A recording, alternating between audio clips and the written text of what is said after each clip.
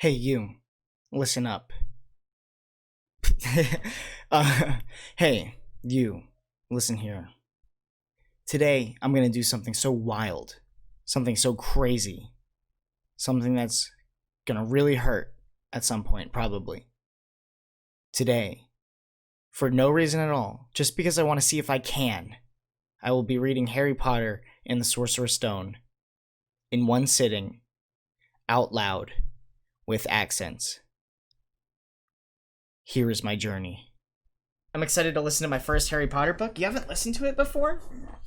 Oh my goodness. I let me know if you need water. I will. I have water right here. I'm just gonna do some sips because I don't want to go pee pee too much. That'll be crazy. And then I have some coffee right here. Restart the timer. You're right. You're right. Stop. Reset. All right. 3, 2, 1. This is Harry Potter and the Sorcerer's Stone. Chapter 1. The Boy Who Lived. Mr. and Mrs. Dursley of number 4 Pivot Drive were proud to say that they were perfectly normal. Thank you very much. They were the last people you'd expect to be involved in anything strange or mysterious, because they just didn't hold with such nonsense. Mr. Dursley was the director of a firm called Grunnings, which made drills. He was a big, beefy man with hardly any neck, although he did have a very large mustache. Mrs. Dursley was thin and blonde and had nearly twice the usual amount of neck, which came very useful as she spent so much time of her time cramming over garden fences, spying on the neighbors. The Dursleys had a small son named Dudley, and in their opinion, there was no finer boy anywhere. The Dursleys had everything they wanted, but they also had a secret, and their greatest fear was that somebody would discover it. They didn't think they could bear it if anyone found out about the Potters. Mrs. Potter was Mrs. Dursley's sister, but they hadn't met for several years. In fact, Mrs. Dursley pretended that she didn't have a sister because her sister and her good-for-nothing husband were as un-Dursleyish as it was possible to be. The Dursleys shuddered to think what the neighbors would say if the Potters arrived in the street. The Dursleys knew that the Potters had a small son too, but they had never seen him. This boy was another good reason for keeping the Potters away. They didn't want Dudley mixing in with a child like that. And when Mr. and Mrs. Dursley woke up on the dull, gray Tuesday, our story starts. There was nothing about the cloudy sky outside to suggest that the strange and mysterious things would soon be happening all over the country. Mr. Dursley hummed as he picked out his most boring tie for work, and Mrs. Dursley gossiped away happily as she wrestled a screaming Dudley into his high chair. None of them noticed the large, tawny owl flutter past the window. At 8:30, Mr. Dursley picked up his briefcase, pecked Mrs. Dursley on the cheek, and tried to kiss Dudley goodbye, but missed because Dudley was now having a tantrum and throwing his cereal at the walls. "Little tyke," chortled Mr. Dursley as he left the house. He got into his car and backed out of number 4's drive. It was on the corner of the street that he noticed the first sign of something peculiar. A cat reading a map. For a second, Mr. Dursley didn't realize that what he had seen. Then he jerked his head around to look again. There was a tabby cat standing on the corner of Pivot Drive. But there wasn't a map in sight. What could he have been thinking of? It must have been a trick of the light. Mr. Dursley blinked and stared at the cat. It stared back. As Mr. Dursley drove around the corner and up the road, he watched the cat in his mirror. It was now reading the sign that said Pivot Drive. No, looking at the sign. Cats couldn't read maps or signs. Mr. Dursley gave himself a little shake and put the cat out of his mind. As he drove toward the town, he thought of nothing except a large order of drills he was hoping to get that day. But on the edge of town, drills were driven out of his mind by something else. As he sat in the usual morning traffic jam, he couldn't help but notice there seemed to be a lot of strangely dressed people about. People in cloaks. Mr. Dursley couldn't bear anyone who dressed in funny clothes, the get-ups he saw on young people. He supposed this was some stupid new fashion. He drummed his fingers on the steering wheel, and his eyes fell on a huddle of these weirdos standing quite close by. They were whispering excitedly together. Mr. Dursley was enraged to see that a couple of them weren't young at all. Why, that man had to be older than he was, and wearing an emerald green cloak? The nerve of him! But then it struck Mr. Dursley that this was probably some silly stunt. These people were obviously collecting for something. Yes, that would be it. The traffic moved on, and a few minutes later, Mr. Dursley arrived at the Grunnings parking lot, his mind back on drills.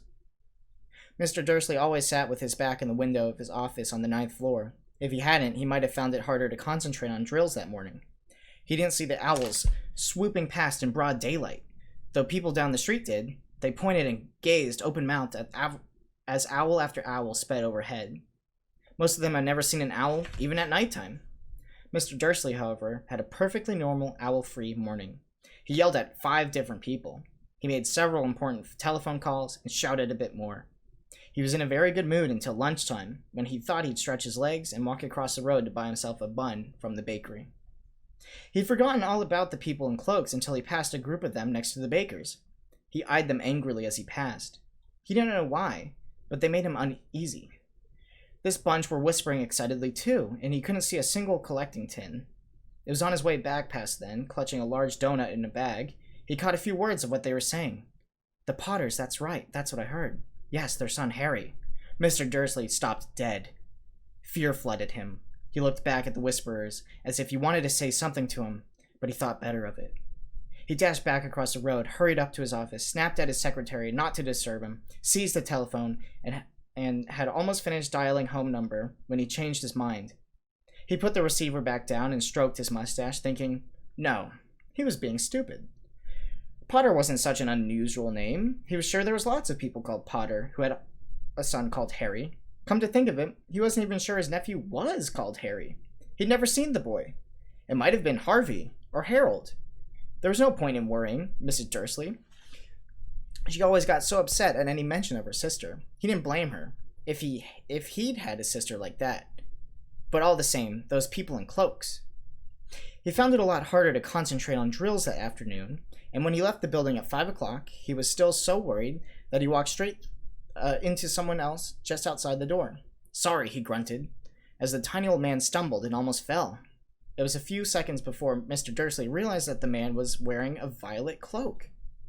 He didn't seem at all upset at being almost knocked to the ground. On the contrary, his face split into a wide smile, and he said with a squeaky voice that made passersby stare, "Don't be sorry, my dear sir, for nothing could upset me today. Rejoice, for you know who has gone at last.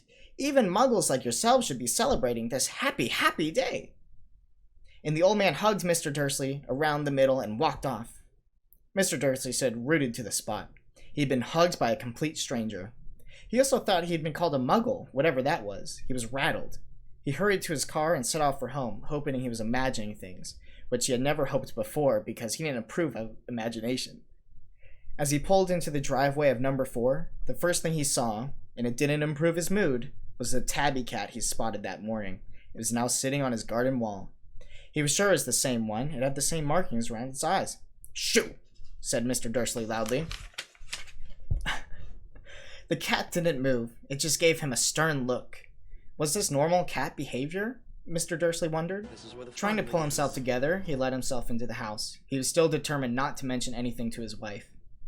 Mrs. Dursley had a nice, normal day. She told him over dinner all about Miss Next Door's neighbor's problems with her daughter and how Dudley had learned a new word, won't. Mr. Dursley tried to act normally. When Dudley had been put to bed, he went into the living room in time to catch the last report on the evening news.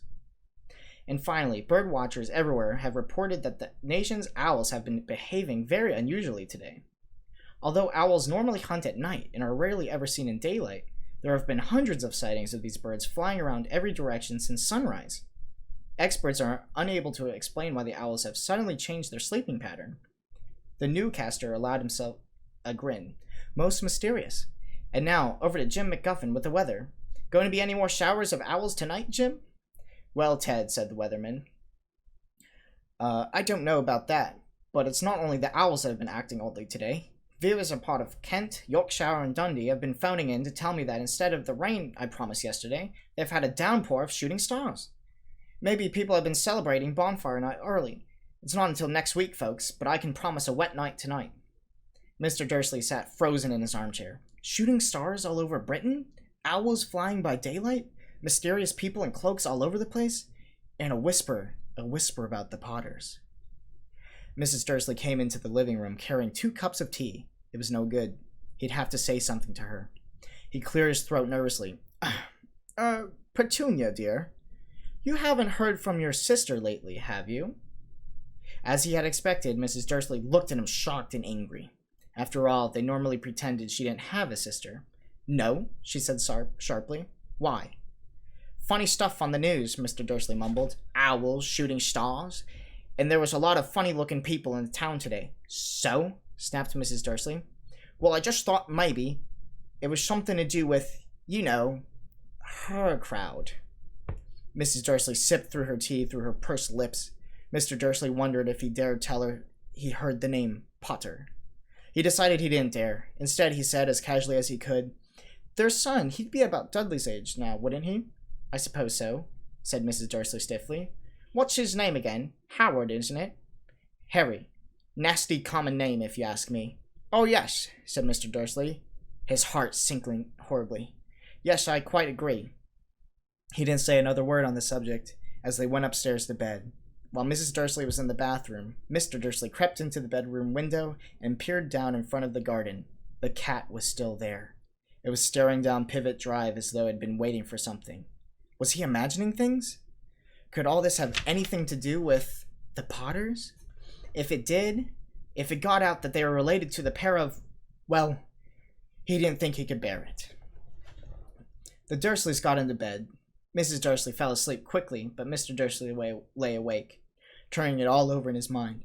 His last comforting thought before he fell asleep was that even if the Potters were involved, there was no reason for them to come near him and Mrs. Dursley. The Potters knew very well that he and Petunia thought about them and their kind. He couldn't see how he and Petunia could get mixed up in anything that might be going on. He yawned and turned over.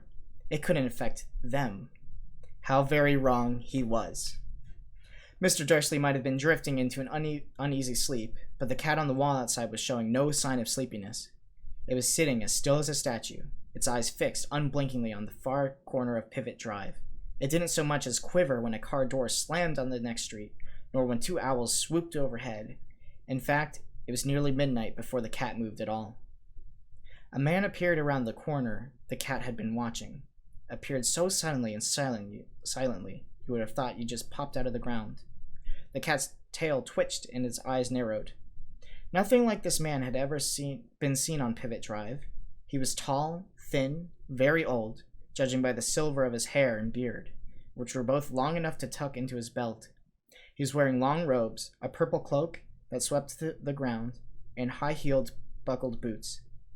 His blue eyes were light, bright, and sparkling behind half-moon spectacles on his nose was very long and crooked, as though it had been broken at least twice. This man's name was Albus Dumbledore. Albus Dumbledore didn't seem to realize that he had just arrived in a street where everything from his name to his boots was unwelcome. He was busy rummaging in his cloak, looking for something. But he did seem to realize he was being watched, because he looked up suddenly at the cat, which was still staring at him from the other end of the street. For some reason, the sight of the cat seemed to amuse him. He chuckled and muttered, "I should have known." He found that what he had been looking for inside his pocket. It seemed to be a silver cigarette lighter. He flicked it open, held it up in the air, and clicked it. The nearest street lamp went out with a little pop. He clicked it again. The next lamp flickered into darkness. 12 times he clicked the put-outer, until the only lights left on the whole street were two tiny pinpricks in the distance, which were the eyes of the cat watching him. If anyone looked out of their window now, even beady-eyed Mrs. Dursley, they wouldn't have been able to see anything that was happening down the pavement. Dumbledore slipped the put-outer back into his cloak and set off down the street towards number 4, where he sat down on the wall next to the cat. He didn't look at it, but after a moment he spoke to it. "Fancy seeing you here, Professor McGonagall." He turned to smile at the tabby, but it had gone. Instead, he was smiling at a rather severe-looking woman who was wearing square glasses exactly the shape of the markings the cat had around its eyes. She, too, was wearing a cloak, an emerald one. Her black hair was drawn into a tight bun. She looked distinctly ruffled. "How did you know it was me?" she asked. "My dear Professor, I've never seen a cat sit so stiffly." "You'd be stiff, too, if you'd been sitting on a brick wall all day," said Professor McGonagall. "All day? When you could have been celebrating. I must have passed a dozen feasts and parties on my way here." Professor McGonagall sniffed angrily. Oh yes, everyone's celebrating all right, she said impatiently. You'd think they'd been a bit more careful, but no. Even the muggles have noticed something's going on. It was on the news. She jerked her head back at the Dursleys' dark living room window. I heard it. Flocks of owls, shooting stars. Well, they're not completely stupid. They're bound to notice something. Shooting stars down in Kent? I'll bet that was Daedalus Diggle. He never had much sense. You can't blame them, said Dumbledore gently. We've had precious little to celebrate for 11 years. I know that, said Professor McGonagall irritably. But that's no reason to lose our heads. People are being downright careless, out on the streets in broad daylight, not even dressed in muggle clothes, swapping rumors. She threw a sharp sideways glance at Dumbledore here, as though hoping he was going to tell her something, but he didn't, so she went on. A fine thing it would be if on the very day you-know-who seems to have disappeared at last, the muggles found out about us all. I suppose he really has gone, Dumbledore. It certainly seems so, said Dumbledore. We have much to be thankful for. Would you care for a lemon drop? A what? A lemon drop. They're a kind of muggle sweet I'm rather fond of. No, thank you, said Professor McGonagall coldly, as though she didn't think this was the moment for lemon drops. As I say, even if you know who has gone, my dear Professor, surely a sensible person like yourself call him by his name. All this you-know-who nonsense. For 11 years I've been trying to persuade people to call him by his proper name, Voldemort. Professor McGonagall flinched, but Dumbledore, who was unsticking 2 lemon drops, seemed not to notice. It's all getting so confusing if we keep saying you-know-who. I've never seen any reason to be frightened of saying Voldemort's name. I know you haven't, said Professor McGonagall, sounding half exasperated, half admiring. But you're different. Everyone knows you're the only one you know. Oh, all right. Voldemort was frightened of. You flatter me, said Dumbledore calmly. Voldemort had powers I will never have. Only because you're too, noble to use them. It's lucky it's dark. I haven't blushed so much since Madame Pomfrey told me she liked my new earmuffs. Professor McGonagall shot a sharp look at Dumbledore and said, The owls are nothing next to the rumors that are flying around. You know what everyone's saying? About why he's disappeared, and about what finally stopped him? It seemed that Professor McGonagall had reached the point she was most anxious to discuss. The real reason she had been waiting on a cold, hard wall all day. For neither as a cat nor as a woman had she fixed Dumbledore with such piercing stare as she did now. It was plain that whatever everyone was saying, she was not going to believe it until Dumbledore told her it was true. Dumbledore, however, was choosing another lemon drop and did not answer. What they're saying, she pressed on, is that last night Voldemort turned up in Godric's Hollow. He went to find the Potters. The rumors that Lily and James Potter are that they're dead. Dumbledore bowed his head. Professor McGonagall gasped. Lily and James? I can't believe it. I didn't want to believe it. Oh, Albus! Dumbledore reached out and patted her on the shoulder. I know, he said heavily. Professor McGonagall's voice trembled as she went on. That's not all. They're saying that he tried to kill Potter's son, Harry. But he couldn't. He couldn't kill that little boy. No one knows why or how. But they're saying that when he could kill Harry Potter, Voldemort's powers somehow broke. And that's why he's gone. Dumbledore nodded glumly. It's true, faltered Professor McGonagall. After all he's done, all the people he's killed, he couldn't kill a little boy? It's just astounding, of all things, to stop him. But how in the name of heaven did Harry survive? We can only guess, said Dumbledore. We may never know. Professor McGonagall pulled out a lace handkerchief and dabbed her eyes beneath her spectacles. Dumbledore gave a great sniff as he took a golden watch from his pocket and examined it. It was a very odd watch. It had 12 hands, but no numbers. Instead, little planets were moving around the edge. It must have made sense to Dumbledore, though, because he put it back in his pocket and said, Hagrid's late. I suppose it was he who told you I'd be here, by the way. Yes, said Professor McGonagall. I don't suppose you're going to tell me why you're here, of all places. I've come to bring Harry to his aunt and uncle. They're the only family he has left now. You can't mean the people who live here, cried Professor McGonagall, jumping to her feet and pointing at number 4. Dumbledore, you can't. I've been watching them all day.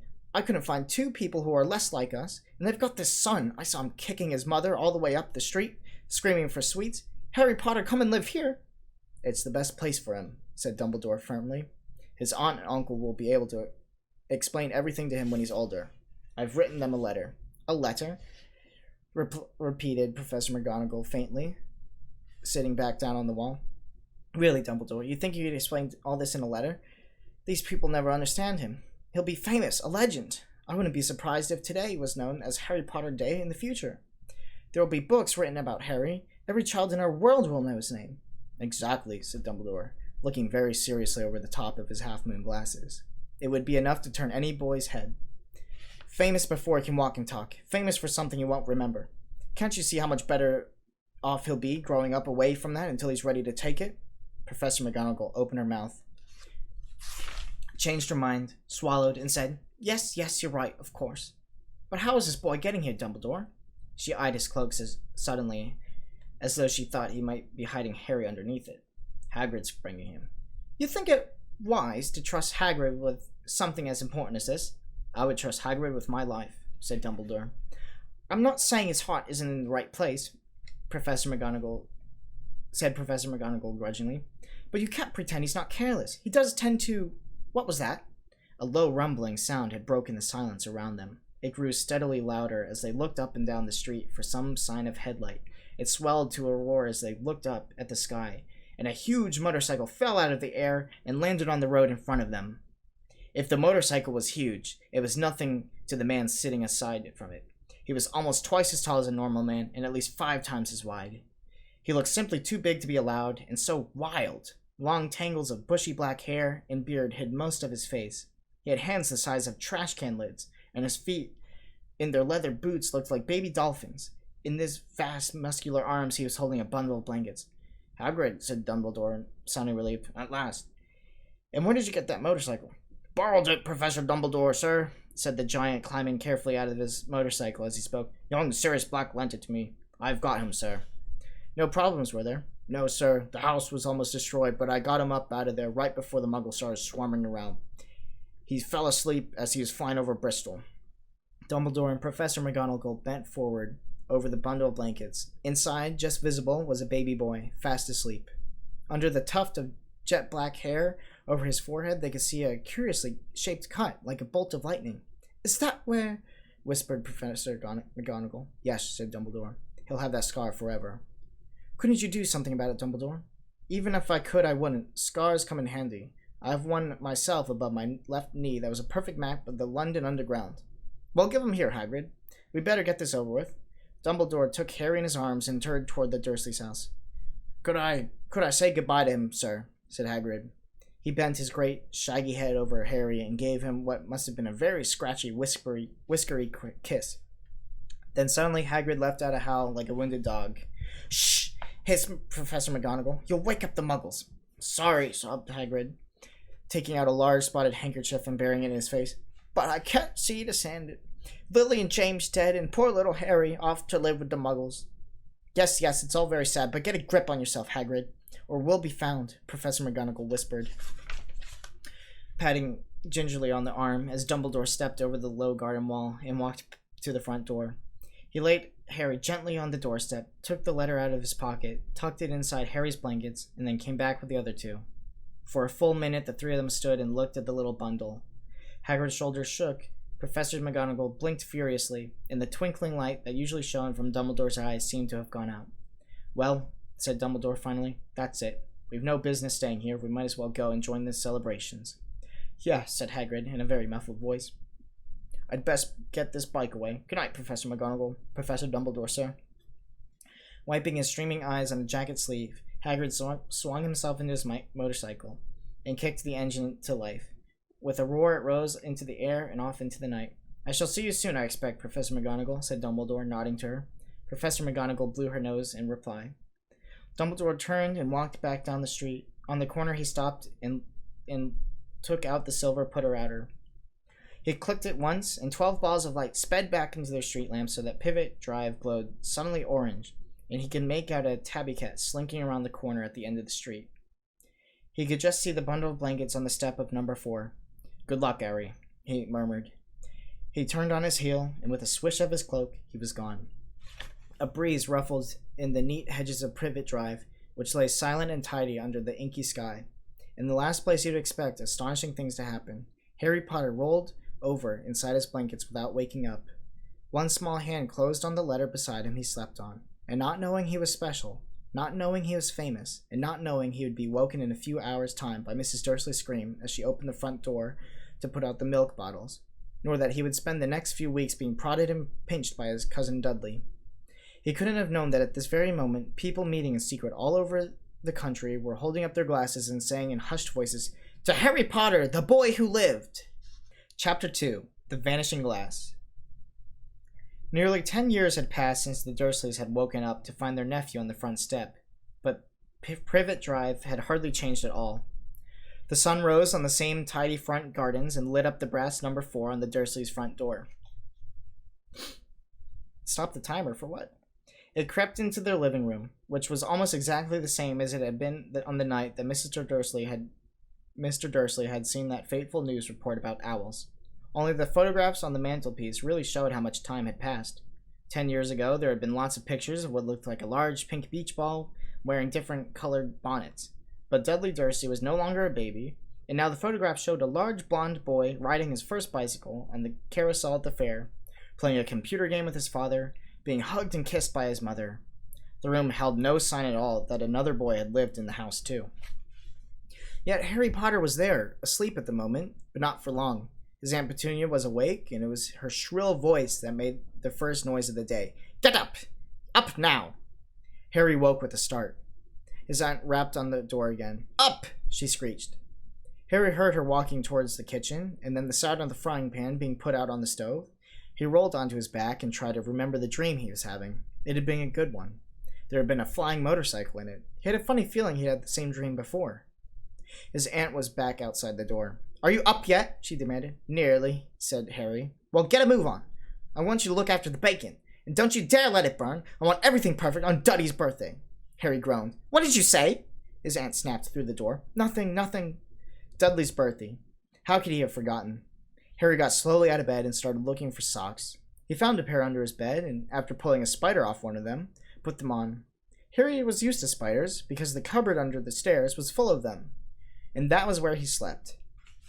When he was dressed, he went down in the hall into the kitchen. The table was almost hidden beneath all of Dudley's birthday presents. It looked as though Dudley had gotten a new computer he'd wanted, not to mention a second television and the racing bike. Exactly why Dudley wanted a racing bike was so mysterious to Harry, as Dudley was very fat and hated exercise, unless of course it involved punching somebody. Dudley's favorite punching bag was Harry, but he couldn't often catch him. Harry didn't look it, but he was very fast. Perhaps it had something to do with living in a dark cupboard. But Harry had always been small and skinny for his age. He looked even smaller and skinnier than he really was, because all he had to wear were Dudley's old clothes. And Dudley was about 4 times bigger than he was. Harry had a thin face, knobbly knees, black hair, and bright green eyes. Can moderator please cancel that? And Dudley was about 4 times bigger than he was. Harry had a thin face, knobbly knees, black hair, and bright green eyes. He wore round glasses held together with a lot of scotch tape because of all the times Dudley had punched him on the nose. The only thing Harry liked about his own appearance was this very thin scar on his forehead that was shaped like a lightning bolt. He had it as long as he could remember, and the first question he could ever remember asking his Aunt Petunia was how he had gotten it. "In the car crash when your parents died," she had said, "and don't ask questions." Don't ask questions? That was the first rule for a quiet life with the Dursleys. Uncle Vernon entered the kitchen as Harry was turning over the bacon. "Comb your hair," he barked, by way of a morning greeting. About once a week, Uncle Vernon looked over the top of his newspaper and shouted that Harry needed a haircut. Harry must have had more haircuts than the rest of the boys in his class put together, but it made no difference. His hair simply grew that way, all over the place. Harry was frying eggs by the time Dudley arrived in the kitchen with his mother. Dudley looked a lot like Uncle Vernon. He had a large pink face, not much neck, small watery blue eyes, and a thick blonde hair that laid smoothly on his thick fat head. Aunt Petunia often said that Dudley looked like a baby angel. Harry often said that Dudley looked like a pig in a wig. Harry put the plate of eggs and bacon on the table, which was difficult as there wasn't much room. Dudley, meanwhile, was counting his presents. His face fell. 36, he said, looking up from his mother and father. "That's 2 less than last year." "Darling, you haven't counted Aunt Margie's present, see? It's here under the large one, from Mummy and Daddy." "All right, 37 then," said Dudley, going red in the face. Harry, who could see a huge Dudley tantrum coming on, began wolfing down his bacon as fast as possible in case Dudley turned the table over. Aunt Petunia obviously scented danger too, because she said quickly, "We'll buy you 2 more presents while we're out today. How's that, Pumpkin? 2 more presents? Is that all right?" Dudley thought for a moment.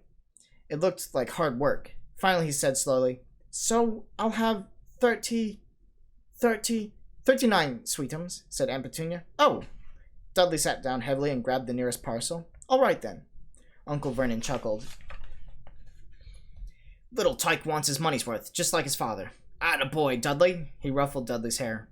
At that moment, the telephone rang, and Aunt Petunia went to answer it, while Harry and Uncle Vernon watched Dudley unwrap the racing bike, a video camera, a remote control airplane, 16 new computer games, and a VCR. He was ripping the paper off a gold wristwatch when Aunt Petunia came back from the telephone looking angry and worried. "Bad news, Vernon," she said.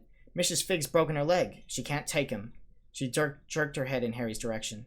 Dudley's mouth fell open in horror, but Harry's heart gave a leap. Every year on Dudley's birthday, his parents took him out and a friend out for that day to adventure parks, hamburger restaurants, or the movies. Every year, Harry was left behind with Mrs. Figg, a mad old lady who lived 2 streets away. Harry hated it there. The whole house smelled of cabbage, and Mrs. Figg made him look at all the photographs of cats she'd ever owned. "Now what?" said Aunt Petunia, looking furiously, as Harry thought he'd planned this. Harry knew he ought to feel sorry that Mrs. Figg had broken her leg, but it wasn't easy when he reminded himself it would be a whole year again before he had to look at Tibble, Snowy, Mr. Paws, and Tufty again. "We could phone Marge," Uncle Vernon suggested. "Don't be silly, Vernon. She hates the boy." The Dursleys often spoke about Harry like this, as though he wasn't there, or rather as though he was something very nasty that couldn't understand them, like a slug. "What about, what's-her-name, your friend, Yvonne, on vacation in Majorca?" snapped Aunt Petunia. You could just leave me here," Harry put in hopefully. He'd been able to watch what he wanted on television for a change, and maybe even go on Dudley's computer. Aunt Petunia looked at him as though she just swallowed a lemon. "And come back and find the place in ruins," she snarled. "I won't blow up the house," said Harry, but they weren't listening. "I suppose we could take him to the zoo," said Aunt Petunia slowly, "and leave him in the car." "The car's new. He's not sitting in it alone." Dudley began to cry loudly. In fact, he wasn't really crying. It had been years since he'd actually cried. But he knew that if he screwed up his face and wailed, his mother would simply give him anything he wanted. "Dinky Dudden-Duddums, don't cry. Mommy won't let him spoil your special day," she cried, flinging her arms around him.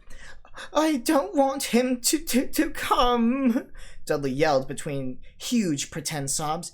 "He always spoils everything." He shot Harry a nasty grin through the gap in his mother's arms. Just then, the doorbell rang. "Oh, good Lord, they're here," said Aunt Petunia frantically. And a moment later, Dudley's best friend, Pierce Polkiss, walked in with his mother. Pierce was a scrawny boy with a face like a rat. He was usually the one who held people's arms behind their backs while Dudley hit them. Dudley stopped pretending to cry at once.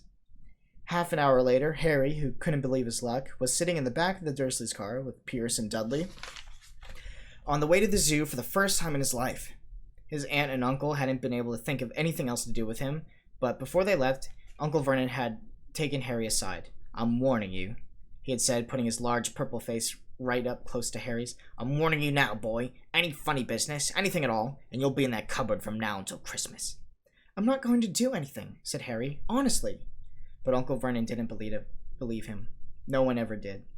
The problem was, strange things often happened around Harry, and it was just no good telling the Dursleys that he didn't make them happen. Once Aunt Petunia, tired of Harry coming back from the barber, looking as though he hadn't been at all, had taken a pair of kitchen scissors and cut his hair so short he was almost bald except for his bangs, which she left to hide that horrible scar. Dudley had left himself silly at Harry, who spent sleepless night imagining school the next day, where he was already laughed at for his baggy clothes and taped glasses. Next morning, however, he'd gotten up to find his hair exactly as it had been before Aunt Petunia had sheared it off. He had been given a week in his cupboard for this, even though he had tried to explain that he couldn't explain how it had grown back so quickly. Another time, Aunt Petunia had been trying to force him into a revolting old sweater of Dudley's, brown with orange puffballs. The harder she tried to pull it over his head, the smaller it seemed to become, until finally it might have been fitted on a hand puppet, but certainly wouldn't fit Harry. Aunt Petunia had decided it must have shrunk in the wash, and to his great relief, Harry wasn't punished. On the other hand, he'd gotten into terrible trouble for being found on the roof of the old school kitchens. Dudley's gang had been chasing him, as usual, when, much to Harry's surprise as anyone, there he was sitting on the chimney. The Dursleys had received a very angry letter from Harry's headmistress, telling them Harry had been climbing school buildings, but all he tried to do, as he shouted back at Uncle Vernon through the locked door of his cupboard, was jump behind the big trash cans outside the kitchen doors. Harry supposed that a wind must have caught him up in midair. But today nothing was going to go wrong. It was even worth being with Dudley and Pierce, spending the day somewhere that wasn't school, his cupboard, or Mrs. Figg's cabbage-smelling living room.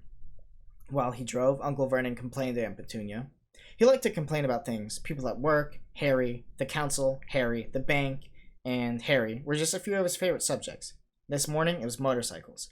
"Roaring along like maniacs, the young hoodlums," he said, as a motorcycle overtook them.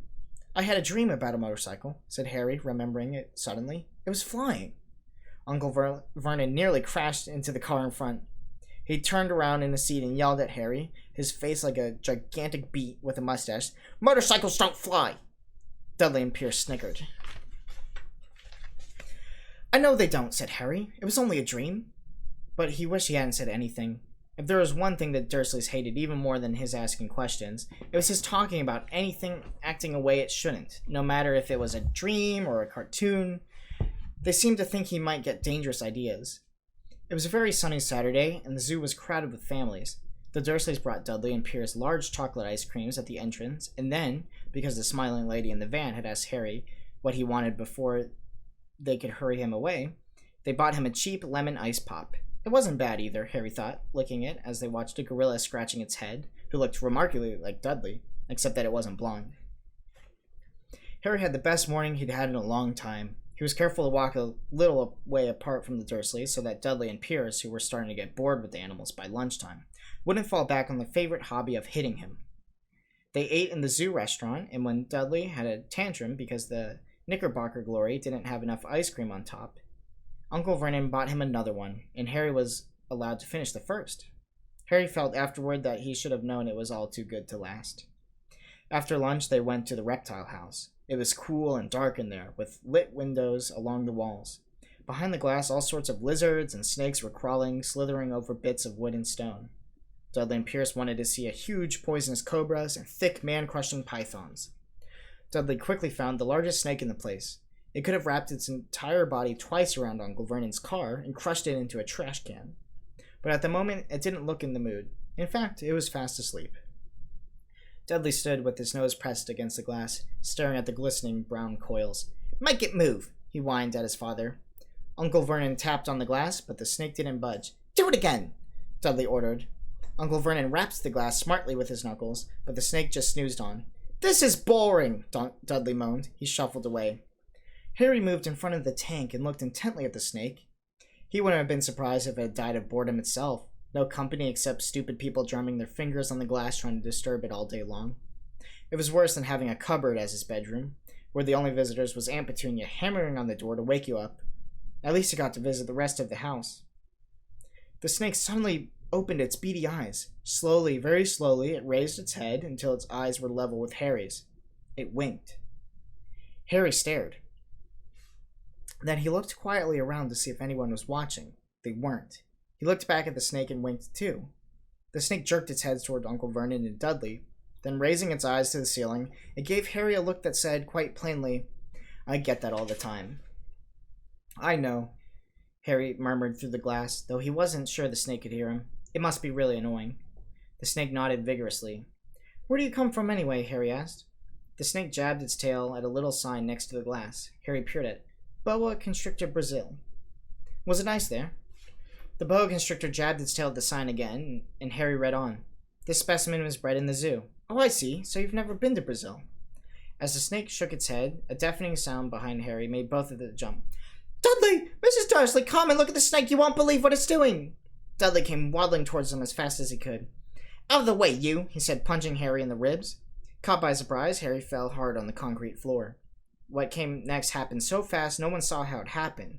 1 second, Pierce and Dudley were leaning right up against the glass, and the next second they had leapt back with howls of horror. Harry sat up and gasped. The glass front of the boa constrictor's tank had vanished. The great snake was uncoiling itself rapidly, slithering out onto the floor. People throughout the reptile house screamed and started running for the exits. As the snake lifted swiftly past him, Harry could have sworn in a low, hissing voice said, "Brazil, here I come. Thanks, amigo." The keeper of the reptile house was in shock. "But the glass," he kept saying. "Where did the glass go?" The zoo director himself made Aunt Petunia a cup of strong, sweet tea while he apologized over and over again. Pierce and Dudley could only gibber. As far as Harry had seen, the snake hadn't done anything except snap playfully at their heels as it passed. But by the time they were all back in Uncle Vernon's car, Dudley was telling them how it had nearly bitten off his leg, while Pierce was swearing it had trying to squeeze him to death. But worst of all, for Harry at least, was Pierce calming down enough to say, "Harry was talking to it, weren't you, Harry?" Uncle Vernon waited until Pierce was safely out of the house before starting on Harry. He was so angry he could hardly speak. He managed to say, "Go! Cupboard! Stay! No meals!" before he collapsed into a chair, and Aunt Petunia had to run to get him a large brandy. I need a large brandy. Oh my gosh.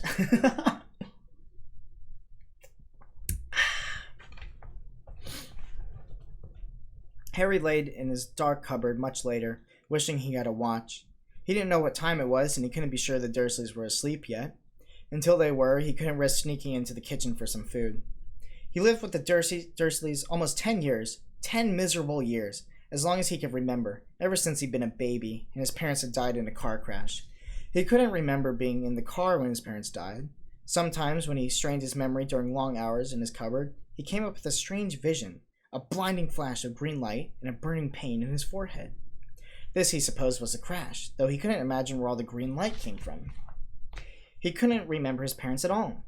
His aunt and uncle never spoke about them, and of course he was forbidden to ask questions.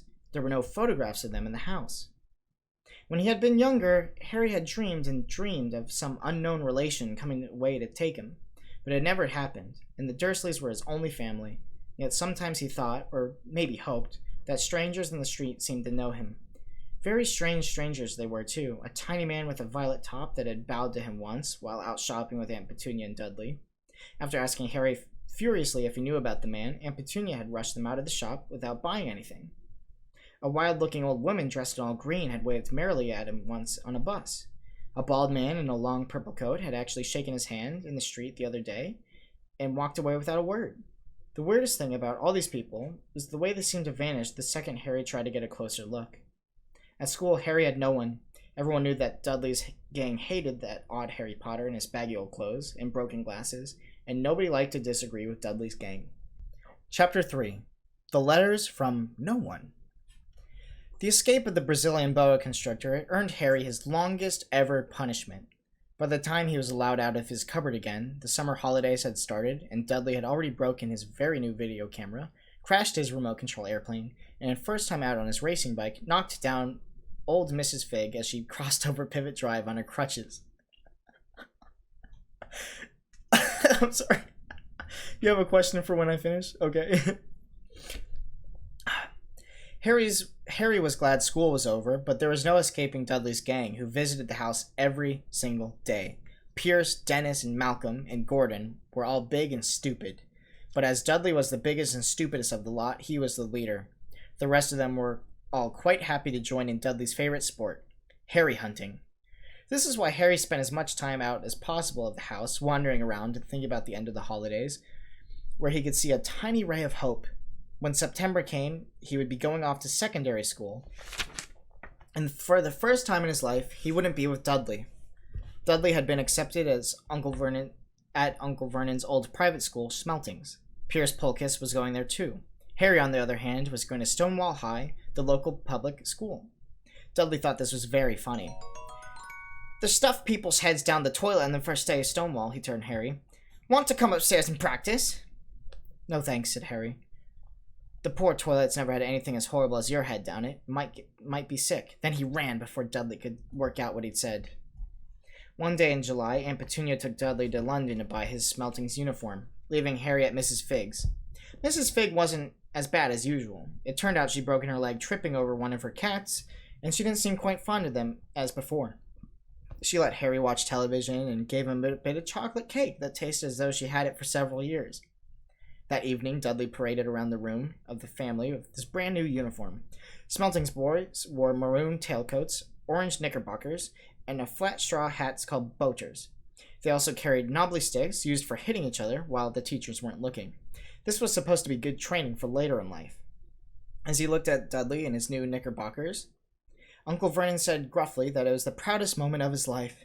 Aunt Petunia burst into tears and said she couldn't believe it was her ickle Duddykins. He looked so handsome and all grown up. Harry didn't trust himself to speak. He thought 2 of his ribs might have already cracked from trying not to laugh.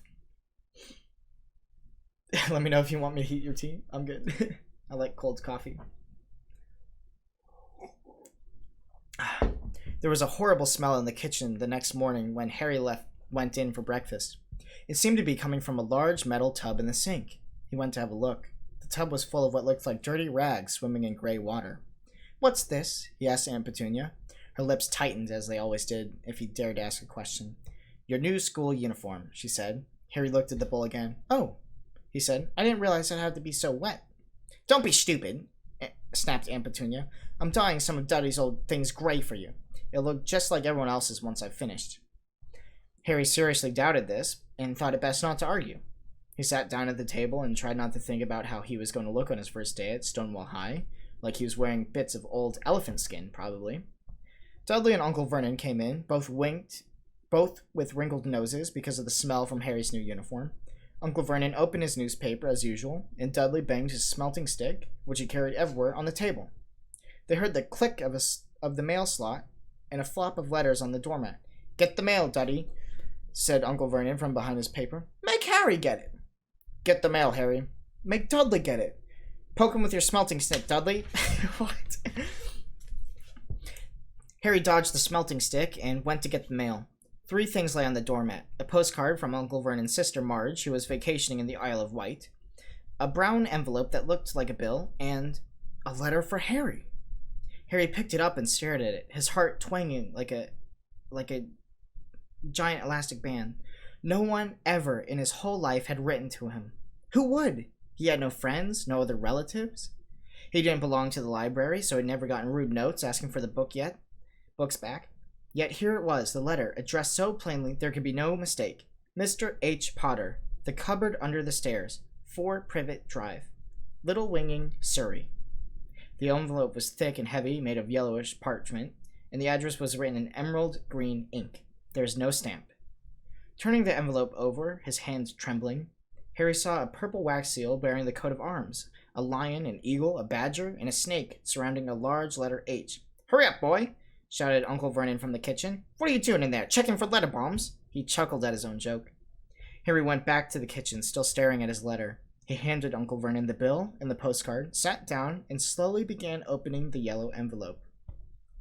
Uncle Vernon ripped open the bill, snorted in disgust, and flipped over the postcard. "Marge is ill," he informed Aunt Petunia. "Ate a funny whelk." "Dad!" said Dudley suddenly. "Dad, Harry's got something!" Harry was on the point of unfolding his letter, which was written the same way as the heavy parchment in the envelope, when it was jerked sharply out of his hand by Uncle Vernon. "That's mine!" "Oh, sorry." "That's mine!" said Harry, trying to snatch it back. "Who'd be writing to you?" sneered Uncle Vernon, shaking the letter open with one hand, glancing at it. His face went from red to green faster than a set of traffic lights, and it didn't stop there. Within seconds, the grayish white of old porridge.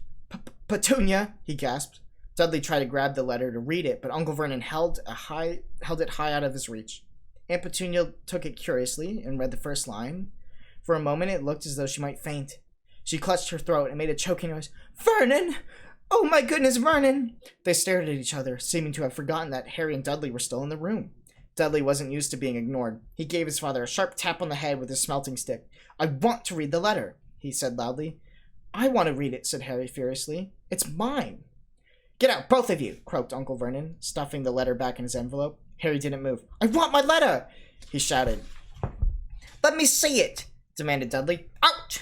roared Uncle Vernon, and he took both Harry and Dudley by the scruffs of their neck and threw them into the hall, slamming the kitchen door behind them. Harry and Dudley promptly had a furious but silent fight over who would listen at the keyhole. Dudley won, so Harry, his glasses dangling from one ear, laying flat on his stomach, tried to listen His glasses dangling from one ear, lay flat on his stomach to listen at the crack between the door and the floor.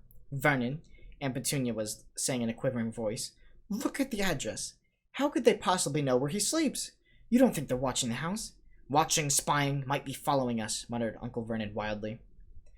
"But what should we do, Vernon? Should we write back? Tell them we don't want?" Harry could see Uncle Vernon's skinny black shoes pacing up and down the kitchen. "No," he said finally. "We'll ignore it. If they don't get an answer..." "Yes, that's the best. We won't do anything." "But I'm not having one in the house, Petunia. Didn't we swear when we took him we'd stamp out that dangerous nonsense?" Read proud, bold, and strong. After this chapter, I'm definitely going to pee, but I'm feeling great. Endurance, fellas! That evening, when he got back from work, Uncle Vernon did something he'd never done before. He visited Harry in his cupboard. "Where's my letter?" said Harry, the moment Uncle Vernon had squeezed through the door. "Who's writing me?" "No one. It was addressed to you by mistake," said Uncle Vernon shortly. "I have burned it." "It was not a mistake," said Harry angrily. "It had my cupboard on it." "Silence!" yelled Uncle Vernon, and a couple of spiders fell from the ceiling. He took a few deep breaths, and then forced his face into a smile, which looked quite painful. Yes, Harry, about this cupboard. Your aunt and I have been thinking you're getting a little bit big for it. We might think it'd be nice if we moved into Dudley's second bedroom." "Why?" said Harry. "Don't ask questions," snapped his uncle. "Take this stuff upstairs now." The Dursleys' house had 4 bedrooms, one for Uncle Vernon and Aunt Petunia, one for visitors, usually Uncle Vernon's sisters, Marge, and one where Dudley slept, and one where Dudley kept all his toys and things that wouldn't fit into his first bedroom. It only took Harry one trip upstairs to move everything he owned from the cupboard to his room. He sat down on the bed and stared around him. Nearly everything in here was broken. The month-old video camera was lying on top of a small working tank Dudley had once driven out over the next-door neighbor's dog.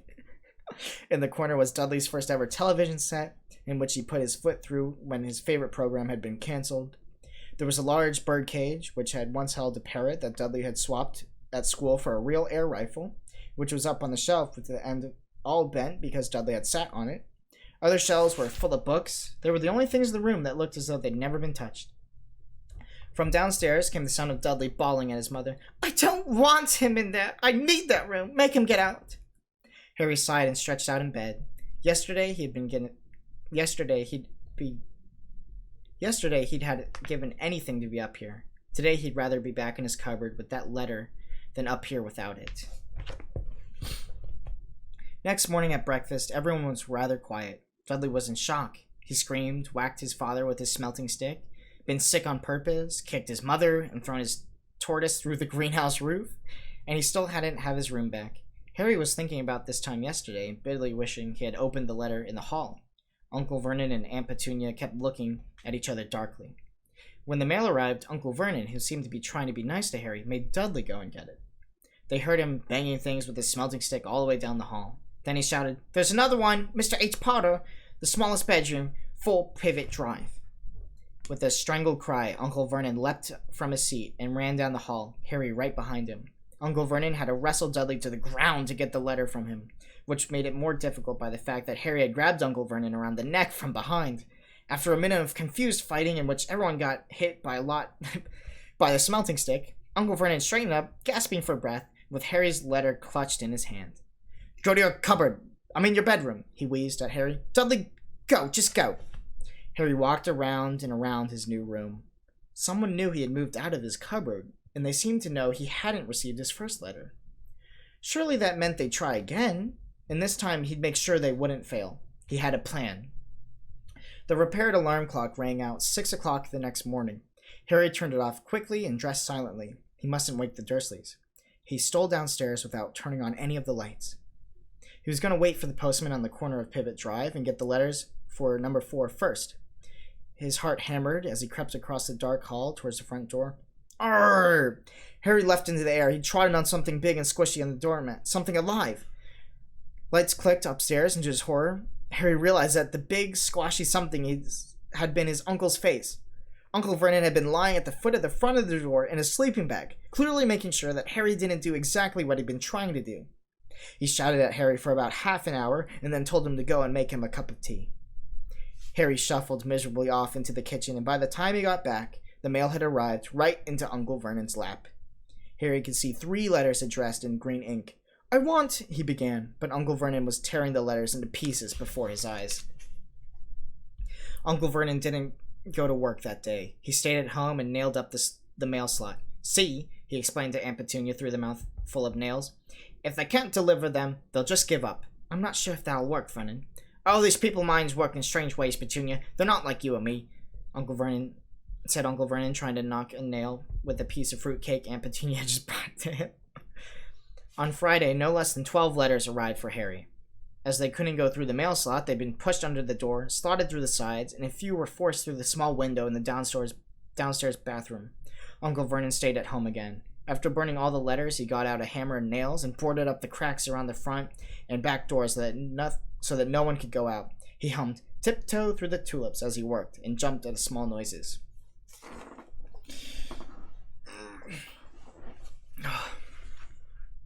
On Saturday, things began to get out of hand.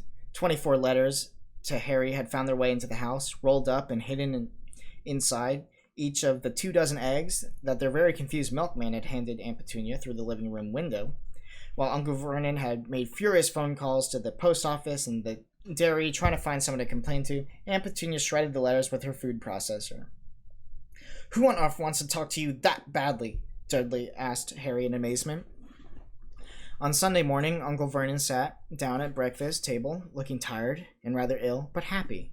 "No post on Sundays," he reminded them cheerfully as he spread marmalade on his newspapers. "No damn letters today." Something came whizzing down the kitchen chimney as he spoke and caught him sharply in the back of his head. Next moment, 30 or 40 letters came pelting out of the fireplace like bullets.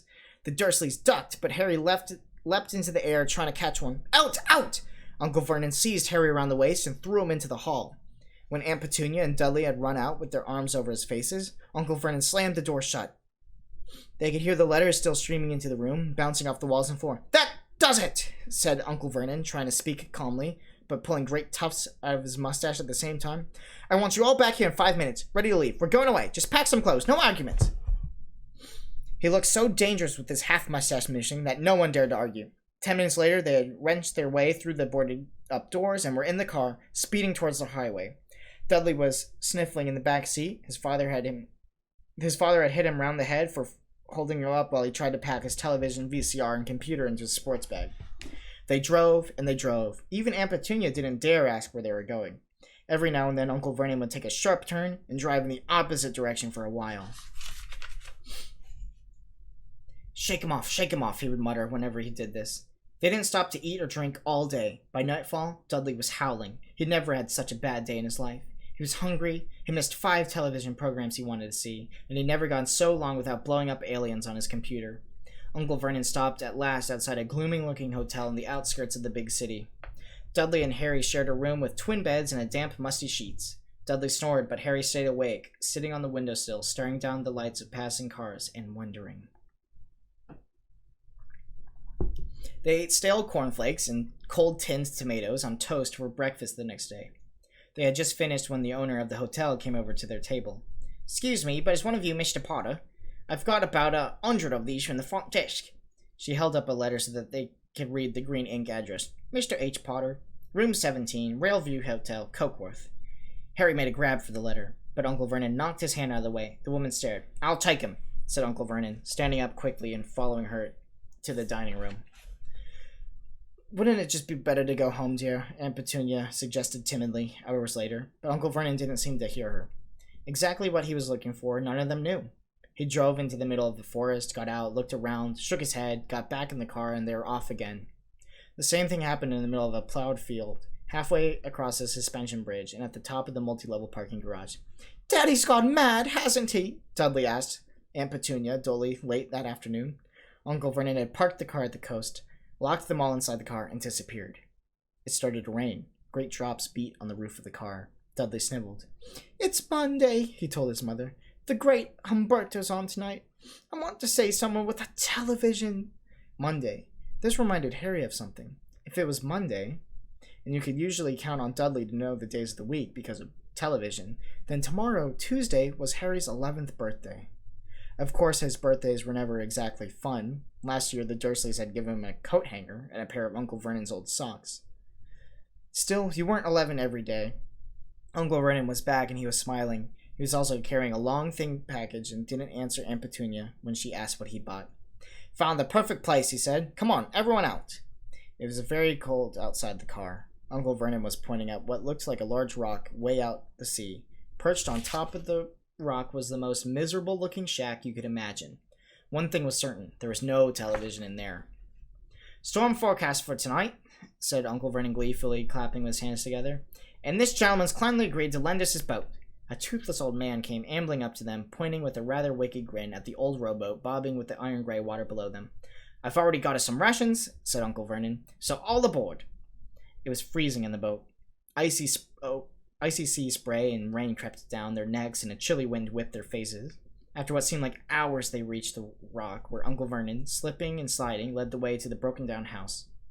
The inside was horrible. It smelled strongly of seaweed, the wind whistled through the gaps in the wooden walls, and the fireplace was damp and empty. There was only 2 rooms. Uncle Vernon's rations turned out to be a bag of chips each and 4 bananas. He tried to start a fire, but the empty chip bags just smoked and shriveled up. Could do with some of those letters now, eh? He said cheerfully. He was in a very good mood. Obviously, he thought nobody stood a chance of reaching them there in the storm to deliver mail. Harry privately agreed, though the thought didn't cheer him up at all. As night fell, the promised storm blew around them. Spray from high waves splattered the walls of the hut, and a fierce wind rattled the filthy windows. Aunt Petunia had found a few moldy blankets in the second room and made up a bed for Dudley on the moth-eaten sofa. She and Uncle Vernon went off to the lumpy bed next door, and Harry was left to find the softest bit of floor he could and curl up under the thinnest, most ragged blanket. Oh. The storm raged more and more ferociously. As the night went on, Harry couldn't sleep. He shivered and turned over, trying to get comfortable, his stomach rumbling with hunger. Dudley's snores were drowned by the low rolls of thunder that started near midnight. The lightened dial of Dudley's watch, which was dangling over the edge of the sofa on his fat wrist, told Harry he'd be 11 in 10 minutes' time. He lay and watched his birthday tick nearer, wondering if the Dursleys would remember it all, wondering where the letters writers were now. 5 minutes to go. Harry heard something creak outside. He hoped the roof wasn't going to fall in, although he might be warmer if it did. 4 minutes to go. Maybe the house in Privet Drive would be so full of letters that when he got back, he'd be able to steal one somehow. 3 minutes to go. Was that the sea, slapping hard on the rock like that? And 2 minutes to go. Was that funny crunching noise? Was the rock crumbling into the sea? 1 minute to go, and he'd be 11. 30 seconds, 20, 10, 9. Maybe he wake Dudley up just to annoy him. 3, 2, 1, boom! The whole shack shivered, and Harry sat bolt upright, staring at the door. Someone was outside, knocking to come in. Chapter 4. The Keeper of the Keys. Boom! They knocked again. Dudley jerked awake. Where's the cannon? He said stupidly. There was a crash behind them, and Uncle Vernon came skidding into the room. He was holding a rifle in his hands. Now they knew what he'd been in the long, thin package he'd brought with them. Who's there? He shouted. I warn you, I'm armed. There was a pause. Then, smash! The door was hit with such force that it swung clean off its hinges, and with a deafening crash, landed flat on the floor. A giant of a man was standing in the doorway. His face was almost completely hidden by a long, shaggy mane of hair and a wild, tangled beard, but you could make out his eyes glinting like black beetles under all the hair. The giant squeezed his way into the hut, stooping so that his head just brushed against the ceiling. He bent down, picked up the door, and fitted it easily back into its frame. The noise of the storm outside dropped a little. He turned to look at them all. Couldn't make us a cup of tea, could ya? It's not been an easy journey. He strode over to the sofa where Dudley sat, frozen with fear. Budge up, you great lump, said the stranger. Dudley squeaked and ran to hide behind his mother, who was crouching terrified behind Uncle Vernon. Ah, here's Harry, said the giant. Harry looked up into the fierce, wild, shadowy face and saw the little beetle eyes were crinkled in a smile. Last time I saw you were only a baby, said the giant. You look a lot like your dad, but you've got your mum's eyes. Uncle Vernon made a funny rasping voice. I demand that you leave at once, sir, he said. You are breaking and entering. Ah, shut up, Dursley, you great prune, said the giant. He reached over the back of the sofa, jerked the gun out of Uncle Vernon's hands, and bent it into a knot, as easily as if it had been made of rubber, and threw it into the corner of the room. Uncle Vernon made another funny noise, like a mouse being trodden on. Anyway, Harry, said the giant, turning his back on the Dursleys, a very happy birthday to you. You got some of that... What? Dude, this guy's accent. Got some of it for you here. I might have sat on it at some point, but it'll taste all right. From inside the pocket of his black overcoat, he pulled a slightly squished box. Harry opened it with trembling fingers. Inside was a large, sticky chocolate cake with Happy Birthday, Harry, written on it with green icing. Harry looked up at the giant. He meant to say thank you, but his words got lost on the way to his mouth. And what he said instead was, Who are you? The giant chuckled. True, I haven't introduced myself yet. Rubeus Hagrid, keeper of the keys and grounds of Hogwarts. He held out an enormous hand and took Harry's whole arm. What about that tea, eh? He said, rubbing his hands together. I'd not say to no to so much stronger if you got it, mind. Dude, I'm not, making this up. It's written that way. His eyes fell on the empty gate with the shriveled chip bags in it, and he snorted. He bent down over the fireplace. They couldn't see what he was doing, but when he drew back a second later, there was a roaring fire there. It filled the whole damp hut with flickering light, and Harry felt the warmth wash over him as though he'd sunk into a hot bath. The giant sat back down on the sofa, which sagged under his weight, and began taking all sorts of things out of his pockets of his coat. A copper kettle, a squashy package of sausages, a poker, a teapot, several chip mugs, and a bottle of some amber liquid that he took a swig from before starting to make tea. Soon the hut was full of the sound and smell of sizzling sausage. Nobody said a thing while the giant was working, but as he slid the first 6 fat, juicy, slight burnt sausages from the poker, Dudley fidgeted a little. Uncle Vernon said sharply, Don't touch anything he gives you, Dudley. The giant chuckled darkly. Your great pudding of a son don't need fattening any more, Dursley, don't worry. He passed the sausages to Harry, who was so hungry he had never tasted anything so wonderful, but he still couldn't take his eyes off the giant. Finally, as nobody seemed to explain anything, he said, I'm sorry, but I still don't know quite who you are. The giant took a gulp of tea and wiped his mouth with the back of his hand. Call me Hagrid, he said. Everyone does. And like I told you, I'm keeper of the keys at Hogwarts. You know all about Hogwarts, of course. No, said Harry. Hagrid looked shocked. Sorry, Harry said quietly. Sorry, barked Hagrid, turning to stare at the Dursleys, who shrank back into the shadows. It's them who should be sorry. I knew they were getting your levers, but I never thought it wouldn't be about Hogwarts, for crying out loud. Did you never wonder where your parents learned it all? Oh, what? Asked Harry. Oh, what? Hagrid thundered. Now just wait 1 second. He leaped to his feet. In his anger, he seemed to fill the whole hut. Dursleys were cowering against the wall. Do you mean to tell me, he growled at the Dursleys, that this boy doesn't know about anything? Harry thought he was going a bit far. He had been to school, after all, and his marks weren't bad. I know some things, he said. I can, do math and stuff. But Hagrid simply waved his hand and said, About our world. I mean, your world, my world, your parents' world. What world? Hagrid looked as if he was about to explode. Dursley! He boomed. Uncle Vernon, who had gone very pale, whispered something that sounded like Mimblewimble. Hagrid stared wildly at Harry. But you must know about your mom and dad, he said. I mean, they're famous. You're famous. What? My mom and dad weren't famous, were they? You don't know. You don't know. Hagrid ran his fingers through his hair, fixing Harry with a bewildered stare. You don't know what you are, he said finally. Uncle Vernon found his voice. Stop, he commanded. Stop right there, sir. I forbid you to tell this boy anything. A braver man than Vernon Dursley would have quailed under this furious look that Hagrid now gave him. When Hagrid spoke, every syllable trembled with rage. You never told him? Never told him what was in the letter Dumbledore left for him? I was there. I saw Dumbledore leave it, Dursley. And you've kept it from all these years? Kept me from what? Said Hagrid eagerly. Stop, I forbid you, yelled Uncle Vernon in panic. Aunt Petunia gave a gasp before. Go boil your heads, both of you, said Hagrid. Harry, you're a wizard. There was silence inside the hut. Only the sea and the whistling wind could be heard.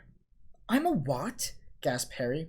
A wizard, of course, said Hagrid, sitting back down on the sofa, which groaned and sank even lower. "And a thumping good un, I say, once you've been trained up a bit. With mom and dad like yours, what else would you be? And I reckon it's about time you read your letter." Harry stretched out his hand to take the yellowish envelope, addressed in emerald green to Mr. H. Potter. The floor hut on the rock, the sea. He pulled out the letter that said, "Hogwarts School of Witchcraft and Wizardry. Headmaster, Albus Dumbledore. Order of Merlin, First Class, Grand Sorcerer, Chief Warlock, Supreme Mugwump, International Confederacy of the Wizards. Dear Mr. Potter, we are pleased to inform you that you've been accepted at Hogwarts School of Witchcraft and Wizardry. Please find and enclose a list of all necessary books and equipment. Term begins on September 1st. We await you by owl no later than July 31st. Yours sincerely, Minerva McGonagall." Minerva McGonagall, Deputy Headmistress. Questions exploded inside Harry's mind like fireworks, and he couldn't decide which to ask for. After a few minutes, he stammered, "What does it mean? They await my owl?" "Galloping Gorgons, that reminds me," said Hagrid, clapping a hand to his forehead with enough force to knock over a cart horse. And from yet another pocket inside his overcoat, he pulled an owl. A real, live, rather ruffled-looking owl. A long quill and a roll of parchment. With his tongue between his teeth, he scribbled a note that Harry could read upside down. "Dear Professor Dumbledore, giving Harry this letter, taking him to buy his things tomorrow. Weather's horrible. Hope you're well, Hagrid." Hagrid rolled up the note, gave it to the owl, which clamped it in its beak, went to the door, and threw the owl out into the storm. Then he came back and sat down as though this was as normal as talking on the telephone. Harry realized his mouth was open, and he closed it quietly. "Where was I?" said Hagrid, but at that moment Uncle Vernon, still ashen-faced but looking very angry, moved into the firelight. "He's not going!" Hagrid grunted. "I'd like to see a great muggle like you stop him," he said. "A what?" said Harry, interested. "A muggle," said Hagrid. "It's what we call non-magic folk like them. And it's your bad luck you grew up with a family of the biggest muggles I ever laid eye on." "We swore when we took him we'd put a stop to that rubbish," said Uncle Vernon. "We swore we'd stamp it out of him. Wizard indeed." "You knew," said Harry. "You knew I'm a wizard?" "Knew!" shrieked Aunt Petunia suddenly. "Knew! Of course we knew. How could you not be, my dratted sister being what she was? Oh, she got a letter just like that and disappeared off to that school, and came home every vacation with her pockets full of frog spawn, turning teacups into rats. I was the only one who saw her for what she was, a freak. But for my mother and father, oh no, it was Lily this and Lily that, and they were proud of having a witch in the family." She stopped to draw a deep breath, then went ranting on.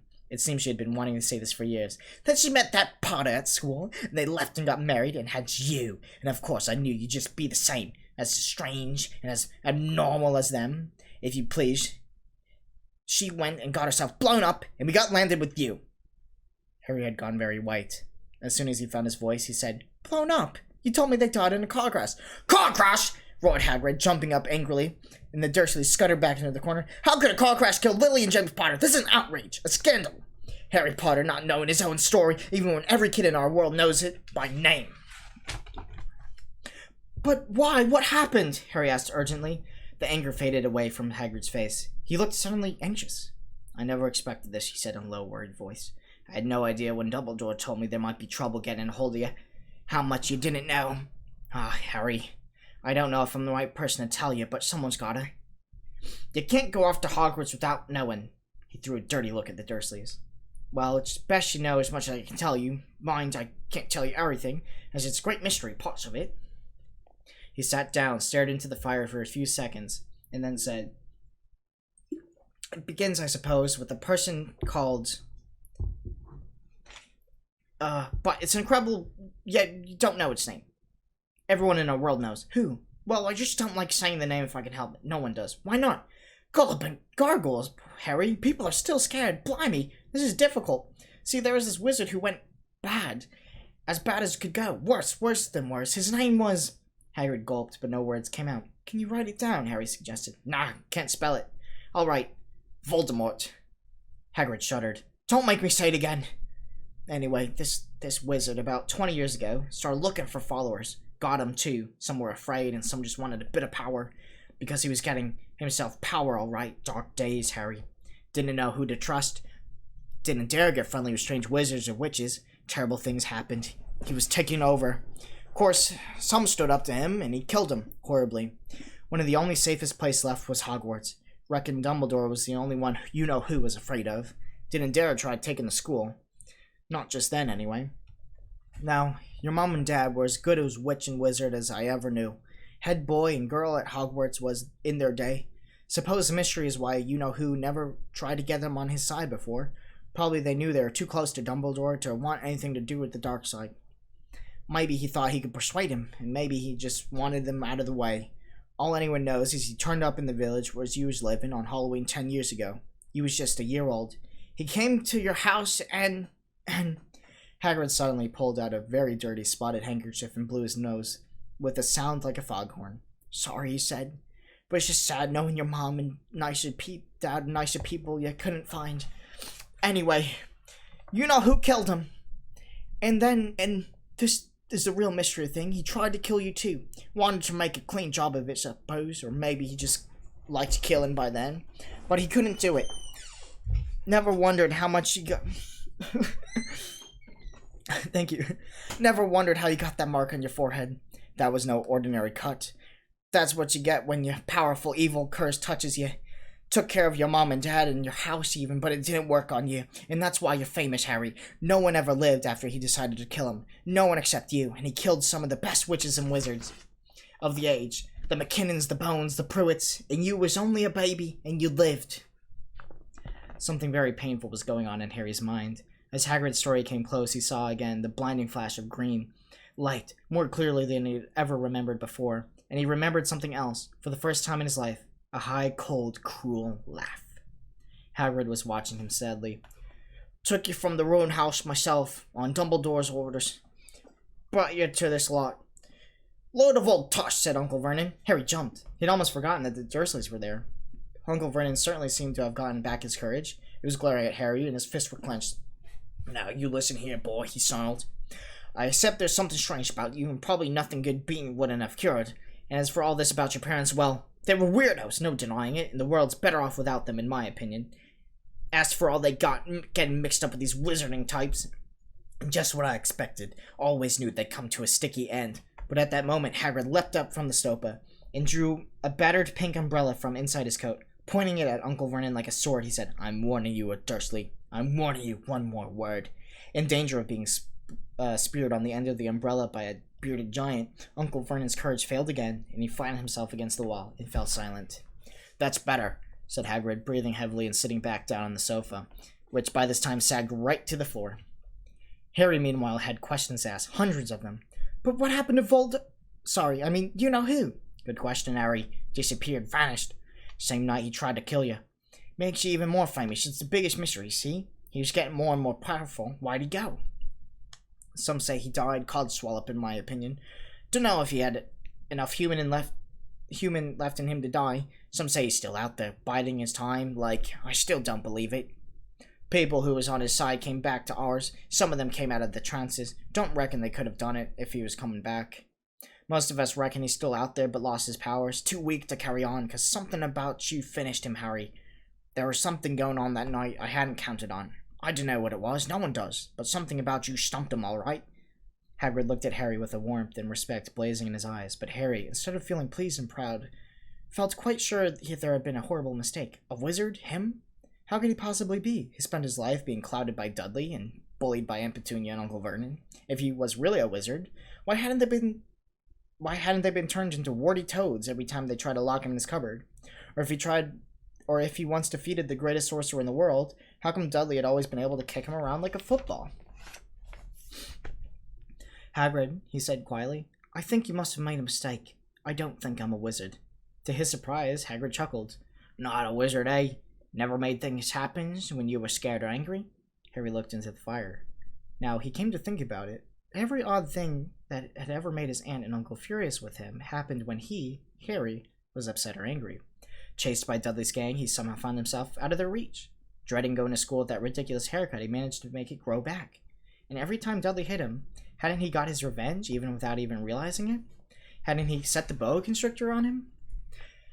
Harry looked back at Hagrid, smiling, and saw Hagrid was positively beaming at him. See, said Hagrid. Harry Potter, you're not a wizard. You wait. You'll be the right famous at Hogwarts. But Uncle Vernon wasn't going to give in without a fight. Haven't I told you he's not going, he hissed. He's going to Stonewall High, and he'll be grateful for it. I've read those letters, and he needs all sorts of rubbish. Spell books and wands, and if he wants to go, a great muggle like you can't stop him, growled Hagrid. Stop William James Potter, son, from going to Hogwarts. You're mad. His name's been down ever since he was born. He's off to the finest school of witchcraft and wizardry in the world. 7 years there and he won't know himself. He'll be with youngsters of his own sort for a change, and he'll be under the greatest headmaster Hogwarts ever had, Albus Dumbledore. I'm not paying for some crackpot old fool to teach him magic tricks, yelled Uncle Vernon. But he had finally gone too far. Hagrid seized his umbrella and whirled it over his head. Never! He thundered. Insult Albus Dumbledore in front of me! He brought the umbrella swishing down through the air to point at Dudley. There was a flash of violent light, a sound like a firecracker, and a sharp squeal. The next second, Dudley was dancing on the spot with his hands clasped over his fat bottom, howling in pain. When he turned back on them, Harry saw a curly pig's tail poking through the hole in his trousers. Uncle Vernon roared, pulling Aunt Petunia and Dudley into the other room. He cast one last terrified look at Hagrid and slammed the door behind them. Hagrid looked down at his umbrella and stroked his beard. Shouldn't have lost my temper, he said ruefully. But it didn't work anyway. Meant to turn him into a pig, but I suppose he's so much like a pig anyway, there wasn't much left to do. He cast a sideways look at Harry under his bushy eyebrows. Be grateful if you didn't mention to anyone at Hogwarts, he said. I'm not supposed to use magic, strictly speaking. I was allowed to do it for a bit, fellow, in your letters and stuff. It's the only reason I've been so keen on taking the job. Why aren't you supposed to do magic? Asked Harry. Oh, well, I was at Hogwarts myself, and I got expelled. Tell you the truth, in my third year, they snapped me in half, my wand in half and everything, but Dumbledore let me stay on the gamekeeper. Great man, Dumbledore. Why were you expelled? It's getting late and we've got loads to do tomorrow, said Hagrid loudly. Gotta get up to town, get your books and all that. He took off his thick black coat and threw it at Harry. You can keep under that, he said. Don't mind if it wriggles a bit. I think I got a couple of dormice in one of the pockets. Chapter 5. Diagon Alley. Harry woke early the next morning. Although he could tell it was daylight, he kept his eyes shut tight. It was a dream, he told himself firmly. I dreamed a giant wizard named Hagrid came to tell me I was going to school for wizards. When I open my eyes, I'll be home in my cupboard. There was a sudden loud tapping noise.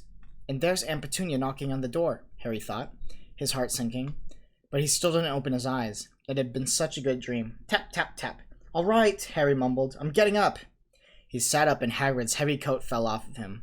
The hut was full of sunlight. The storm was over. Hagrid himself was asleep on the collapsed sofa, and there was an owl rapping its claw on the window, a newspaper held in its beak. Harry scrambled to his feet, so happy he felt as though a large balloon was swelling up inside him. He went straight to the window and jerked it open. The owl swooped in and dropped the newspaper on top of Hagrid, who didn't wake up.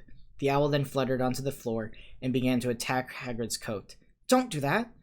Harry tried to wave the owl out of the way, but it snapped its beak fiercely at him and carried on scavenging the coat. Hagrid, said Harry loudly, there's an owl! Pay him, Hagrid grunted into the sofa. What? He wants paying for delivering the paper. Look in the pockets. Hagrid's coat seemed to be made of nothing but pockets. Bunches of keys, slug pellets, balls of string, peppermint humbugs, tea bags, and finally, Harry pulled out a handful of strange-looking coins. Give him 5 nuts, said Hagrid sleepily. Nuts? The little bronze ones. Harry counted out 5 little bronze coins, and the owl held out his leg so that Harry could put the money in a small leather pouch tied to it. Then he flew off through the open window. Hagrid yawned loudly, sat up and stretched. Best be off, Harry. Got lots to do today, lots to keep up in London and buy all your stuff to school. Harry was turning over the wizard coins and looking at them. He had just thought of something that made him feel as though the happy balloon inside him had got punctured. Hagrid? Said Hagrid, who was pulling up his huge boots. I haven't got any money. And you heard Uncle Vernon last night. He won't pay me to go and learn magic. Don't worry about that, said Hagrid, standing up and scratching his head. Do you think your parents didn't leave you with anything? But if their house was destroyed, they didn't keep their gold in the house, boy. Nah. First stop for us is Gringotts, Wizard's Bank. Have a sausage? They're not bad cold. And I wouldn't say it a bit no to your birthday cake either. Wizards have banks. Just the one, Gringotts, run by goblins. Harry dropped the bit of sausage he was holding. Goblins? Yeah. So you're... Yeah. Yeah, so you'd be mad. Oh my goodness, he's British. It's literally like written in an accent. Yeah, so you'd be mad to try to rob it, I tell you that. Never mess with the goblins, Harry. Gringotts is the safest place in the world for anything for you want to keep safe. Except maybe Hogwarts. As a matter of fact, I've got to visit Gringotts anyway, for Dumbledore. Hogwarts business. Hagrid drew himself up proudly. He usually gets me to do important stuff for him, fetching you, getting things from Gringotts. Things he can trust. Things he can trust me, see? Got everything? Come on, then. Harry followed Hagrid out onto the rock. The sky was quiet, quite clear now, and the sea gleamed in the sunlight. The boat Uncle Vernon had hired was still there, with a lot of water in the bottom after the storm. How did you get here? Harry asked, looking around for another boat. Flew, said Hagrid. Flew? Yeah, and we'll go back in this. Not supposed to use magic now that I've got you. They settled down in the boat, Harry still staring at Hagrid, trying to imagine seeing him flying. Seems a shame to row, though, said Hagrid, giving Harry another of his sideways looks.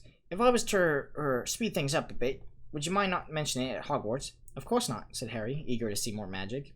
Hagrid pulled out the pink umbrella again, tapped it twice on the side of the boat, and they sped off towards land. Why would you be mad to try to rob Gringotts? Harry said. Spells, enchantments, said Hagrid, enfolding his newspaper as he spoke. They say there's dragons guarding the high security vaults, and then you gotta find your way. Gringotts is hundreds of miles under London, see? Deep under the underground. You'd die of hunger trying to get out, and if you did manage to get your hands on something.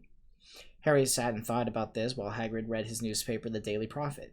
Harry had learned from Uncle Vernon that people liked to be left alone when they did this, but it's very difficult as he never had so many questions in his life. Ministry of Magic messing up things as usual, Hagrid muttered, turning the page. There's a Ministry of Magic? Harry asked before he could stop himself. Of course. They wanted Dumbledore for minister, of course, but he'd never leave Hogwarts, so old Cornelius Fudge got the job. Bungler if there ever was one, so he pelts Dumbledore with owls every morning to ask him for advice. But what does a Ministry of Magic do? Well, their main job is to keep it from muggles, that there's still witches and wizards up and down the country. Why? What? Blimey, Harry. Everyone would want to be doing magic solutions to their problems. Nah, we're best left alone. At this moment, the boat bumped gently into the harbor wall. Hagrid folded up his newspaper, and they clambered up the stone steps onto the street. Passerby stared a lot at Hagrid as they walked through their little town station. Harry couldn't blame him. Not only was Hagrid twice as tall as anyone, but he kept pointing at perfectly ordinary things like parking meters and saying loud, "Yeah, Harry, things muggles dream up, eh?" Hagrid, said Harry, panting as he tried to keep up. Did you say there was dragons at Gringotts? Well, so they say, said Hagrid. Crikey, I'd like a dragon. You'd like one? Wanted one ever since I was a kid, Harry. There we go. They had reached the station. There was a train to London in 5 minutes' time. Hagrid, who didn't understand muggle money, as he called it, gave the bills to Harry so he could buy their tickets. People stared more than ever on the train. Hagrid took up 2 seats and sat knitting what looked like a canary yellow circus tent. Still got your letter, Harry? He asked as he counted stitches. Harry took the parchment envelope out of his pocket. Good, said Hagrid. There's a list of everything you need. Harry unfolded the second piece of paper he hadn't noticed the night before, and read, Hogwarts School of Witchcraft and Wizardry. Uniform. First-year students will require 3 sets of plain work robes, black, 1 plain pointed hat, black, for day wear, 1 pair of protective gloves, dragon hide or similar, 1 winter cloak, black, with silver fastenings. Please note that all people's clothes should carry name tags. Course books. All students should have a copy of each of the following. The Standard Book of Spells, Grade 1, by Miranda Goshawk. The History of Magic, by Bathilda Bagshot. Magical Theory, by Adalbert Waffling. A Beginner's Guide to Transfiguration, by Emmerich Witch. 1,000 Magical Herbs and Fungi, by Phildia Spore. Magical Draughts and Potions, by Arsenius Jigger. Fantastic Beasts and Where to Find Them, by Newt Scamander. The Dark Forces, A Guide to Self-Protection, by Quentin Trimble. Other equipment. 1 wand, 1 cauldron, pewter, standard size 2. 1 set glass or crystal files. 1 telescope, 1 brass scales. Students may also bring an owl, or a cat, or a toad. Parents are reminded that first-year students are not allowed their own broomsticks. Can we buy this all in London? Harry wondered out loud. If you know where to go, said Hagrid. Harry had never been to London before. Although Hagrid seemed to know where he was going, he obviously not used to getting there in an ordinary way. He'd gotten stuck in the ticket barrier on the underground and complained loudly that the seats were too small and the trains too slow. "I don't know how muggles manage without magic," he said, as they climbed a broken-down escalator that led up to a bustling road lined with shops. Hagrid was so huge that he parted the crowd easily. All Harry had to do was walk close behind him. They passed bookshops and music stores and hamburger restaurants and cinemas, but nowhere that looked as if it could sell you a magic wand. There was just an ordinary street of ordinary people. Could there really be piles of wizard gold buried miles beneath them? Was there really shops that sold spell books and broomsticks? Might this not all be some huge joke that the Dursleys had cooked up? If Harry hadn't known that Dursleys had no sense of humor, he might have thought so. Yet somehow, even though everything Hagrid had told him so far was unbelievable, Harry couldn't help trusting him. "This is it," said Hagrid, coming to a halt. "The Leaky Cauldron. It's a famous place." It was a tiny, grubbly-looking pub. If Hagrid hadn't pointed it out, Harry wouldn't have noticed it was there. The people hurrying by didn't glance at it. Their eyes slid from a big bookshop on one side to a record shop on the other side, as if they couldn't see the Leaky Cauldron at all. In fact, Harry had the most peculiar feeling that only he and Hagrid could see it. Before he could mention this, Hagrid had steered him inside. For a famous place, it was very dark and shabby. A few old women were sitting in a corner, drinking tiny glasses of sherry. One of them was smoking a long pipe. A little man in a top hat was talking to the old bartender, who was quite bald and looking like a toothless walnut. The low buzz of chatter stopped when they walked in. Everyone seemed to know Hagrid. They waved and smiled at him, and the bartender reached for a glass, saying, "The usual, Hagrid." "Can't Tom on Hogwarts business," said Hagrid, clapping his great hand on Harry's shoulder and making Harry's knees buckle. "Good Lord," said the bartender, peering at Harry. "Is this... Can it be?" The Leaky Cauldron had suddenly gone completely still and silent. "Bless my soul," whispered the old bartender. "Harry Potter. What an honor." He hurried out from behind the bar, rushed towards Harry, and seized his hand, tears in his eyes. "Welcome back, Mr. Potter. Welcome back." Harry didn't know what to say. Everyone was looking at him. The old woman with the pipe was puffing on it without realizing he had gone out. Hagrid was beaming. There was a great scraping of chairs the next moment. Harry found himself shaking hands with everyone in the Leaky Cauldron.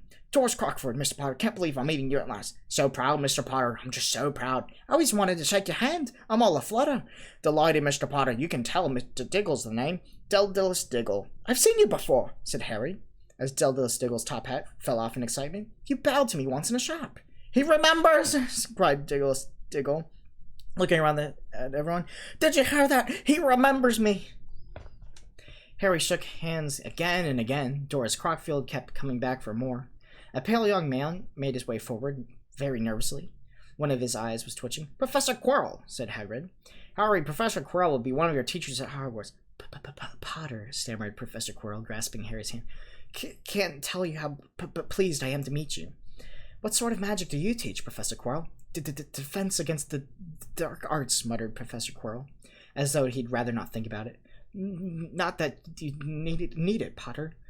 He laughed nervously. "You'll be getting all your equipment, I suppose. I've got to pick up a few books on vampires myself." He looked terrified at the very thought. But the others wouldn't let Professor Quirrell keep Harry to himself. It took almost 10 minutes to get away from them all. At last, Hagrid managed to make himself head over the babble. "Must get on, lots to buy. Come on, Perry." Doris Crockford shook Harry's hand one last time, and Hagrid led them through the bar, out through the small, well-walled courtyard, where there was nothing but a trash can and a few weeds. Hagrid grinned at Harry. "Told you, didn't I? Told you he was famous." "Even Professor Quirrell was trembling to meet you. Mind you, he's usually trembling." "Is he always that nervous?" "Well, yeah, poor bloke. Brilliant mind. He was fine while he was studying out your books, and he took a year off to get some first-hand experience. They say he met vampires in Black Forest, and there was a nasty bit of trouble with a hag. Never been the same since. Scared of the students, scared of his own subject now. Where's my umbrella?" "Vampires? Hags?" Harry's head was swimming. Hagrid, meanwhile, was counting bricks on the wall above the trash can. 3 up, 2 across, he muttered. "Right, stand back, Harry." He tapped the wall 3 times with the point of his umbrella. The brick wall he had touched quivered. It wriggled. In the middle, a small hole appeared, and it grew wider and wider. A second later, they were facing an archway large enough for even Hagrid. An archway into a cobbled street that twisted and turned out of sight. "Welcome," said Hagrid, "to Diagon Alley." He grinned at Harry's amazement. They stepped through the archway. Harry looked quickly over his shoulder and saw the archway shrink instantly back into a solid wall. The sun shone brightly at a stack of cauldrons outside the nearest shop. Cauldrons all sizes, copper, brass, pewter, silver, self-stirring, collapsible, and a sign hanging over them. You'll be needing one, said Hagrid, but we gotta get your money first. Harry wished he had about 8 more eyes. He turned his head in every direction as they walked up the street, trying to look at everything at once. The shops, the things outside them, the people doing their shopping. A plump woman outside an apothecary was shaking her head as they passed, saying, "Dragon liver, 16 sickles an ounce. They're mad." A low, soft hooting came from a dark shop with a sign saying, "Aelop's Owl Emporium." Tawny, Screech, Barn, Brown, Snowy, several boys of about Harry's age had their noses pressed against a window with the broomsticks in it. "Look," Harry heard one of them say, "the new Nimbus 2000! Fast as ever!"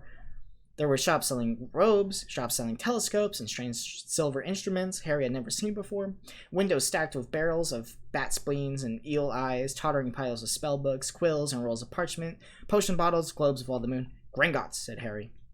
They had reached the snowy white building that towered over the other little shops. Standing beside its burnished bronze doors, wearing a uniform of scarlet and gold was... "Yeah, that's a goblin," said Hagrid quietly as they walked up to the white stone steps toward him. The goblin was about a head shorter than Harry. He had a swarthy, clever face, a pointed beard, and Harry noticed very long fingers and feet. He bowed as they walked inside. Now they were facing a second pair of doors, silver, this time with the words engraved upon them.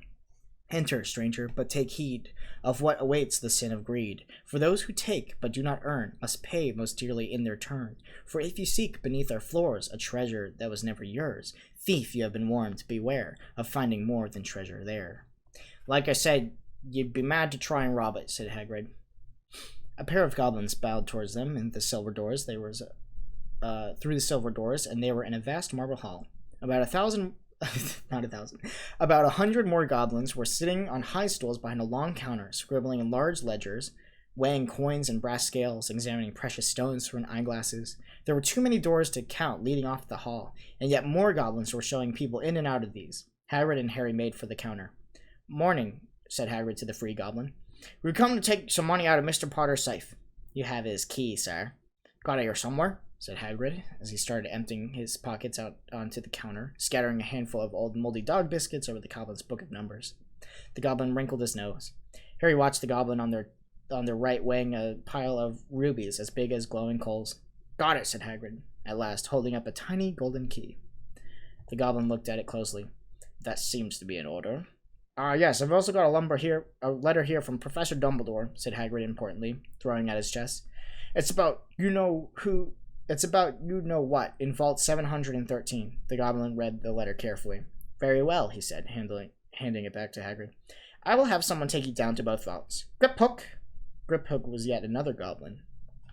Once Hagrid had crammed all the dog biscuits back into his pockets, he and Harry followed Griphook toward one of the doors leading off the hall.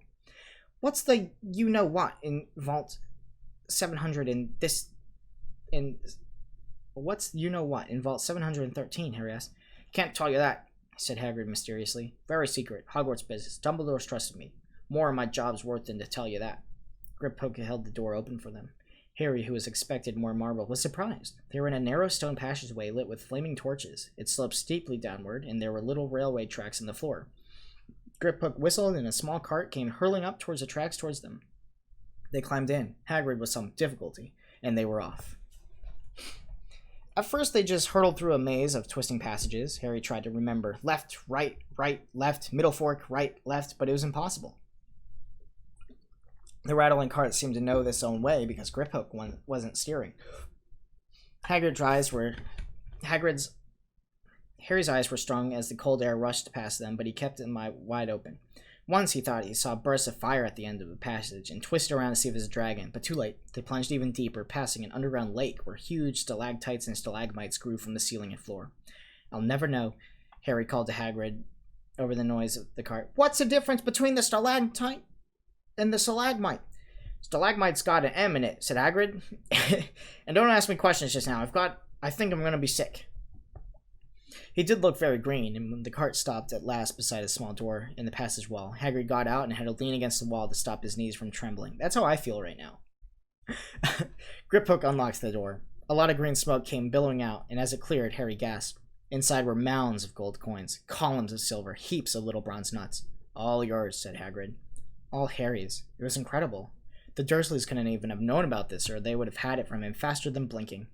How often had they complained how much Harry cost them to keep, and all the time there had been a small fortune belonging to him buried beneath London. Hagrid helped Harry pile some of it into a bag. The gold ones are galleons, he explained. 17 silver sickles to a galleon, and 29 nuts to a sickle. It's easy enough.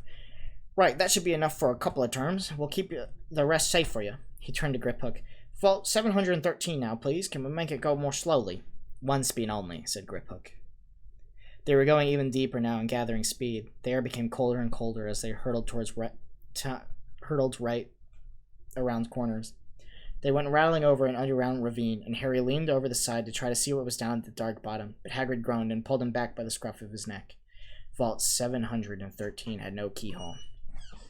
What's up? You're doing great. Thank you. Stand back, said Griphook importantly. He stroked the door gently with one of his long fingers, and it simply melted away. If anyone but a Gringotts goblin tried that, they'd be sucked through the door and trapped in there, said Griphook. How often do you see if anyone's inside? Harry asked. About once every 10 years, said Griphook with a rather nasty grin.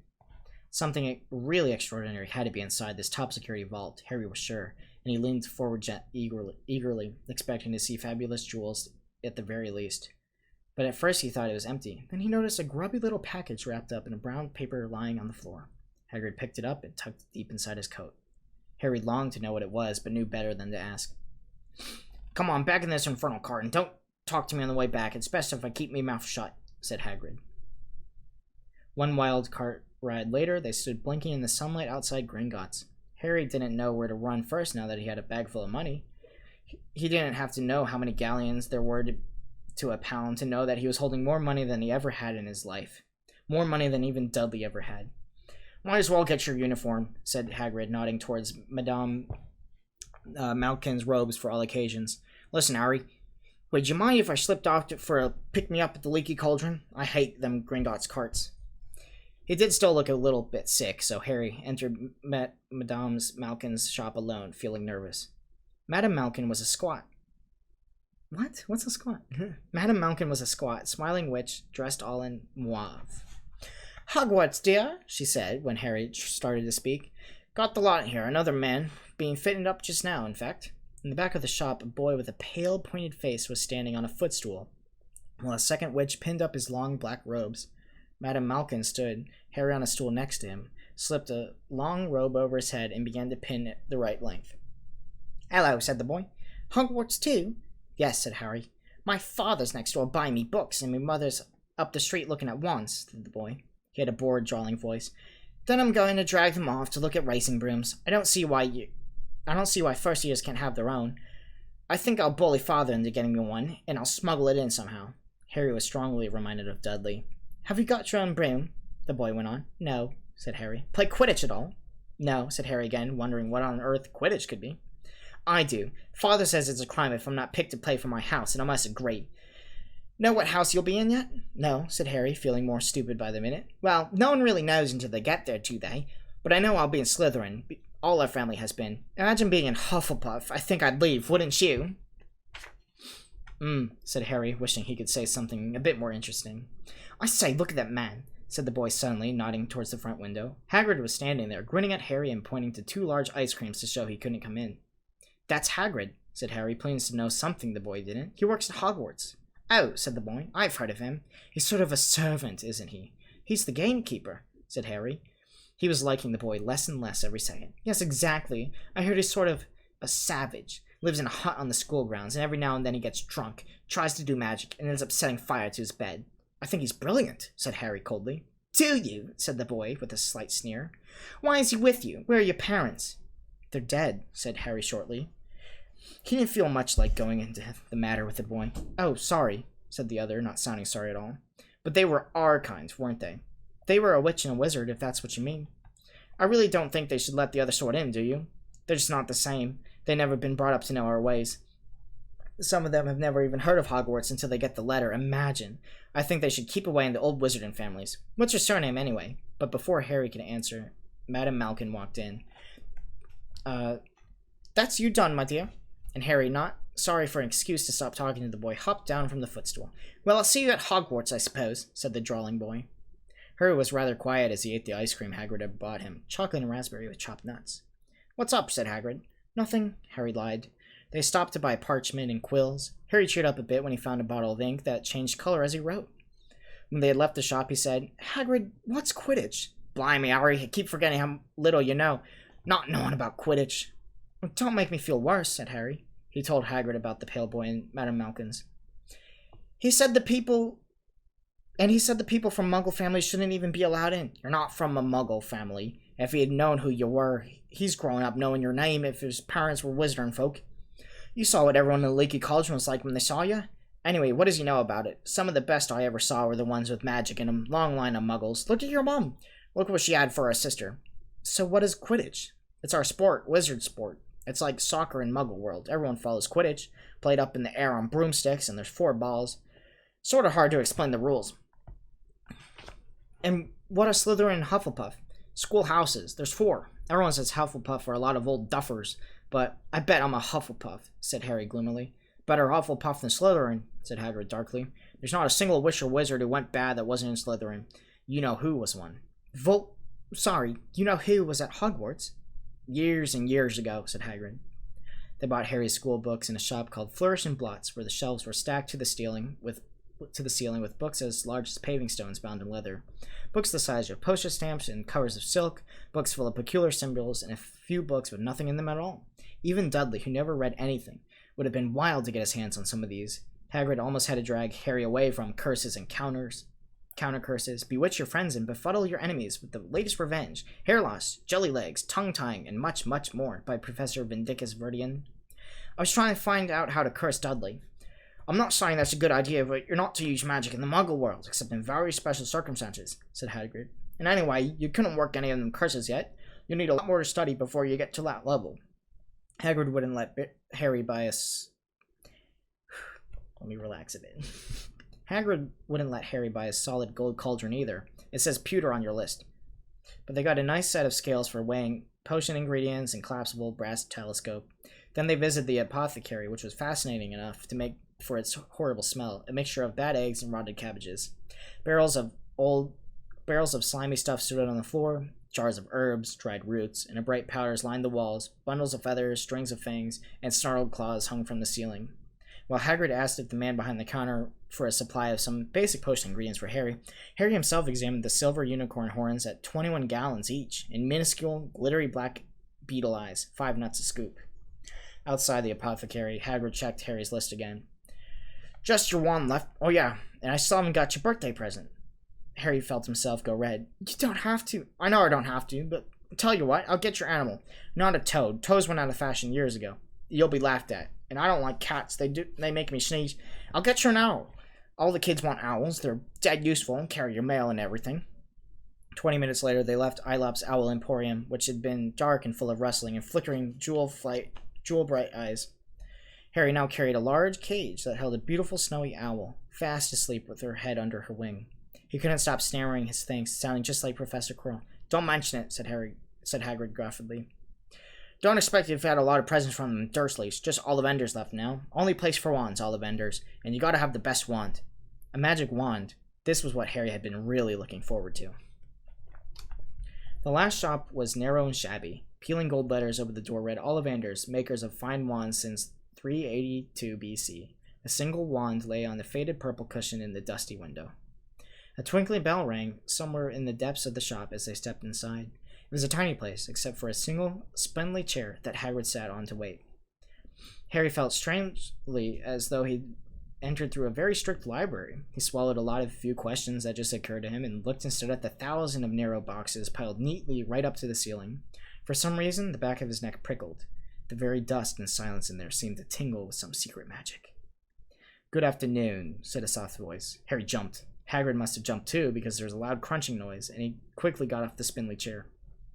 An old man was standing before him, his wide, pale eyes shining like moons throughout the gloom of the shop. Hello, said Harry awkwardly. Oh, yes, said the man. Yes, I thought I'd be seeing you soon, Harry Potter. It wasn't a question. You have your mother's eyes. It seems only yesterday she was in here herself, buying her first wand. 10 1/4 inches long, swishy, made of willow. Nice wand for charm work. Mr. Ollivander moved closer to Harry. Harry wished he would blink. Those silvery eyes were a bit creepy. Your father, on the other hand, favored a mahogany wand, 11 inches, pliable, a little more powerful, and excellent for transfiguration. Well, I say your father favored it. It's really the wand that chooses the wizard, of course. Mr. Ollivander had come so close to Harry that they were almost nose to nose.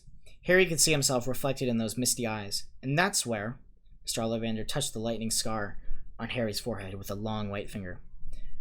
I'm sorry to say I sold the wand that did that, he said softly. 13.5 inches. You, powerful wand, very powerful, and in the wrong hands. Well, if I'd known that wand was going out into the world to do. He shook his head, and then to Harry's relief spotted Hagrid. Rubius Hagrid, how nice it is to see you again. Oak, 16 inches, rather bendy, wasn't it? Yes, it was, sir, yes. Good wand, that one. But I suppose I snapped it in half when you got expelled, said Mr. Ollivander, suddenly stern. Yes, they did, yes, said Hagrid, shuffling his feet. I've still got the pieces, though, he added brightly. But you don't use them, said Mr. Ollivander sharply. Oh, no, sir, said Hagrid quite quickly. Harry noticed he gripped his pink umbrella very tightly as he spoke. Said Mr. Ollivander, giving Hagrid a piercing look. Well, now, Mr. Potter, let me see. He pulled out a long tape measure with silver markings out of his pocket. Which is your wand arm? Well, I'm right-handed, said Harry. Hold out your arm, that's it. He measured Harry from shoulder to shoulder, then wrist to elbow, and shoulder to floor, knee to armpit, and round his head. And as he measured, he said, Every Ollivander wand has a core of powerful magic substance, Mr. Potter. We use unicorn hairs, phoenix tail feathers, and the heartstrings of dragons. No two Ollivander wands are the same, just as no two unicorns, dragons, or phoenixes are the same. And of course, you'll never get such good results with another wizard's wand. Harry suddenly realized that the tape measure, which was measuring between his nostrils, was doing it on its own. Mr. Ollivander was flitting around the shelves, taking down boxes. That'll do, he said, as the tape measure crumpled into a heap on the floor. Right then, Mr. Potter, try this one. Beech wood and dragon heartstring, 9 inches. Nice and flexible. Just give it and take it a wave. Harry took the wand and, feeling foolish, waved it around a bit, but Mr. Ollivander snatched it out of his hand almost at once. Maple and phoenix feather, 7 inches, quite wimpy. Try? Harry tried, but he barely raised the wand when he too was snatched back by Mr. Ollivander. No. Here, ebony and unicorn hair, 8.5 inches, springy, go on, try it out. Harry tried and tried. He had no idea what Mr. Ollivander was waiting for. The pile of tried wands was mounting higher and higher on the spindly chair, but the more wands Mr. Ollivander pulled from the shelves, the happier he seemed to become. Tricky customer, eh? Not to worry, we'll find the perfect match for you here somewhere. I wonder, yes, why the unusual combination? Holly and phoenix feathers, 11 inches, nice and supple. Harry took the wand. He felt a sudden warmth in his fingers. He raised the wand above his head and brought it swishing down through the dusty air, and a stream of red and gold sparks shot from the end like a firework, throwing dancing spots of light onto the walls. Hagrid whooped and clapped, and Mr. Ollivander cried, Oh, bravo! Yes, indeed, you're very good. Well, how curious, how curious. He put Harry's wand back into the box and wrapped it in brown paper, still muttering, Curious. Sorry, said Harry, but what's curious? Mr. Ollivander fixed Harry with his pale stare. I remember every wand I've ever sold, Mr. Potter, every single wand, and it so happens that the phoenix whose tail feather in your wand gave another feather, just one other. It is very curious indeed that you should be destined for this wand, when its brother gave you that scar. Harry swallowed. Yes, 13.5 inches, you. Curious indeed how these things happen. The wand chooses the wizard, remember. I think we must expect great things from Mr. Potter. After all, he who must not be named did great things. Terrible, yes, but great. Harry shivered. He wasn't sure he liked Mr. Ollivander too much. He paid 7 gold galleons for his wand, and Mr. Ollivander bowed them from his shop. The late afternoon sun hung low in the sky as Harry and Hagrid made their way back down Diagon Alley, back through the wall, back through the leaky cauldron, now empty. Harry didn't speak at all as they walked down the road. He didn't even notice how much people were gawking at them on the underground, laden as they were with all their funny-shaped packages, with the snowy owl asleep in his cage on Harry's lap. Up another escalator out into Paddington Station. Harry only realized where they were when Hagrid tapped him on the shoulder. Got time for a bite to eat before your train leaves, he said. He bought Harry a hamburger, and they sat down on a plastic seat to eat them. Harry kept looking around. Everything looked so strange somehow. You're all right, Harry. You're very quiet, said Hagrid. Harry wasn't sure he could explain. He had just had the best birthday of his life, and yet he chewed his hamburger, trying to find the words. Everyone thinks I'm special, he said at last. All those people in the leaky cauldron, Professor Quirrell, Mr. Ollivander, but I don't know anything about magic at all. How can they expect great things? I'm famous and I can't even remember what I'm famous for. I don't know what happened when the night my parents died. Hagrid leaned across the table. Behind the wild beard and eyebrows, he wore a very kind smile. Don't you worry, Harry. You'll learn fast enough. Everyone starts at the beginning at Hogwarts, and you'll be just fine. Just be yourself. I know it's hard. You've been singled out, and that's always hard. But you'll have a great time at Hogwarts. I did. Still do, matter of fact. Hagrid helped Harry onto the train that would take him back to the Dursleys, then handed him an envelope. For your tickets to Hogwarts, he said. 1st of September, King's Cross. It's all on your ticket. Any problems with the Dursleys, send a letter with your owl. She'll know where to find me. See you soon, Harry. The train pulled out of the station. Harry wanted to watch Hagrid until he was out of sight. He rose in his seat, pressed his nose against the window, but he blinked and Hagrid was gone. Chapter 6. The Journey from Platform 9 3/4. I'm already stuttering. Oh no. Maybe I'll read a little bit slower. Harry's last month with the Dursleys wasn't fun. True, Dudley was now scared of Harry, and he couldn't stay in the same room, while Aunt Petunia and Uncle Vernon didn't shut Harry in his cupboard, force him to do anything, or shout at him. In fact, they didn't speak to him at all. Half terrified, half furious, they acted as though any chair with Harry in it were empty. Although this was an improvement in many ways, it did become depressing after a while. Harry kept to his room with his new owl for company. He had decided to call her Hedwig, a name he had found in a history of magic. His school books were very interesting. He lay on his bed, reading late into the night, and Hedwig swooping in and out of the open window as she pleased. It was lucky that Aunt Petunia didn't come in to vacuum anymore, because Hedwig kept bringing back dead mice. Every night before he went to sleep, Harry ticked off another day on the piece of paper he had pinned to the wall, counting down to September the 1st. On the last day of August, he thought he'd better speak to his aunt and uncle about getting to King's Cross Station the next day. So he went down to the living room, where they were watching a quiz show on television. He cleared his throat to let them know that he was there, and Dudley screamed and ran from the other room. Uncle Vernon? Uncle Vernon grunted to show he was listening. I need to be at King's Cross tomorrow to go to Hogwarts. Uncle Vernon grunted again. Would it be all right if you gave me a lift? Grunt. Harry supposed that meant yes. Thank you. He was about to go back upstairs when Uncle Vernon actually spoke. Funny way to get to wizard school, the train. Magic carpets got all punctures, haven't they? Where is the school, anyway? I don't know, said Harry, realizing this for the first time. He pulled the ticket Hagrid had given him out of his pocket. I'll just take the train from platform 9 3/4 at 11 o'clock, he read. His aunt and uncle stared. Platform what? 9 3/4. Don't talk rubbish, said Uncle Vernon. There is no platform 9 3/4. It's on my ticket. Barking, said Uncle Vernon. Howling mad, the lot of them. You'll see. Just you wait. All right, I'll take you to King's Cross. We're going up to London tomorrow anyway. Or I wouldn't bother. Why are you going up to London? Harry asked, trying to keep things friendly. Taking Dudley to the hospital, growled Uncle Vernon. Gotta have that ruddy tail removed before he goes to Smeltings. Sick. Harry woke at 5 o'clock the next morning and was too excited and nervous to go back to sleep. He got up and pulled on his jeans because he didn't want to walk to the station in the wizard's robes. He'd change on the train. He checked his Hogwarts list yet again to make sure he had done everything he needed. He saw that Hedwig was shut safely in her cage and then paced the room, waiting for the Dursleys to get up. 2 hours later, Harry's huge, heavy trunk had been loaded into the Dursleys' car. Aunt Petunia had talked Dudley into sitting next to Harry, and they set off. They reached King's Cross at 10:30. Uncle Vernon dumped Harry's trunk into a cart and wheeled it into the station for him. Harry thought this was strangely kind until Uncle Vernon stopped dead, facing the platforms with a nasty grin on his face. Well, there you are, boy. Platform 9. Platform 10. Your platform should be somewhere in the middle, but they don't seem to have built it yet, do they?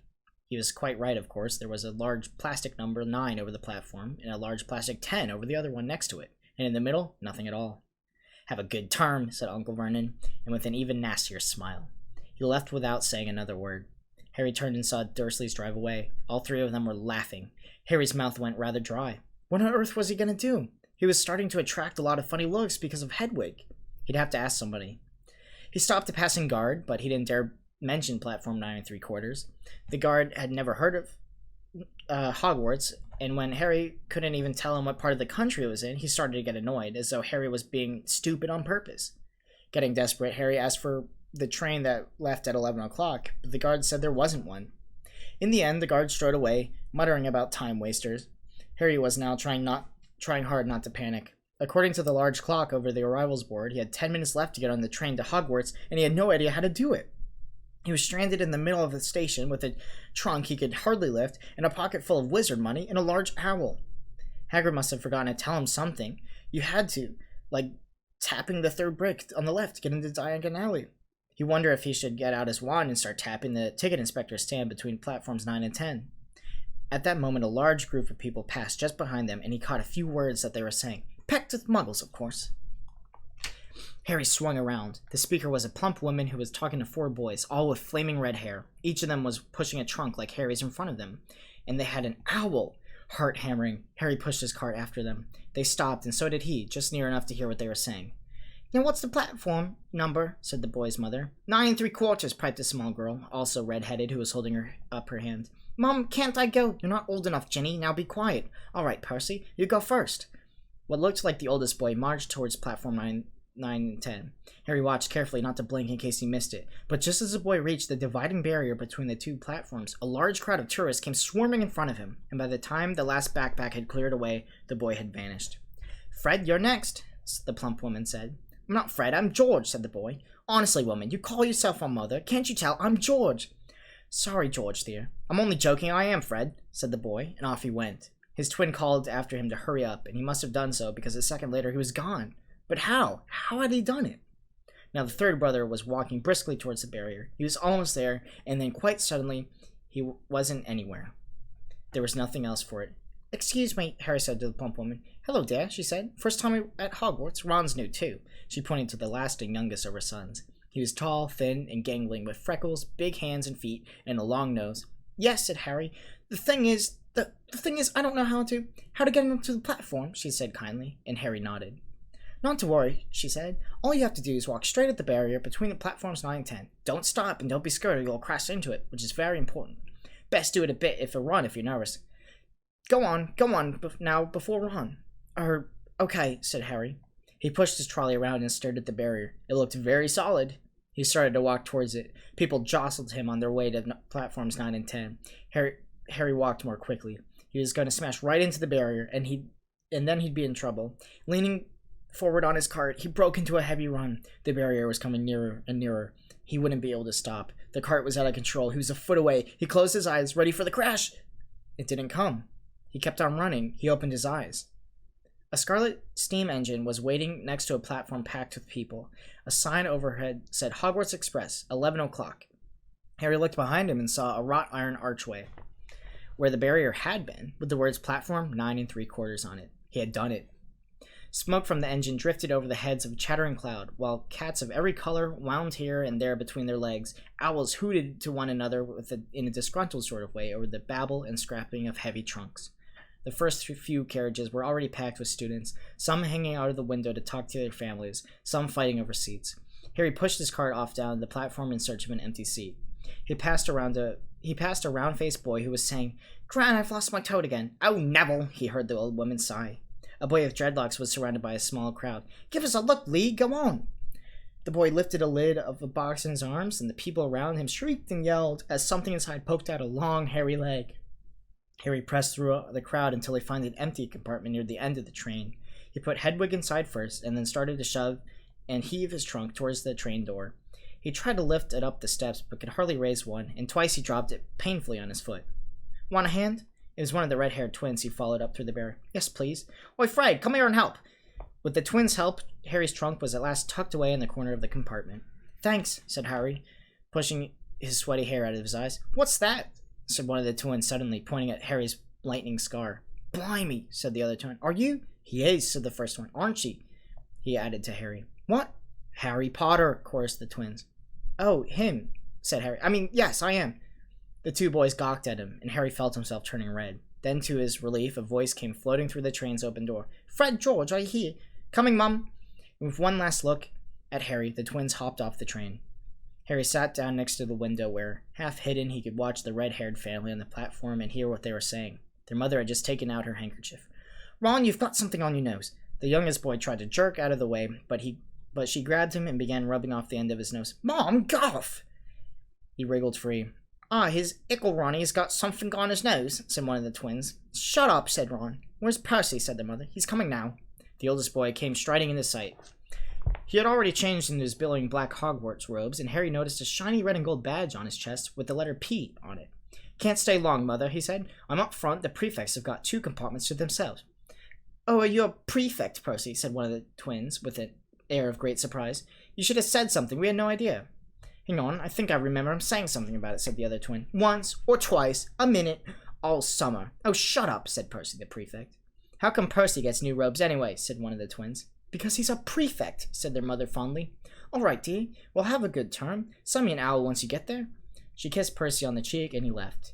Then she turned to the twins. "Now you two, this year, behave yourselves. If I get one more owl telling me you've blown up a toilet or blown up a toilet, we've never blown up a toilet. Great idea, though, Mum. Thanks. It's not funny. And look after Ron. Don't worry. Uncle Ronnykins is safe with us." "Shut up," said Ron again. He was almost as tall as the twins already, and his nose was still pink where his mother had rubbed it. "Hey, Mom, guess what? Guess who we just met on the train?" Harry leaned back quickly so they couldn't see him looking. "You know that black-haired boy who was near us in the station? You know who he is." "Who?" "Harry Potter!" Harry heard the little girl's voice. "Oh, Mom, can I go in the train and see him, Mom? Oh, Mom, please. You've already seen him, Ginny, and the poor boy isn't something to Google at, like the zoo." "Is he really, Fred? How do you know?" "Asked him. Saw a scar. He's really there, like lightning." "Poor dear. No wonder he was alone. I wondered. He was ever so polite when he asked me how to get onto the platform." "Never mind that. You know he thinks he remembers you-know-who looks like?" The mother suddenly became very stern. "I forbid you to ask him, Fred. No, don't you dare. And as though he needs reminding of that on his first day of school." "All right, keep your hair on." A whistle sounded. "Hurry up," said their mother, and the 3 boys clambered onto the train. They leaned out against the window. They leaned out of the window again for her to kiss them goodbye, and their younger sister began to cry. "Don't, Ginny. We'll send you a load of owls. We'll send you one with Hogwarts toilet seat." "George, I'm only joking, Mom." The train began to move. Harry saw the boy's mother waving, and their sister half laughing, half crying, running to keep up with the train until it gathered too much speed and she fell back and waved. Harry watched the girl and her mother disappear as the train rounded the corner. Houses flashed past the window. Harry felt a great leap of excitement. He didn't know what it was going to do, but he knew it was better than what he was leaving behind. The door of the compartment slid open, and the youngest red-headed boy came in. "Anyone sitting here?" he asked, pointed at the seat opposite of Harry. "Everywhere else is full." Harry shook his head, and the boy sat down. He glanced at Harry and then looked quickly out of the window, pretending he hadn't looked. Harry saw that he still had a black mark on his nose. "Hey, Ron." The twins were back. "Listen, I think we're going down the middle of the train. Lee Jordan's got a giant tarantula down there." "Right," mumbled Ron. "Harry," said the other twin, "didn't we introduce yourselves? Fred and George Weasley. And this is Ron, our brother. See you later, then." "Bye," said Harry and Ron. The twins slid the compartment door shut behind them. "Are you really Harry Potter?" Ron blurted out. Harry nodded. "Oh. Well, I thought it might have been in one of Fred and George's jokes," said Ron. "And have you really got, you know..." He pointed at Harry's forehead. Harry pulled back his bangs to show the lightning scar. Ron stared. "So that's where you know who..." "Yes," said Harry, "but I can't remember it." "Nothing," said Ron eagerly. "Well, I remember a lot of green light, and nothing else." "Wow," said Ron. He sat and stared at Harry for a few moments as though he had suddenly realized what he was doing. He quickly looked out of the windows again.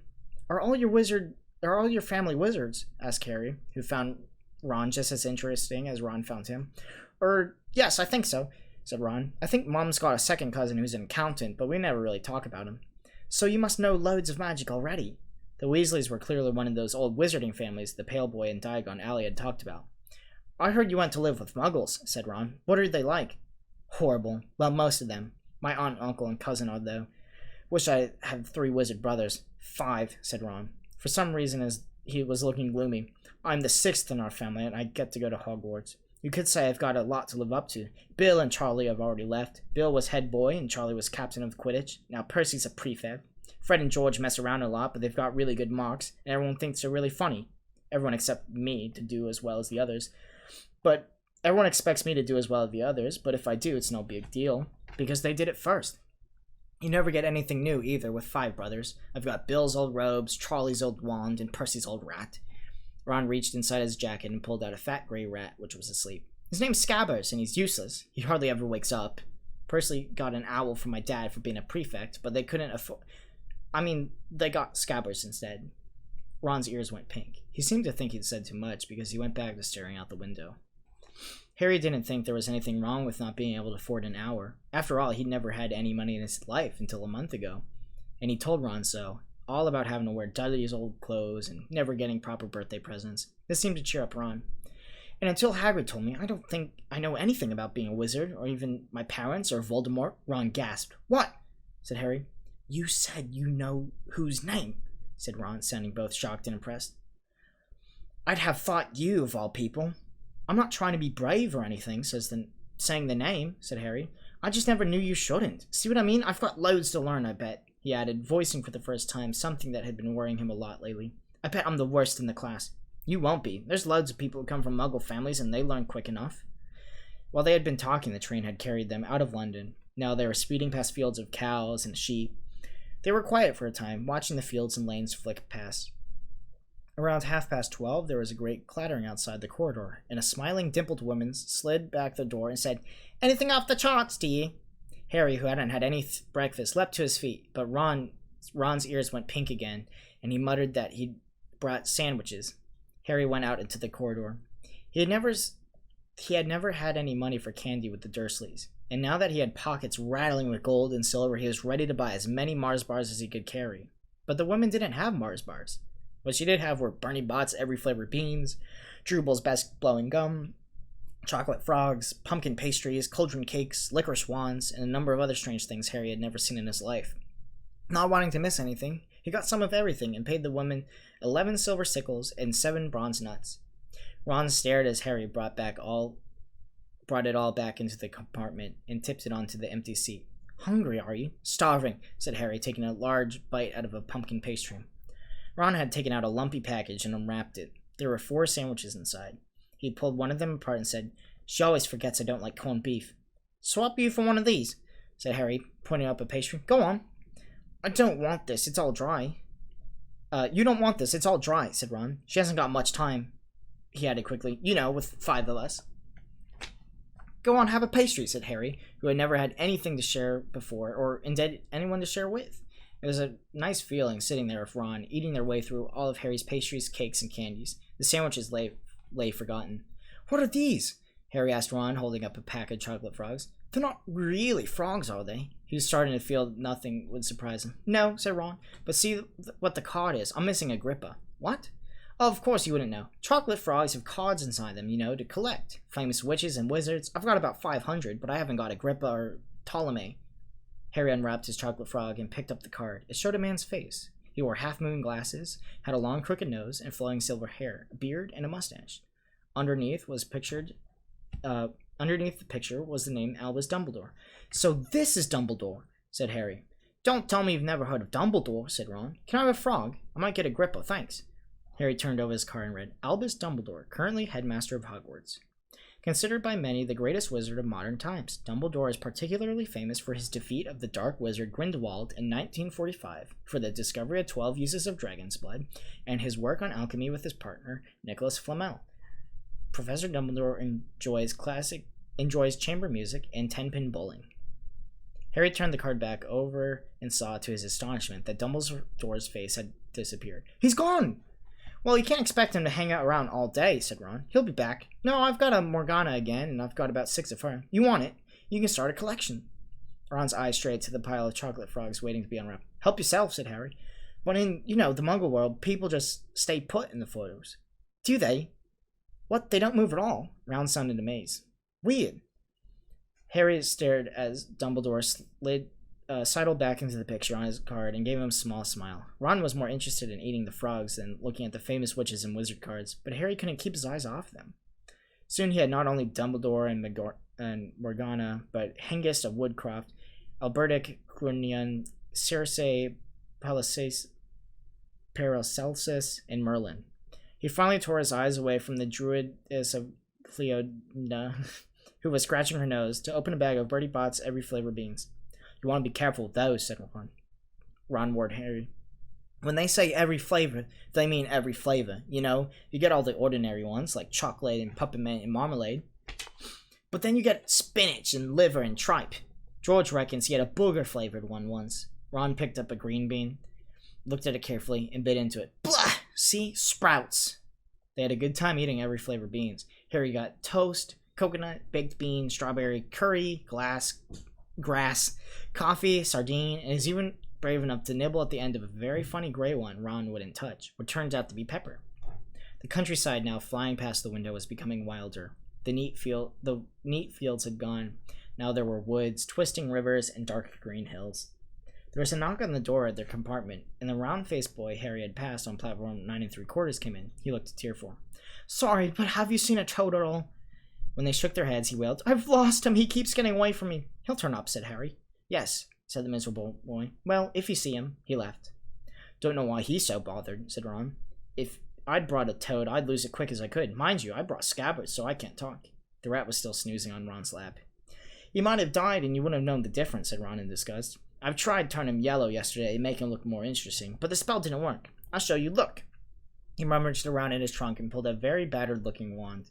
It was chipped in places, and something white was glinting at the end. Unicorn's hair nearly poking out now. Anyway, he had just raised his wand when the compartment door slid open again. The toadless boy was back. This time he had a girl with him. She was already wearing her new Hogwarts robes. "Has anyone seen a toad? Neville's lost one," she said.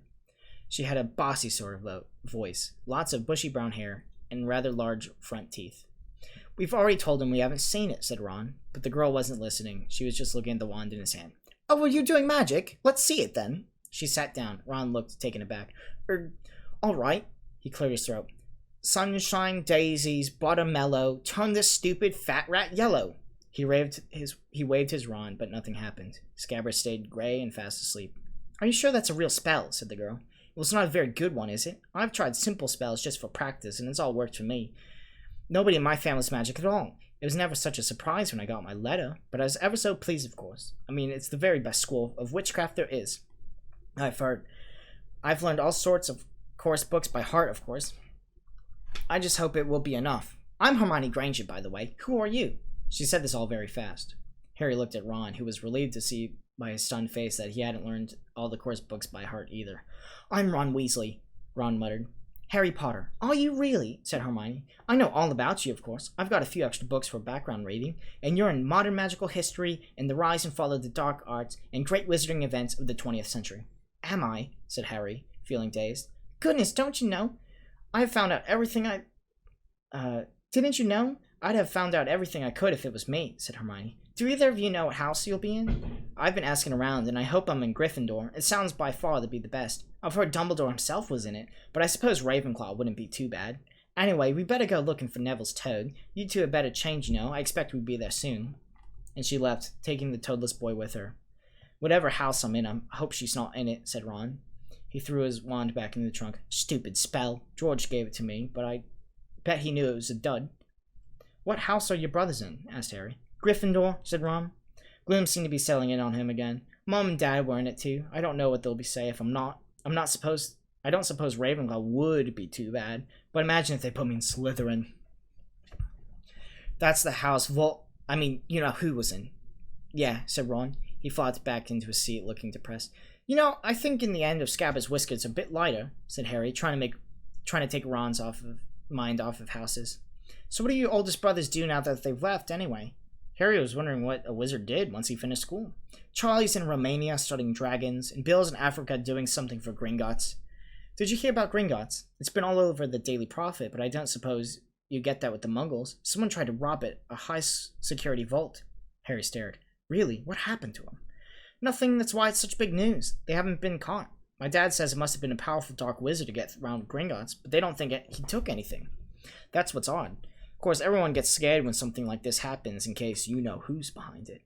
Harry turned this news over in his mind. He was starting to get a prickle of fear every time you know who was mentioned. He supposed this was all part of entering the magical world, but it had been a lot more comfortable saying Voldemort without worrying. "What's your Quidditch team?" Ron asked. I don't know anyone," Harry confessed. "What?" Ron looked dumbfounded. "Oh, wait. It's the best game in the world." And he was off, explaining all about the 4 balls and the positions of the 7 players, describing famous games he'd seen with his brothers, and the broomstick he'd like to get if he had the money. He was just talking Harry through the finer points of the game when the compartment door slid open yet again. But it wasn't Neville the Toadless Boy or Hermione Granger this time. 3 boys entered. and Harry recognized the middle one at once. It was the pale boy from Madame Malkin's robe shop. He was looking at Harry with a lot more interest than he'd shown back in the Diagon Alley. "Is it true?" he said. "They're saying all down the train that Harry Potter's in this compartment, so it's you, isn't it?" "Yeah," said Harry. He was looking at the other boys. Both of them were thick-set and looking extremely mean. Standing on either side of the pale boy, they looked like bodyguards. "Oh, this is Crabbe and Goyle," said the pale boy, carelessly noticing where Harry was looking. "And my name's Malfoy, Draco Malfoy." Ron gave a slight cough, which might have been hiding a snicker. Draco Malfoy looked at him. "You think my name's funny, do you? No need to ask who you are. My father told me all about the Weasleys, have red hair, freckles, and more children than they can afford." He turned back to Harry. "You'll soon find out about some wizarding families are much better than others, Potter. You don't want to go making friends with the wrong sort. I can help you there." He held out his hand to shake Harry's, but Harry didn't take it. "I think I can tell who the wrong sort are for myself, thanks," he said coolly. Draco Malfoy didn't go red, but a pink tinge appeared in his pale cheeks. "I'd be careful if I was you, Potter," he said slowly. "Unless you're a bit politer, you'd go the same way as your parents. They didn't know it was good for them either. You hang around with riffraff like the Weasleys and that Hagrid, it'll rub off on you." Both Harry and Ron stood up. "Say that again," Ron said, his face red as his hair. "Oh, you're gonna fight us, are you?" Malfoy sneered. "Unless you get out now," said Harry, more bravely than he felt, because Crabbe and Goyle were a lot bigger than him and Ron. "But we don't feel like leaving, do we, boys? We've eaten all our food, and you still seem to have some."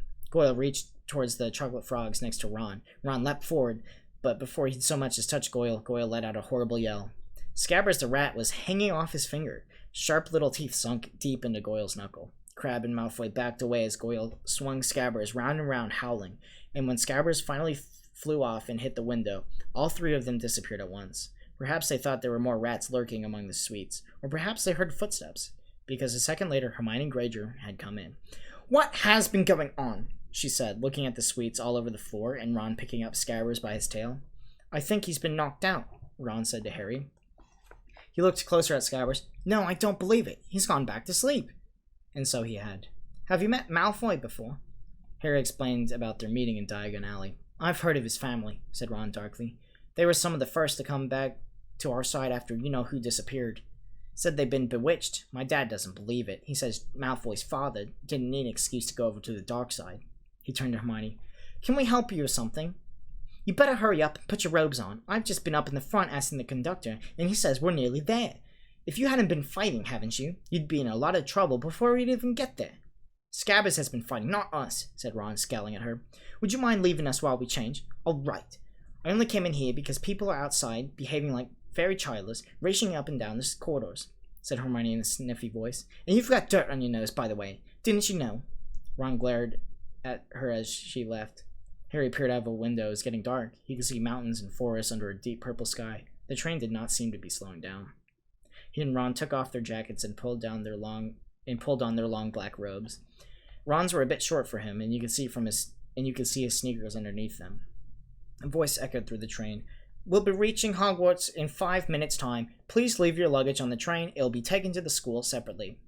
Harry's stomach lurched with nerves, and Ron, he saw, looked pale under his freckles. They crammed their packets with the last bit of sweets and joined the crowd thronging the corridor.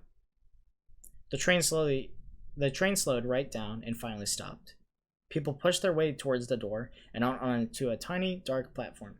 Harry shivered in the cold night air. Then a lamp came bobbing over the heads of the students, and Harry heard a familiar voice. First years over here. All right there, Harry." Hagrid's big, hairy face beamed over the sea of heads. "Come on, follow me.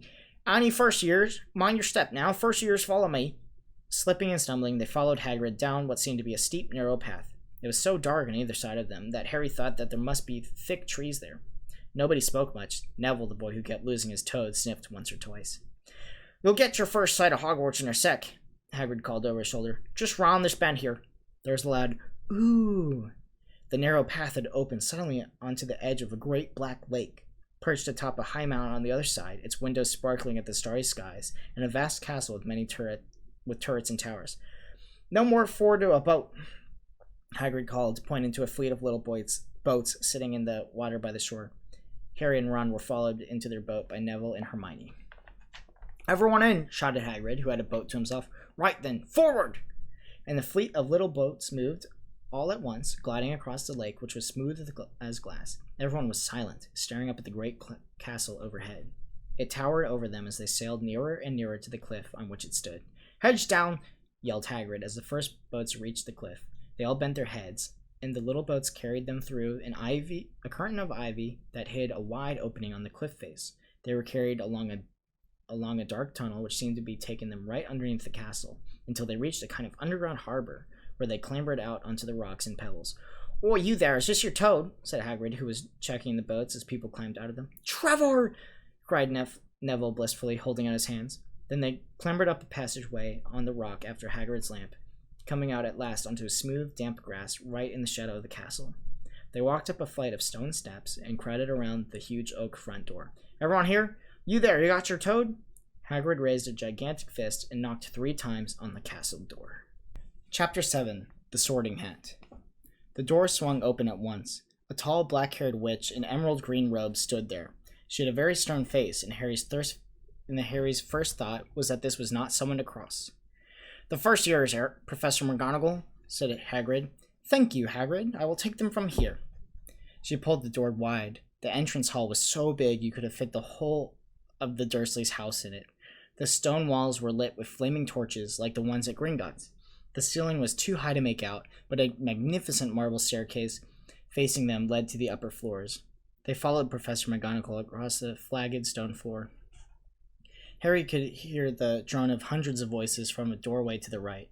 The rest of the school must already be here, but Professor McGonagall showed the first years into a small, empty chamber off the hall. They crowded in, standing rather close together than they would have usually have done, peering around nervously. "Welcome to Hogwarts," said Professor McGonagall. The start of term banquet will begin shortly, but before you take your seats in the Great Hall, you will be sorted into your houses. The sorting is a very important ceremony because while you are here, your house will be something like your family within Hogwarts. You will have classes with the rest of your house, sleep with your house dormitory, and spend free time in your house common room. The 4 houses are called Gryffindor, Hufflepuff, Ravenclaw, and Slytherin. Each house will have its own noble history, and each has produced outstanding witches and wizards. While you are here at Hogwarts, your triumphs will earn your house points, while any rule breaking will lose house points.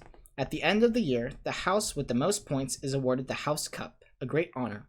I hope each one of you will bring a credit to whichever house becomes yours. The sorting ceremony will take place a few minutes in front of the rest of the school. I suggest you all smarten yourselves up as much as you can while you're waiting." Her eyes lingered for a moment on Neville's cloak, which was fastened under his left ear, and on Ron's smudged nose. Harry nervously tried to flatten his hair. "I shall return when we are quite ready for you," said Professor McGonagall. "Please wait quietly." She left the chamber. Harry swallowed. "How exactly do they sort us into houses?" he asked Ron.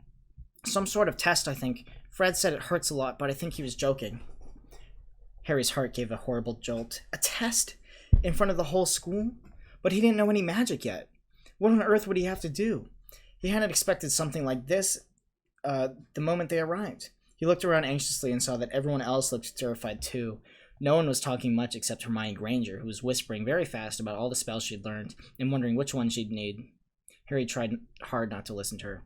He'd never been more nervous, never. Not even when he had to take a school report home to the Dursleys saying that he'd somehow turned his teacher's wig blue. He kept his eyes fixed on the door. Any second now, Professor McGonagall would come back and lead him to his doom. Then something happened that made him jump about a foot in the air. Several people behind him screamed, "What the?" he gasped, and so did the people around him. About 20 ghosts had just streamed through the back wall, pearly white and slightly transparent. They glided across the room, talking to one another and hardly glancing at the first years. They seemed to be arguing. What looked like a little fat monk was saying, "Forgive and forget, I say. We ought to give them a second chance. My dear Friar, haven't we given Peeves all the chances he really deserves? He gives us all a bad name, you know. He's not really even a ghost. I say, what are you even doing all here?" A ghost wearing a ruff and tights had suddenly noticed the first years. Nobody answered. "New students," said the fat friar, smiling around at them. "About to be sorted, I suppose." A few of them nodded mutely. "Hope to see you in Hufflepuff," said the friar. "My old house, you know." "Move along now," said a sharp voice. "The sorting ceremony is about to start." Professor McGonagall had returned. One by one, the ghosts floated through the opposite wall. "Now form a line," Professor McGonagall told the first years, "and follow me." Feeling oddly as though his legs had turned to lead, Harry got into the line behind a boy with sandy hair, with Ron behind him, and they walked out of the chambers, back across the hall, and through the pair of double doors into the great hall. Harry had never even imagined such a strange and splendid place. It was lit by thousands and thousands of candles that were floating in midair over 4 long tables where the rest of the students were sitting. These tables were laid with glittering golden plates and goblets. At the top of the hall was another long table where teachers were sitting. Professor McGonagall led the first years up there so that they came to a halt in a line facing the other students with the teachers behind them. The hundreds of faces staring at them looked like pale lanterns in the flickering candlelight. Dotted here and there among the students, the ghosts shone misty silver. Mainly to avoid all the staring eyes, Harry looked upwards and saw a velvety black ceiling dotted with stars. He heard Hermione whisper, "It's bewitched to look like the sky outside. I read about it in Hogwarts a History." It was hard to believe that there was a ceiling at all, and that the great hall didn't simply open up to the heavens. Harry quickly looked back again as Professor McGonagall silently placed a 4-legged stool in front of the first years. On top of the stool, she put a pointy wizard's hat. This hat was patched and frayed and extremely dirty. Aunt Petunia wouldn't have let it in the house. Maybe they had to try and get a rabbit out of it, Harry thought wildly. But that seemed to be the sort of thing. Noticing that everyone in the hall was now staring at the hat, he stared at it too. For a few seconds, there was complete silence. Then the hat twitched. A rip near the brim opened wide like a mouth, and the hat began to sing. "Oh, may you not think I'm pretty, but don't judge on what you see. I'll eat myself if you can find a smarter hat than me. You can keep your bowlers black, your tops hat sleek and tall, for I'm the Hogwarts sorting hat, and I can cap them all. There's nothing hidden in your head the sorting hat can see, so try me on and I'll tell you where you ought to be. You might belong to Gryffindor, where dwell the brave at heart. Their daring nerve and chivalry set the Gryffindors apart. You might belong in Hufflepuff, where they're just and loyal. Those patient Hufflepuffs are true and unafraid of toil. Or yet in the wise old Ravenclaw, if you're ready mind, where those of wit and learning will always find their kind. Or perhaps in Slytherin will make you real friends. Those cunning folk use any means to achieve their ends. So put me on, don't be afraid, and don't get in a flap. You're in safe hands, though I have none, for I'm the thinking cap." The whole hall burst into applause as the hat finished its song. It bowed to each of the 4 tables, and then became quite still again. "So you've just gone to try on the hat," Ron whispered to Harry. "I'll kill Fred. He was going on about wrestling a troll." Harry smiled weakly. Yes, trying on the hat was a lot better than having to do a spell, but he did wish he could have tried it on without everyone watching. The hat seemed to be asking rather a lot. Harry didn't feel brave or quick-witted or any of that at the moment. If only the hat had mentioned a house for people who felt a bit queasy. That would have been the one for him. Professor McGonagall now stepped forward holding a long roll of parchment. "When I call your name, I will put the hat on and sit on the stool to be sorted," she said. Abbott Hannah." A pink-faced girl with blonde pigtails stumbled out of a line, put on the hat, which fell right over her brows, and sat down. A moment's pause. "Hufflepuff!" shouted the hat. The table on the right cheered and clapped as Hannah went to sit down at the Hufflepuff table. Harry saw the ghost of a frat friar waving merrily above her. "Bones, Susan!" "Hufflepuff!" shouted the hat again, and Susan scuttled off to sit next to Hannah. "Boot, Terry! Ravenclaw!" The table second from the left clapped this time. Several Ravenclaws stood up to shake hands with Terry as he joined them. "Brocklehurst Mandy." She went to Ravenclaw too, but Brown Lavender became the first Gryffindor, and the first table on the far left exploded with cheers. Harry could see Ron's twin brothers catcalling. "Bulstrode Millicent," and then became a Slytherin. Perhaps it was Harry's imagination, but after all he heard about Slytherin, he thought they looked like an unpleasant lot. He was starting to feel definitely sick now. He remembered being picked for teams during gym at his old school. He had always been last to be chosen, not because he was no good, but because no one wanted Dudley to think they liked him. "Finch Fletchy Justin, Hufflepuff." Sometimes Harry noticed that the house shouted out the house at once, but at others it took a little while to decide. "Finnegan Seamus." The sandy-haired boy next to Harry in the line sat on the stool for almost a whole minute before the hat declared him a Gryffindor. "Granger Hermione." Hermione almost ran to the stool and jammed on the hat eagerly on her head. "Gryffindor!" shouted the hat. Ron groaned. A horrible thought struck Harry, as horrible thoughts always do when you're nervous. What if he wasn't chosen at all? What if he just sat there with the hat over his eyes for ages until Professor McGonagall jerked it off his head and said that there had been obviously a mistake and he'd better get back on the train? When Neville Longbottom, the boy who kept losing his tone, was called, he fell over on his way to the stool. The hat took a long time to decide for Neville. When it finally shouted, "Gryffindor!" Neville ran off, still wearing it, and had to jog back among the gales of laughter to give it to McGonagall Morag. Malfoy swaggered forward when his name was called, and got his wish at once. The hat barely touched his head when it screamed, "Slytherin!" Malfoy went to join his friends Crabbe and Goyle, looking pleased with himself. There weren't many people left now. Moon, Knott, Parkinson, then a pair of twin girls, Patel, and then Perks, Sally Ann, and then, at last, Potter Harry. As Harry stepped forward, whispers suddenly broke out, like little hissing fires all over the hall. "Potter, did she say? The Harry Potter." The last thing Harry saw before the hat dropped over his eyes was the hall full of people craning to get a good look at him. Next second, he was looking at the black inside of the hat. He waited. Said a small voice in his ear. "Difficult. Very difficult. Plenty of courage, I see. Not a bad mind either. There's talent. Oh my goodness, yes. And a nice thirst to prove yourself. Now that's interesting. So where shall I put you?" Harry gripped the edges of the stool and thought, "Not Slytherin. Not Slytherin. Not Slytherin, eh?" said the voice. "Are you sure? You'd be a great, you know. It's all in your head, and Slytherin would help you get on your way to greatness. No doubt about that. No? Well, if you're sure, better be Gryffindor." Harry heard the hat shout the last word to the whole hall. He took off the hat and walked shakily towards the Gryffindor table. He was so relieved to have been chosen and not to be put in Slytherin. He hardly noticed that he was getting the loudest cheer yet. Percy the prefect got up and shook his hand vigorously, while the Weasley twins yelled, "We got Potter! We got Potter!" Harry sat down opposite the ghost in the rough he'd seen earlier. The ghost patted his arm, giving Harry the sudden horrible feeling he just plunged into a bucket of ice-cold water. He could now see the high table properly now. At the end, nearest him sat Hagrid, who caught his eye and gave him a thumbs up. Harry grinned back. And there in the center of the high table, in a large gold chair, sat Albus Dumbledore. Harry recognized him at once from the card he'd gotten out of the chocolate frog on the train. Dumbledore's silver hair was the only thing in the whole hall that shone brightly as the ghost. Harry spotted Professor Quirrell, too, the nervous young man from the Leaky Cauldron. He was looking very peculiar in a large purple turban. And now there were only four people left to be sorted. Thomas Dean, a black boy even taller than Ron, joined Harry at the Gryffindor table. Turpin Lisa became a Ravenclaw, and then it was Ron's turn. He was pale green by now.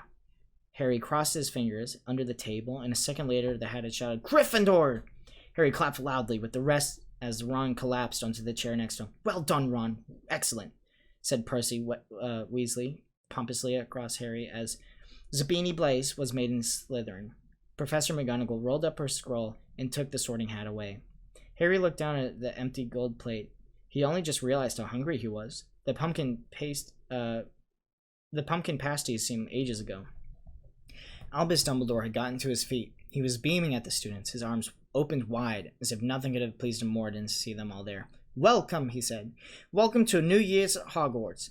Before we begin our banquet, I would like to say a few words, and here they are. Nitwit, Blubber, Oddment, Tweak. Thank you."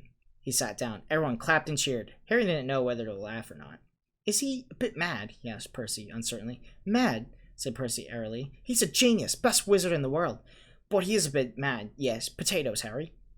Harry's mouth fell open. The dishes in front of him were now piled with food. He had never seen so many things he'd like to eat on the table. Roast beef, roast chicken, pork chops and lamb chops, sausages, steak, bacon, boiled potatoes, roast potatoes, fries, Yorkshire pudding, peas, carrots, gravy, ketchup, and for some strange reason, peppermint humbugs. The Dursleys had never exactly starved Harry, but he'd never been allowed to eat as much as he liked. Dudley had always taken anything that Harry really wanted, even if it made him sick. Harry piled his plate with a bit of everything, except the peppermints, and began to eat. It was all delicious. "That does look good," said the ghost in the rough, sadly, watching Harry bite into a steak. "Can't you—" "I haven't eaten for nearly 500 years," said the ghost. "I don't need to, of course, but one does miss it. I don't think I've introduced myself. Sir Nicholas de Mimsy Porpington at your service." resident ghost of the Gryffindor Tower. I know who you are, said Ron suddenly. My brothers told me about you. You're nearly Headless Nick. I would prefer if you called me Sir Nicholas de Mimsey, the ghost began stiffly, but sandy-haired Seamus Finnegan interrupted. Nearly headless? How can you be nearly headless? Sir Nicholas looked extremely miffed as the little chat wasn't going the way he wanted. Like this, he sounded irritably. He seized his left ear and pulled. His whole head swung off his neck and fell onto his shoulder as if it was on a hinge. Somebody had obviously tried to behead him, but not done it quite properly. Looking pleased at the stunned looks on their faces, nearly Headless Nick flipped his head back onto his neck, coughed, and said, So, new Gryffindors, I hope you're going to help us win the house championship this year. Gryffindors have never gone so long without winning. Slytherins have gotten the cup 6 years in a row. The bloody Baron's become almost unbearable. He's the Slytherin's ghost. Harry looked over at Slytherin table and saw a horrible ghost sitting there, with blank staring eyes, a gaunt face, and robes stained with silver blood. He was right next to Malfoy, who, Harry was pleased to see, didn't look too pleased with the seating arrangements. How did he get covered in blood? Asked Seamus, with a great interest. I've never asked, said nearly Headless Nick delicately.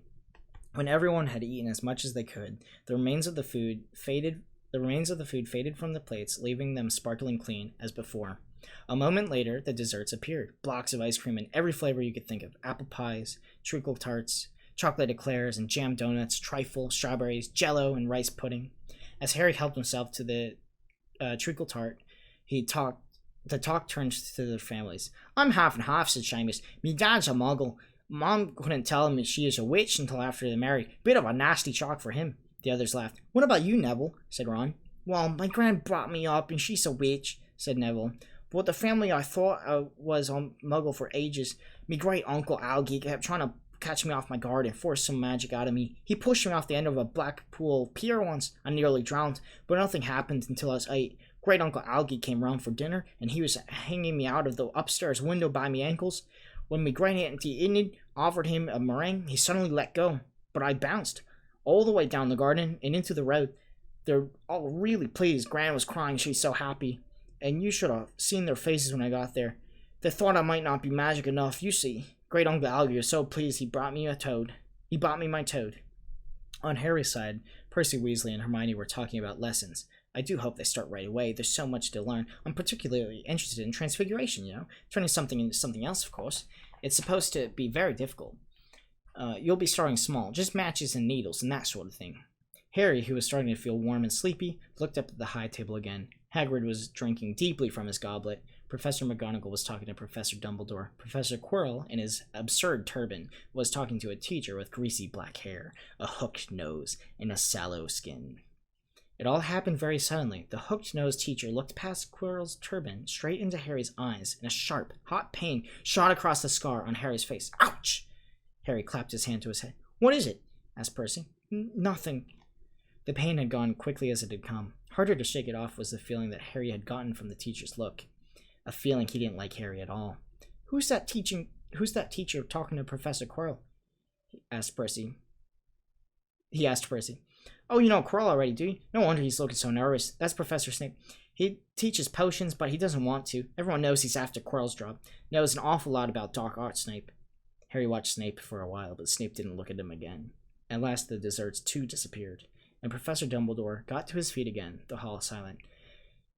Just a few more words. Now that we're all fed and watered, I have a few start-of-term notices to give you.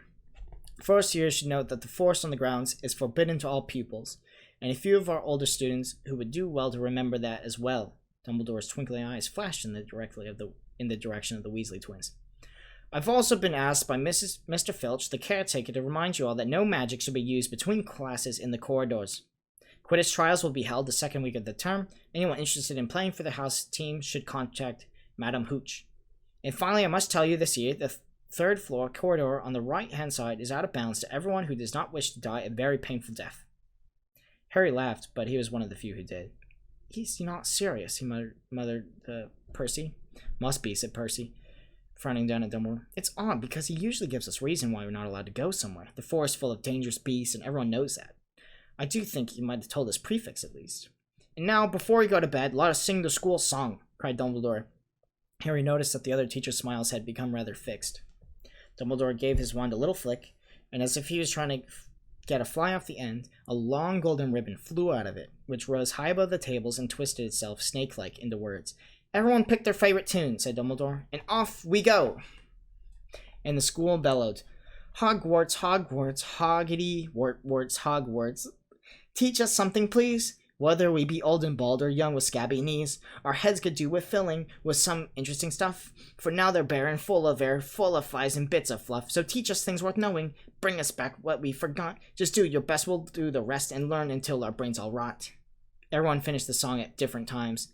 At last, only the Weasley twins were left singing along to a very slow funeral march. Dumbledore conducted their last few lines with his wand, and then as they had finished, he was one of those who clapped loudest.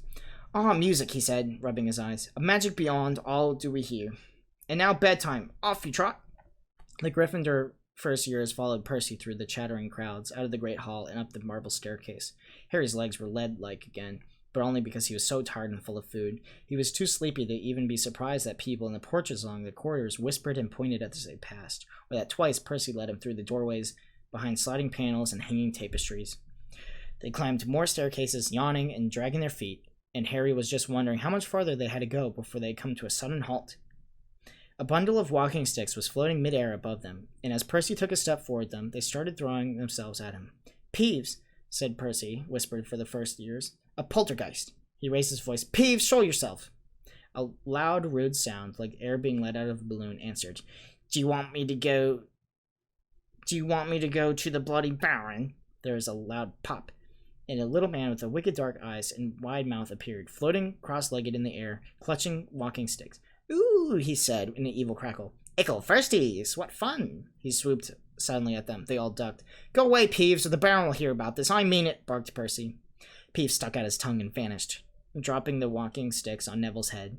They heard him zooming away, rattling coats of armor as he passed. "You'll watch out, Peeves," said Percy, and they set off again. "The Bloody Baron's been the only one who can control him. He won't even listen to us prefects." "Here we are." At the end of the corridor hung a portrait of a very fat woman in a pink silk dress. "Password," she said.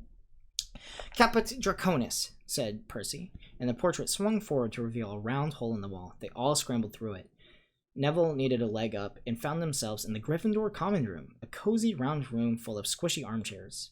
Percy directed the girls through one door to their dormitory and the boys through another. At the top of the spiral staircase, they were obviously in one of the towers. They found their beds at last. 5 4-posters hung with deep red velvet curtains. Their trunks had already been brought up. Too tired to talk much, they pulled on their pajamas and fell into bed. "Great food, isn't it?" Ron muttered to Harry through the hangings. "Get off, Scabbers, he's torn my sheets!" Harry was going to ask Ron if he had any of the treacle tart, but he fell asleep almost at once. Perhaps Harry had eaten a bit too much, because he had a very strange dream. He was wearing Professor Quirrell's turban, which kept talking to him, telling him he must transfer to Slytherin at once because it was his destiny.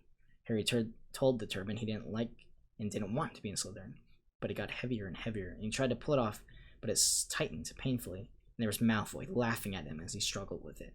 Then Malfoy turned into the hooked-nosed teacher, Snape, whose laugh became high and cold. There was a burst of green light, and Harry woke, sweating and shaking. He rolled over and fell asleep again, and when he woke the next day, he didn't remember the dream at all. Chapter 8. The Potions Master.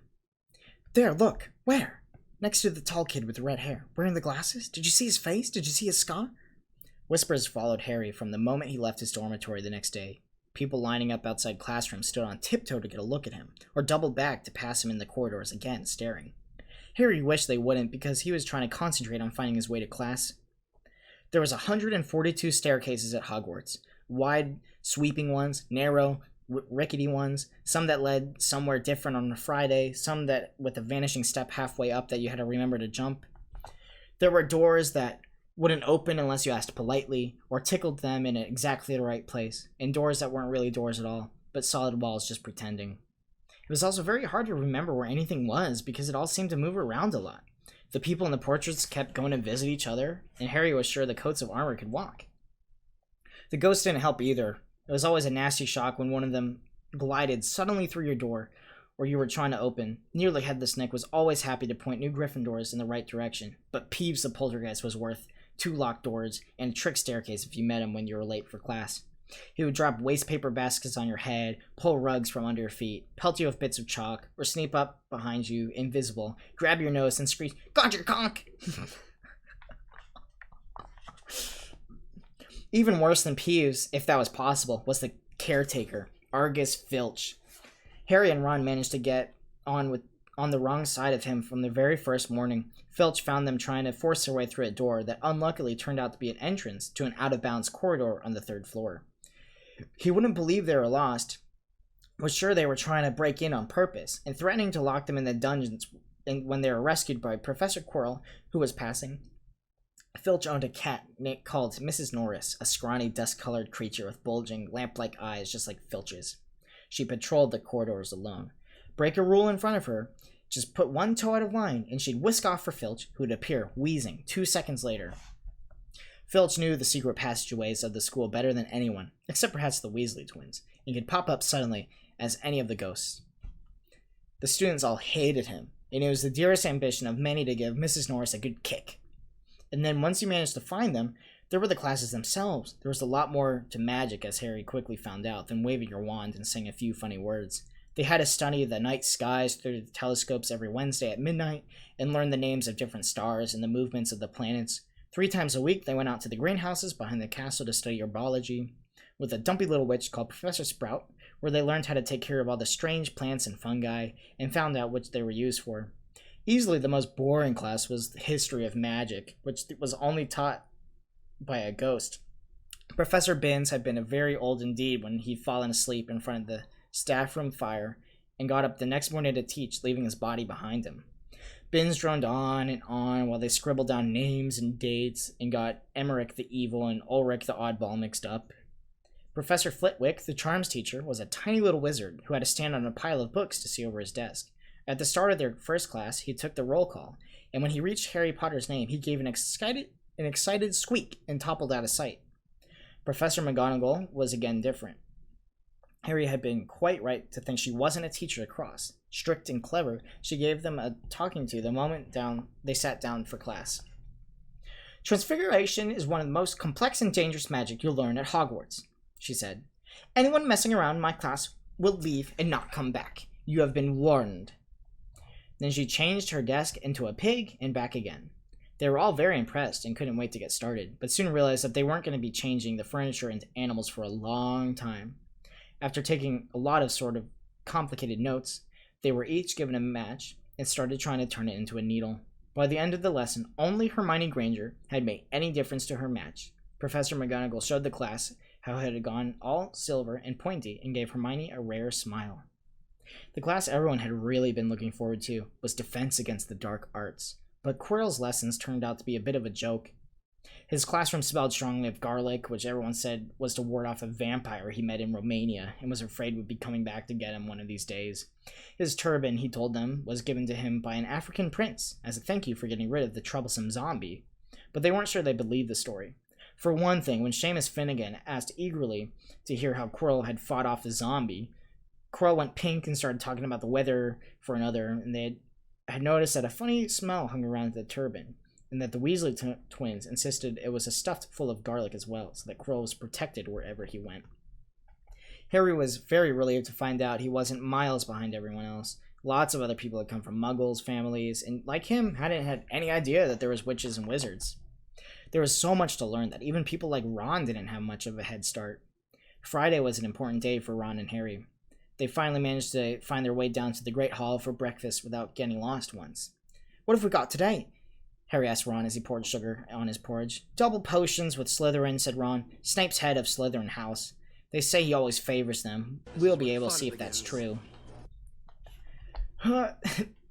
Thanks, Michael, for the sub. "Wish McGonagall favored us," said Harry. Professor McGonagall was head of Gryffindor House, but it hadn't stopped her from giving them a huge pile of homework the day before. Just then, the mail arrived. Harry had gotten used to this by now, but it had given him a bit of a shock on the first morning when about 100 of owls had suddenly streamed into the Great Hall during the breakfast, circling the tables until they saw their owners, and dropping letters and packages onto their lips. Hedwig hadn't brought Harry anything so far. She sometimes flew in to nibble his ear and have a bit of toast before going off to sleep in the owlery with the other school owls. This morning, however, she fluttered down between the marmalade and the sugar bowl and dropped a note onto Harry's plate. Harry tore it open at once. It said, in very untidy scrawl, Dear Harry, I know you get Friday afternoons off, so would you like to come and have a cup of tea with me around 3? I want to hear all about your first week. Shenison answered back with Hedwig, Hagrid. Harry borrowed Ron's quill, scribbled, Yes, please, see you later, on the back of the note, and sent Hagrid off again. It was lucky that Harry had tea with Hagrid to look forward to, because the potions lessons turned out to be the worst thing that had happened to him so far. At the start of the term banquet, Harry got an idea that Professor Snape disliked him. By the end of the first potions lessons, he knew he had been wrong. Snape didn't dislike Harry. He hated him. Potions lessons took place down in one of the dungeons. It was colder here than up in the main castle. It would have been quite creepy enough without the pickled animals floating in glass jars all around the walls. Snape, like Flitwick, started the class by taking the roll call, and like Flitwick, he paused at Harry's name. Yes, he said softly. Harry Potter, our new celebrity. Draco Malfoy and his friends Crabbe and Goyle snickered behind their hands. Snape finished calling the names and looked up at the class. His eyes were black like Hagrid's, but they had none of Hagrid's warmth. They were cold and empty and made you think of dark tunnels. You are here to learn the subtle science and exact art of potion making, he began. He spoke in barely more than a whisper, but they caught every word. Like Professor McGonagall, Snape had the gift of keeping class silent without effort. As there is little foolish wand waving here, many of you will hardly believe this is magic. I don't expect you will really understand the fine beauty of soft simmering cauldron with its flaming, shimmering fumes, the delicate power of liquids that creep through human veins, bewitching the mind, ensnaring the senses. I can teach you how to bottle fame, brew glory, even stop death, if you aren't as big a bunch of dunderheads as I usually have to teach. More silence followed this little speech. Harry and Ron exchanged looks with raised eyebrows. Hermione Granger was on the edge of her seat and looked desperate to start proving that she wasn't a dunderhead. Potter, said Snape suddenly. What would I get if I added a powder root of asphodel to an infusion of wormwood? Powder root of what? To an infusion of what? Harry glanced at Ron, who looked stumped as he was. Hermione's hand shot into the air. I don't know, sir. Snape's lips curled into a sneer. Tut, tut. Fame clearly isn't everything. He ignored Hermione's hand. Let us try again, Potter. Where would you look if I told you to find me a bezoar? Hermione stretched out her hands as high in the air as they would go without leaving her seat, but Harry didn't have the faintest idea what a bezoar was. He tried not to look at Malfoy, Crabbe, and Goyle, who were shaking with laughter. I don't know, sir. Thought you wouldn't open a book before coming, Potter? Harry forced himself to keep looking straight into those cold eyes. He had looked through the books at the Dursleys. But did Snape expect him to remember everything in 1,000 magical herbs and fungi?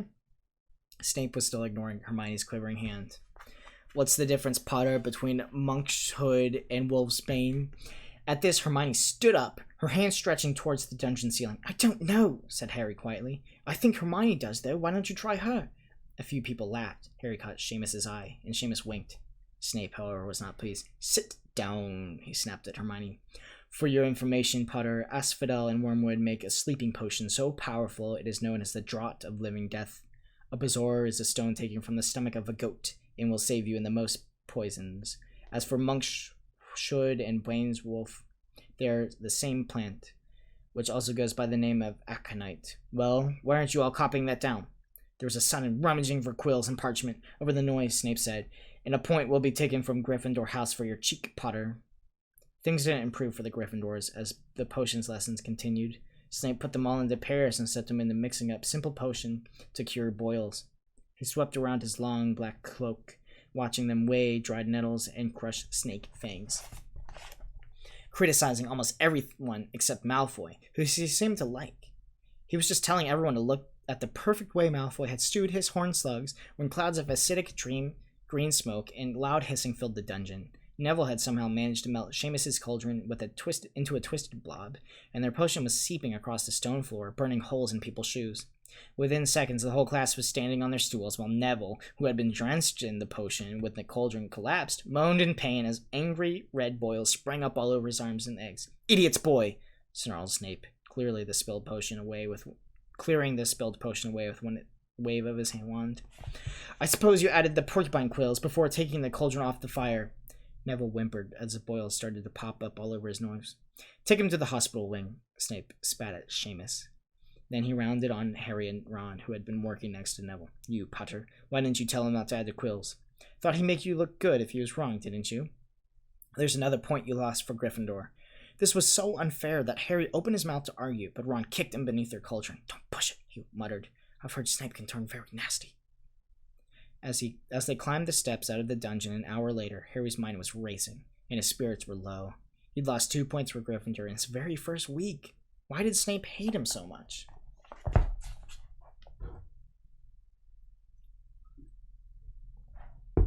Cheer up, said Ron. Snape's always taking points off Fred and George. Can I come and meet Hagrid with you? At 5 to 3, they left the castle and made their way across the grounds. Hagrid lived in a small wooden house on the edge of the Forbidden Forest. A crossbow and a pair of galoshes were outside the front door.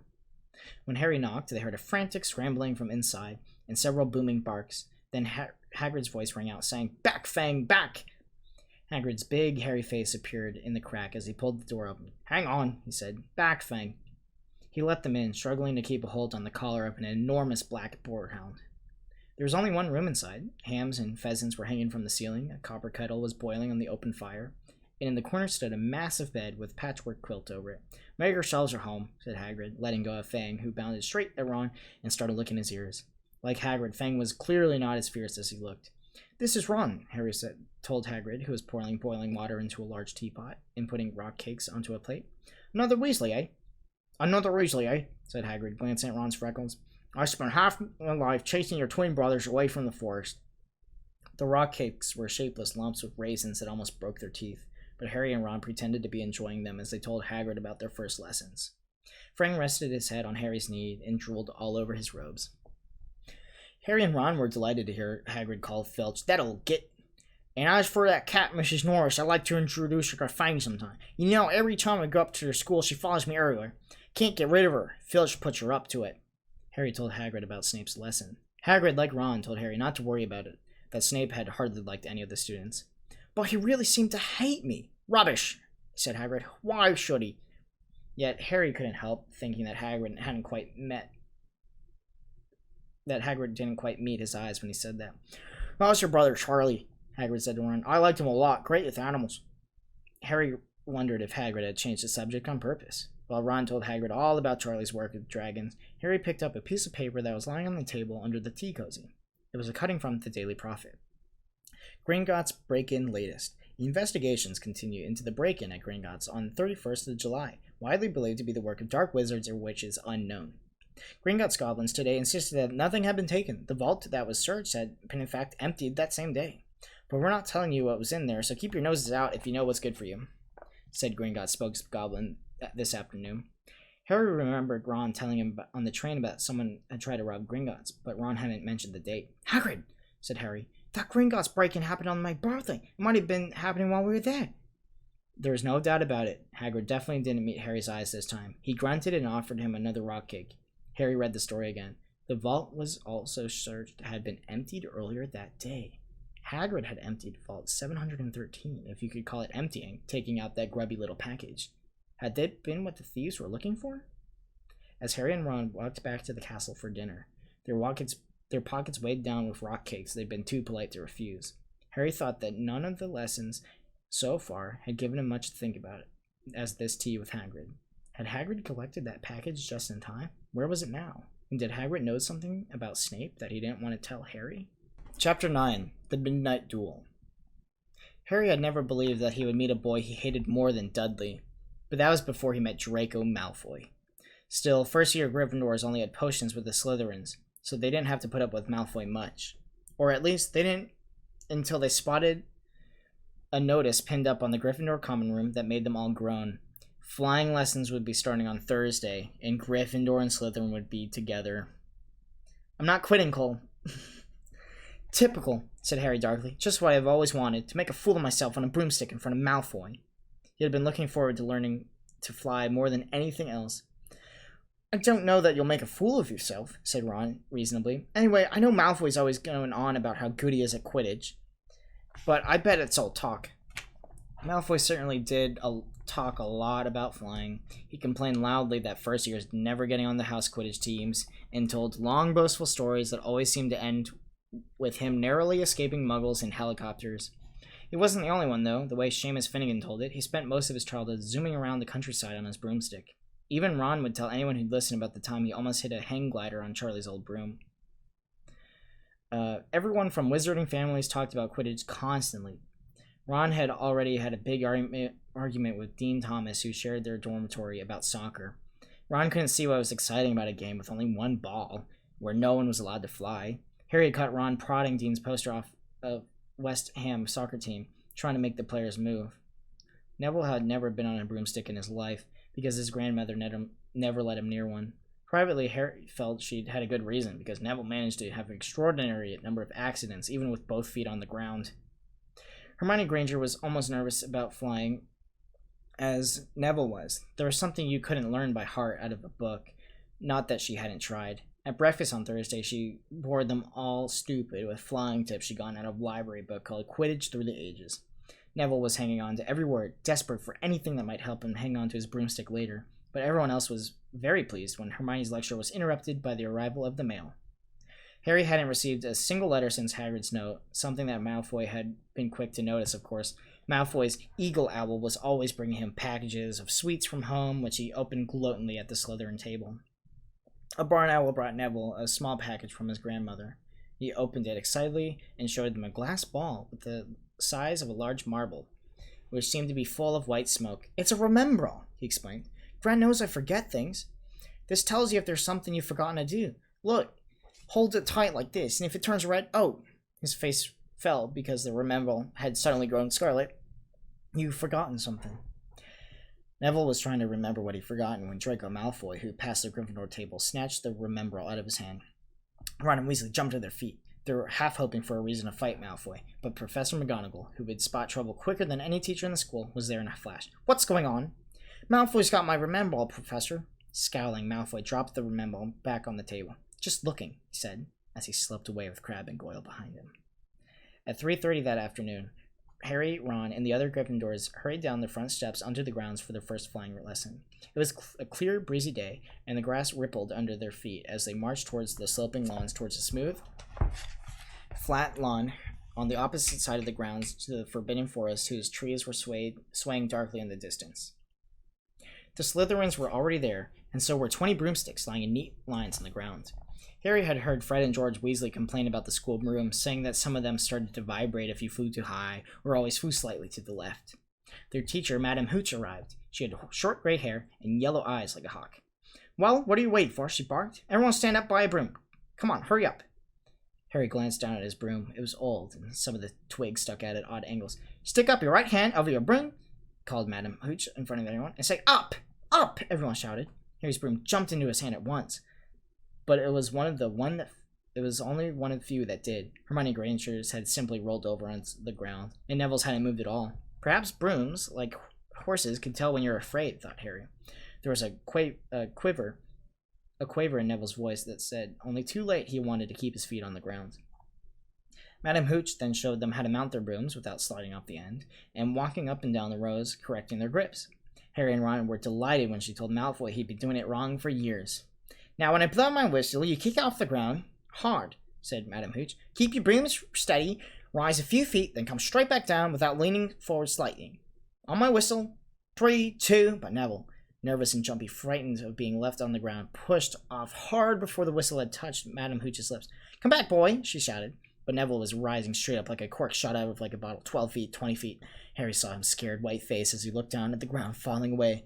Saw him gasp, slip sideways off the broom, and wham! A loud thud and a nasty crack, and Neville lay face down on a heap in the grass. His broomstick was still rising higher and higher, and starting to drift lazily toward the Forbidden Forest and out of sight. Madame Hooch was bending over Neville, her face white as his. "Broken wrist," Harry heard her mutter. "Come on, boy. All right, get up." She turned to the rest of the class. "None of you is to move while I take this boy to the hospital wing. You leave those brooms where they lay, or you'll be out of Hogwarts before you can say Quidditch. Come on, dear." Neville, his face tear-streaked, clutched his wrist, hobbled off with Madame Hooch, who had her arm around him. No sooner than they were out of earshot than Malfoy burst into laughter. Did you see his face, the great lump? The other Slytherins joined in. Shut up, Malfoy, snapped Parvati Patil. Oh, sticking up for Longbottom, said Pansy Parkinson, a hard-faced Slytherin girl. Never thought you'd like a fat little crybabies, Parvati. Look, said Malfoy, darting forward and snatching something out of the grass. It's that stupid thing Longbottom's gran sent him. The remember glittered in the sun as he held it up. Give that here, Malfoy, said Harry quietly. Everyone stopped, talking to watch. Malfoy smiled nastily. I think I'll leave it here somewhere for Longbottom to find. How about up a tree? Give it here, Harry yelled. But Malfoy had leapt into this broomstick and taken off. He hadn't been lying. He could fly well, hovering level with the topmost branches of an oak, he called. Come and get it, Potter. Harry grabbed his broom. No, shouted Hermione Granger. Madam Hooch told us not to move. You'll get us all in trouble. Harry ignored her. Blood was pounding in his ears. He mounted the broom and kicked hard against the ground and spun up. Up he soared, air rushing through his hair, and his robes whipped behind him. And in a rush of fierce joy, he realized he found something he could do without being taught. This was easy. This was wonderful. He pulled his broomstick up to take it even higher, and heard screams and gasps from girls back on the ground, and an admiring whoop from Ron. He turned his broomstick sharply to face Malfoy in midair. Malfoy looked stunned. Give it here, Harry yelled, or I'll knock you off that broom. Oh yeah? Said Malfoy, trying to sneer, but looking worried. Harry knew somehow what to do. He leaned forward and grasped the bottom of the broom tightly in one hand and shot towards Malfoy like a javelin. Malfoy only just got out of the way in time. Harry made a sharp about face and held the broom steady. A few people below were crapping. No crab and goyle up here to save your neck, Malfoy, Harry called. The same thought seemed to have struck Malfoy. Catch it if you can, then, he shouted, and he threw the glass ball high into the air and streaked back towards the ground. Harry saw, as though in slow motion, the ball rise up into the air and then start to fall. He leaned forward and pointed his broom handle down. The next second, he was gathering speed in a steep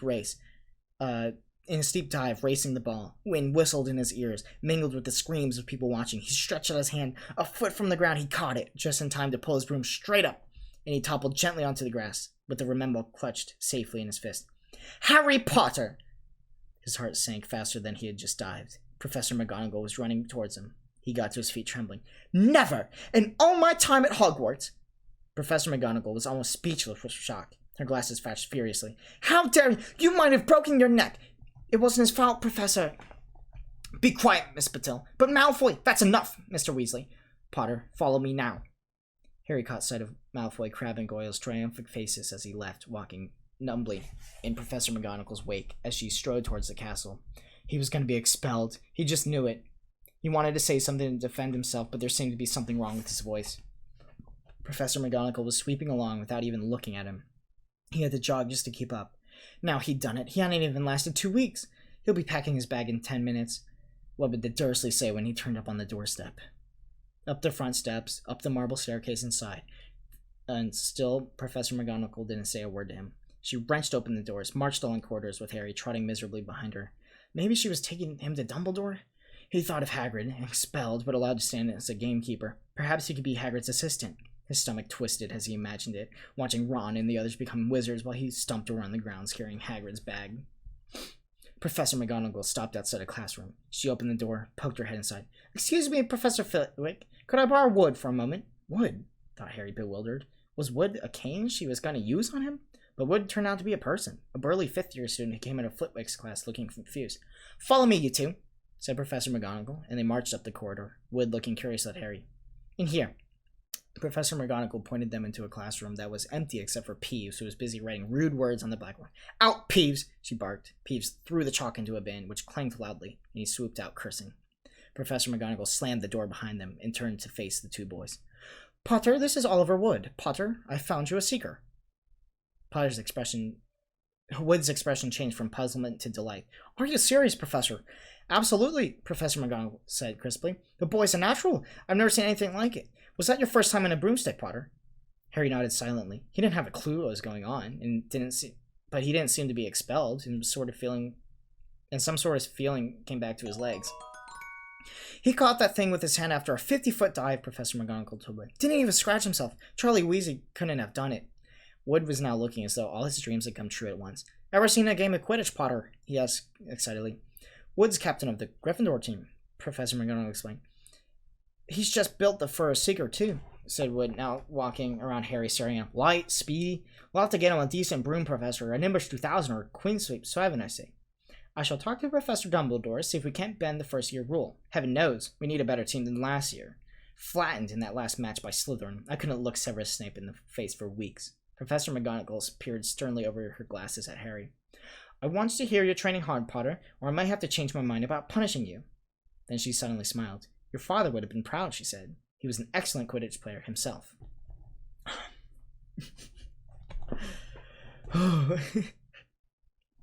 You're joking. It was dinner time. Harry had just finished telling Ron what had happened when he left the grounds with Professor McGonagall. Ron had a piece of steak and a kidney pie halfway to his mouth, but he'd forgotten about it. Seeker, he said. But first year's never... You must be the youngest half player ever in about... A century, said Harry, shoving pie into his mouth. He felt particularly hungry after the excitement of the afternoon. Wood told me. Ron was so amazed, so impressed that he just sat and gasped at Harry. I start training next week, said Harry. Only don't tell anyone. Wood wants to keep it a secret. Fred and George Weasley now came into the hall, spotted Harry, and scurried over. Well done, said George in a low voice. Wood told us. We're on the team too. Beaters. Well, I'll tell you, we're going to win that Quidditch Cup for sure this year, said Fred. We haven't won since Charlie left, but this year's team is going to be brilliant. You must be good, Harry. Wood is almost skipping when he's told us. Anyway, we've got to go. Lee Jordan reckons he's found a new secret passageway out of school. But it's the one behind the statue of Gregory the Swarmy that we found last week. See ya. Fred and George had hardly disappeared when someone far less welcome turned up. Malfoy, flanked by Crabbe and Goyle. Having a last meal, Potter? When are you going to get the train back to the Muggles? You're a lot braver now that you've back on the ground and you've got your... You're a lot braver now that you've back on the ground and you've got your little friends with you, said Harry coolly. There was, of course, nothing at all little about Crabbe and Goyle, but as the high table was full of teachers, neither of them could do much more than crack their knuckles and scowl. I'll take you on any time of my own, said Malfoy. Tonight, if you want. Wizard's duel. Wands only, no contact. What's the matter? Never heard of a wizard's duel before, I suppose? Of course he has, said Ron, wheeling around. I'm his second. Who's yours? Malfoy looked at Crabbe and Goyle, sizing them up. Crabbe, he said. Midnight, all right. We'll meet you in the trophy room. That's always unlocked. When Malfoy had gone, Ron and Harry looked at each other. What's a wizard's duel? Said Harry. And what do you mean you're my second? Well, a second's there to take over if you die, said Ron casually, getting started on his last piece of cold pie. Catching the look on Harry's face, he quickly added, but people only die in proper duels, you know, with real wizards. The most you and Malfoy will be able to do is send sparks at each other. Neither of you knows enough magic to do any real damage. I bet he expected you to refuse anyway. And what if I wave my wand and nothing happens? Throw it away and punch him on the nose, Ron suggested. Excuse me? They both looked up. It was Hermione Granger. Can't a person eat in peace in this place, said Ron. Hermione ignored him and respected Harry. I couldn't help but overhearing that you and Malfoy were saying, bet you could, Ron muttered, that you mustn't go wandering around school at night. Think of the points you'll lose Gryffindor. If you're caught, and you're bound to be, it's really selfish of you. And it's really none of your business, said Harry. Goodbye, said Ron. Oh my gosh. Page 154, boys. I'm halfway through.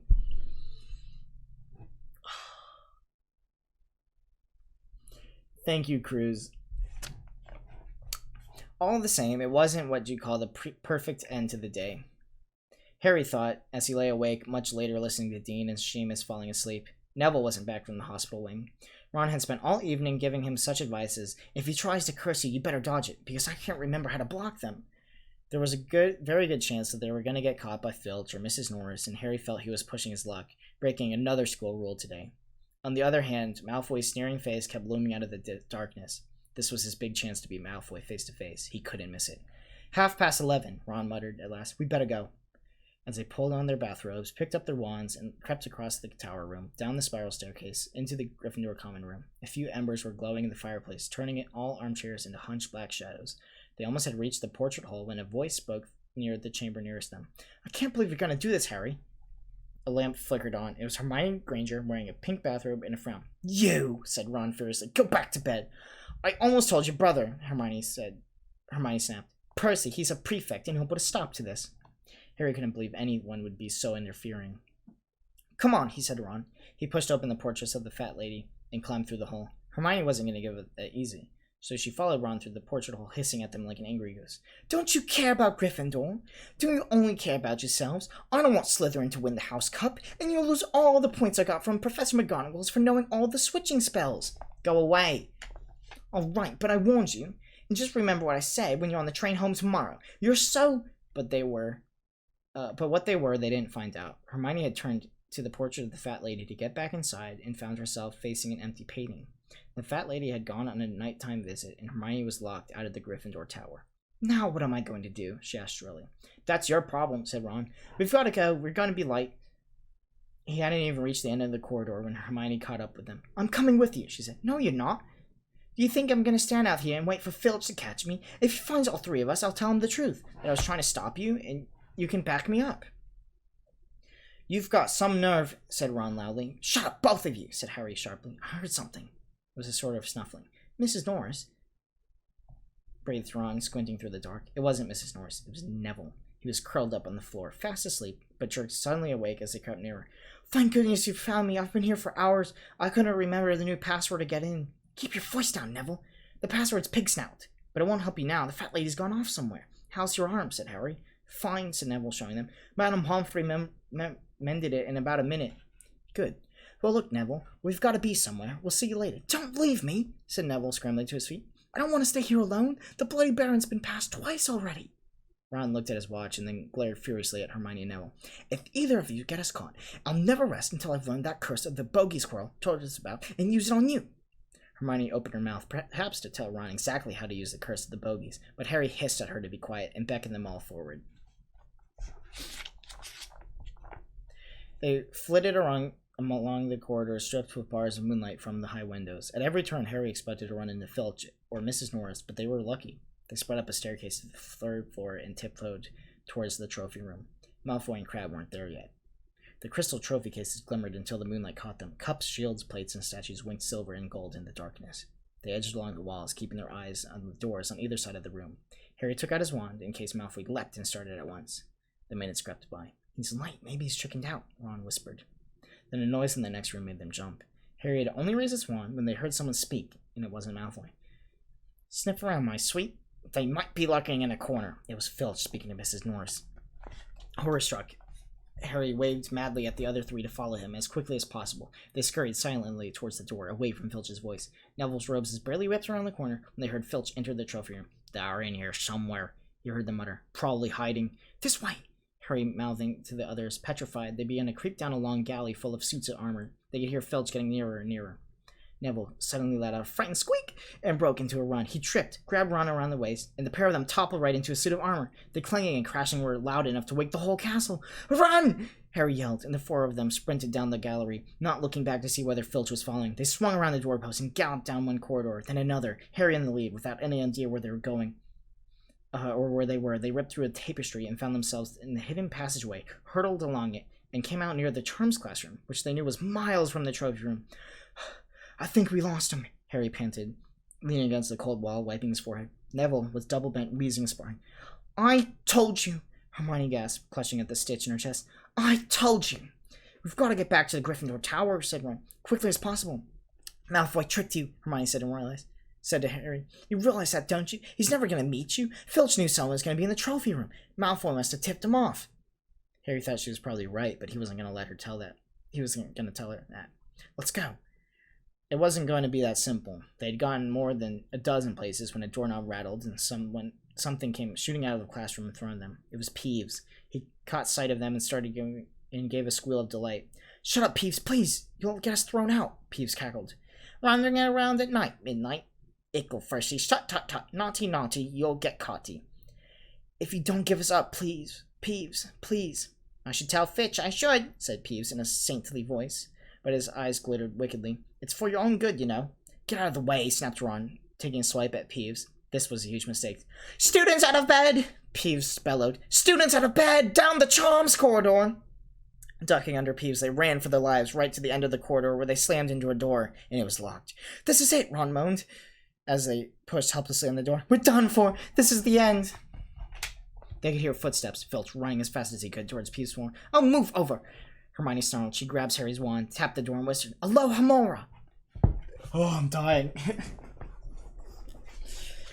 The lock clicked and the door swung open. They piled through it, shut it quickly, and pressed their ears towards it again.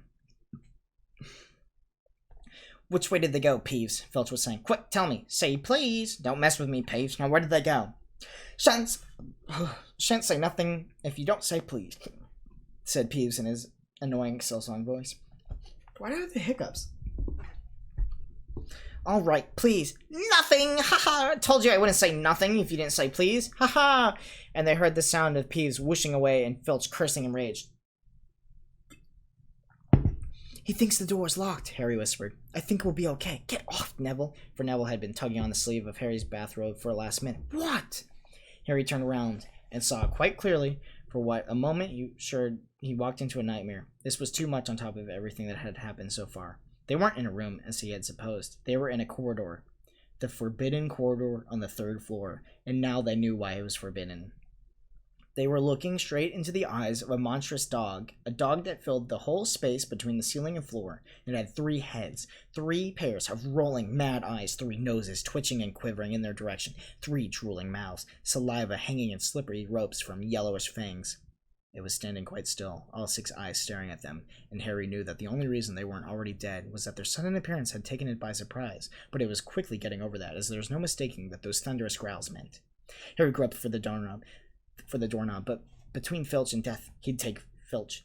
They fell backward. Harry slammed the door shut. They ran, almost flew down the corridor. Filch must have hurried off to look for them somewhere else because they didn't see him anywhere, and they hardly cared. All they wanted to do was put as much space as possible between them and that monster. They didn't stop running until they reached the portrait of the fat lady on the 7th floor.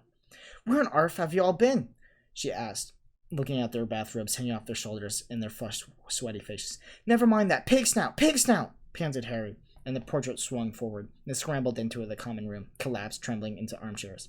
It was a while before any of them said anything. Neville, indeed, looked as if he'd never speak again. What do they think they're doing, keeping a thing like that locked up in a school? Said Ron finally. If any dog needs exercise, that one does. Hermione had gotten both her breath and her bad temper back again. You don't use your eyes, do you? Any of you? Didn't you see what it was standing on? The floor? Harry suggested. I was looking at his feet. I wasn't looking at his feet. I was busy looking at his head. No, not the floor. It was standing on a trap door. It's obviously guarding something. She stood up, glaring at them. Well, I hope you're pleased with themselves. We could have all been killed, or worse, expelled.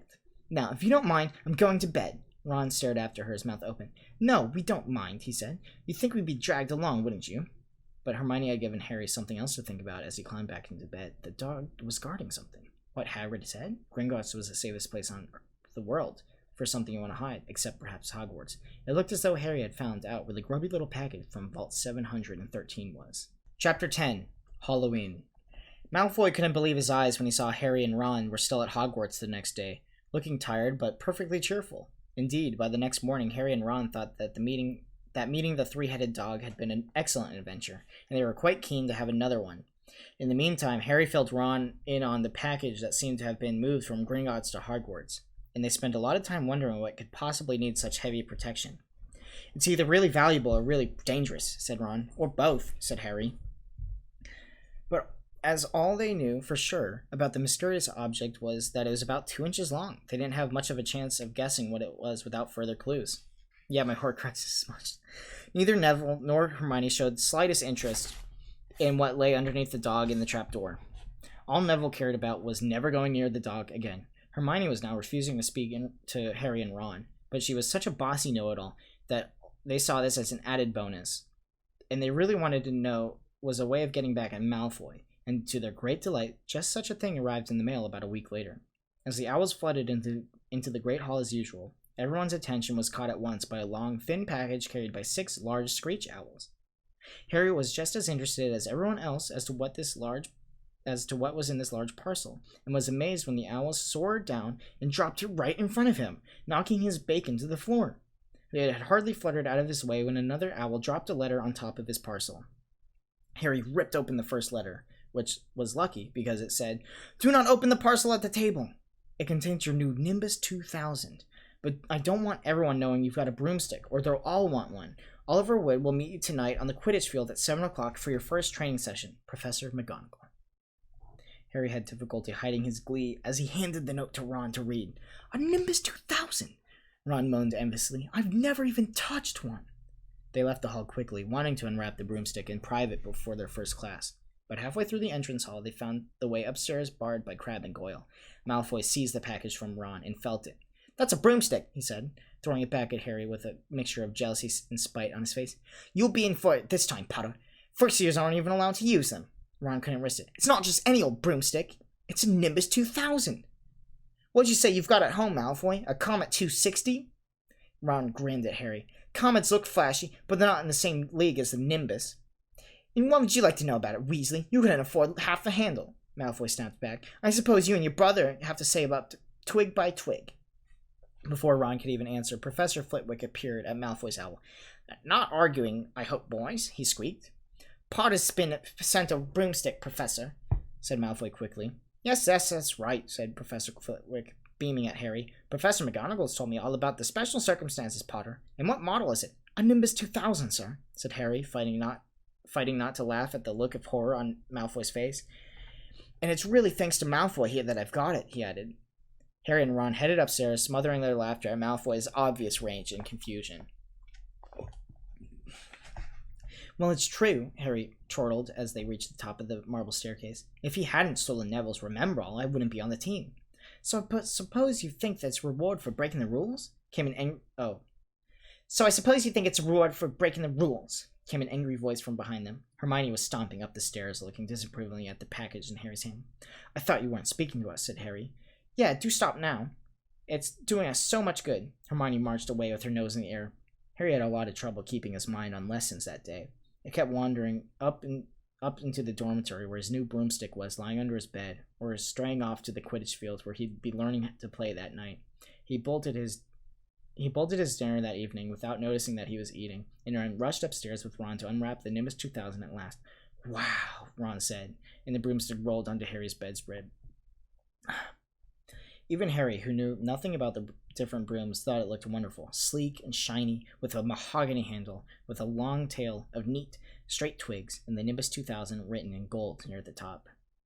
At 7 o'clock drew near, Harry left the castle and set off in the dusk towards the Quidditch field. He'd never been inside the stadium before. Hundreds of seats were raised in stands around the field so that spectators were high enough to see what was going on.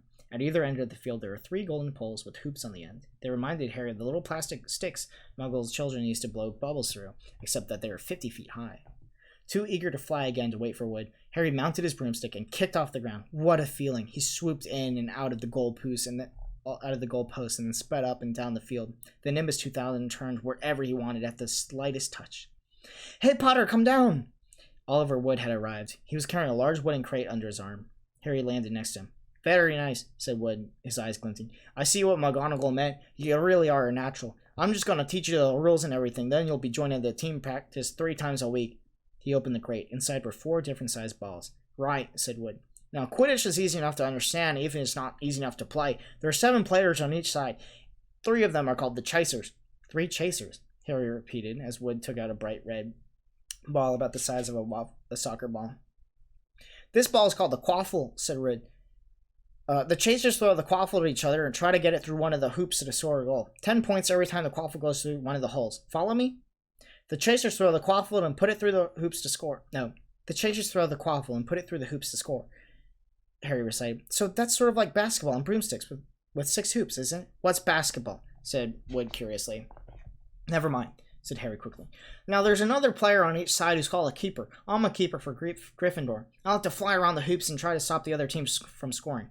3 chases, 1 keeper," said Harry, who was determined to remember it all. "And they play with the Quaffle." "Okay, got that. So what are they for?"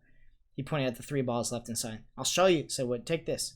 He handed Harry a small club, a bit like a short baseball bat. "I'm going to show you what the bludgers do," Wood said. "These 2 are the bludgers." He showed Harry 2 identical balls, jet black and slightly smaller than the red Quaffle.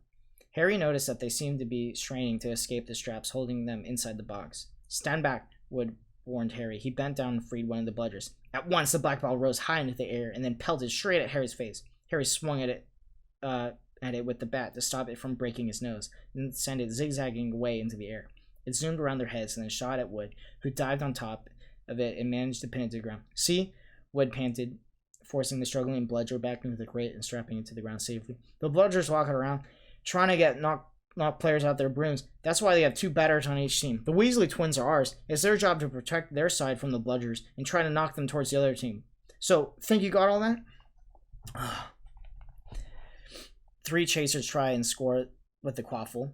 The keeper guards the goalpost, and the beaters keep the bludgers away from their team. Harry reeled off. Very good, said Wood. Have the bludgers ever killed anyone? Harry asked, hoping that he sounded offhand. Never at Hogwarts. We've had a couple of broken jaws, but nothing worse than that. Now, the last member of the team is a seeker, and that's you. And you haven't had to worry about the quaffle or the bludgers, unless they crack my head open. Don't worry about it. The Weasleys are more than a match for the bludgers. I mean, they're like a pair of human bludgers themselves. Wood reached into the crate and took out a 4th and last ball. Compared with the quaffle and the bludgers, it was tiny, about the size of a large walnut. It was bright gold and had little fluttery silver wings. This, said Wood, is a golden snitch, and it's the most important ball in the lot. It's very hard to catch because it's so fast and difficult to see. It's the seeker's job to catch it. You've got to weave in and out of the chasers, beaters, bludgers, and quaffle to get it before the other team's seeker, because whichever seeker catches the snitch wins his team an extra 150 points. So they nearly always win. That's why seekers get fouled so much. A game of Quidditch only ends when the snitch is caught, so it could go on for ages. I think the record is 3 months, but they had to keep bringing on substitutes so that players could get some sleep. Well, that's it. Any questions? Harry shook his head. He understood what he had to do, all right. It was doing it that was going to be the problem. We won't practice with the snitch yet, said Wood carefully, striding it back into the crate. It's too dark. We might lose it. Let's try out a few of these. He pulled out a bag of ordinary golf balls out of his pocket, and a few moments later, he and Harry were up in the air, Wood throwing the golf balls as hard as he could in every direction for Harry to catch. Harry didn't miss a single one, and Wood was delighted. After half an hour, night had fallen, and they couldn't carry on. The old Quidditch Cup will have our name on it this year, said Wood happily as they trudged back into the castle. I wouldn't be surprised if you turned out better than Charlie Weasley, and he could have even played for England if he hadn't been off chasing dragons. Perhaps it was because he was now so busy with what Quidditch practice 3 evenings a week and on top of all his homeworks, but Harry could hardly believe it when he realized he'd already been at Hogwarts 2 months. The castle felt more like home than Pivot Drive ever had. His lessons, too, were becoming more and more interesting now that he had mastered the basics. On Halloween morning, they woke to the delicious smell of baking pumpkin wafting through the corridors. Even better, Professor Flitwick announced in charms that he thought they were ready to start making objects fly, something that they'd been dying to try since they'd seen him make Neville's toad zoom around the classroom.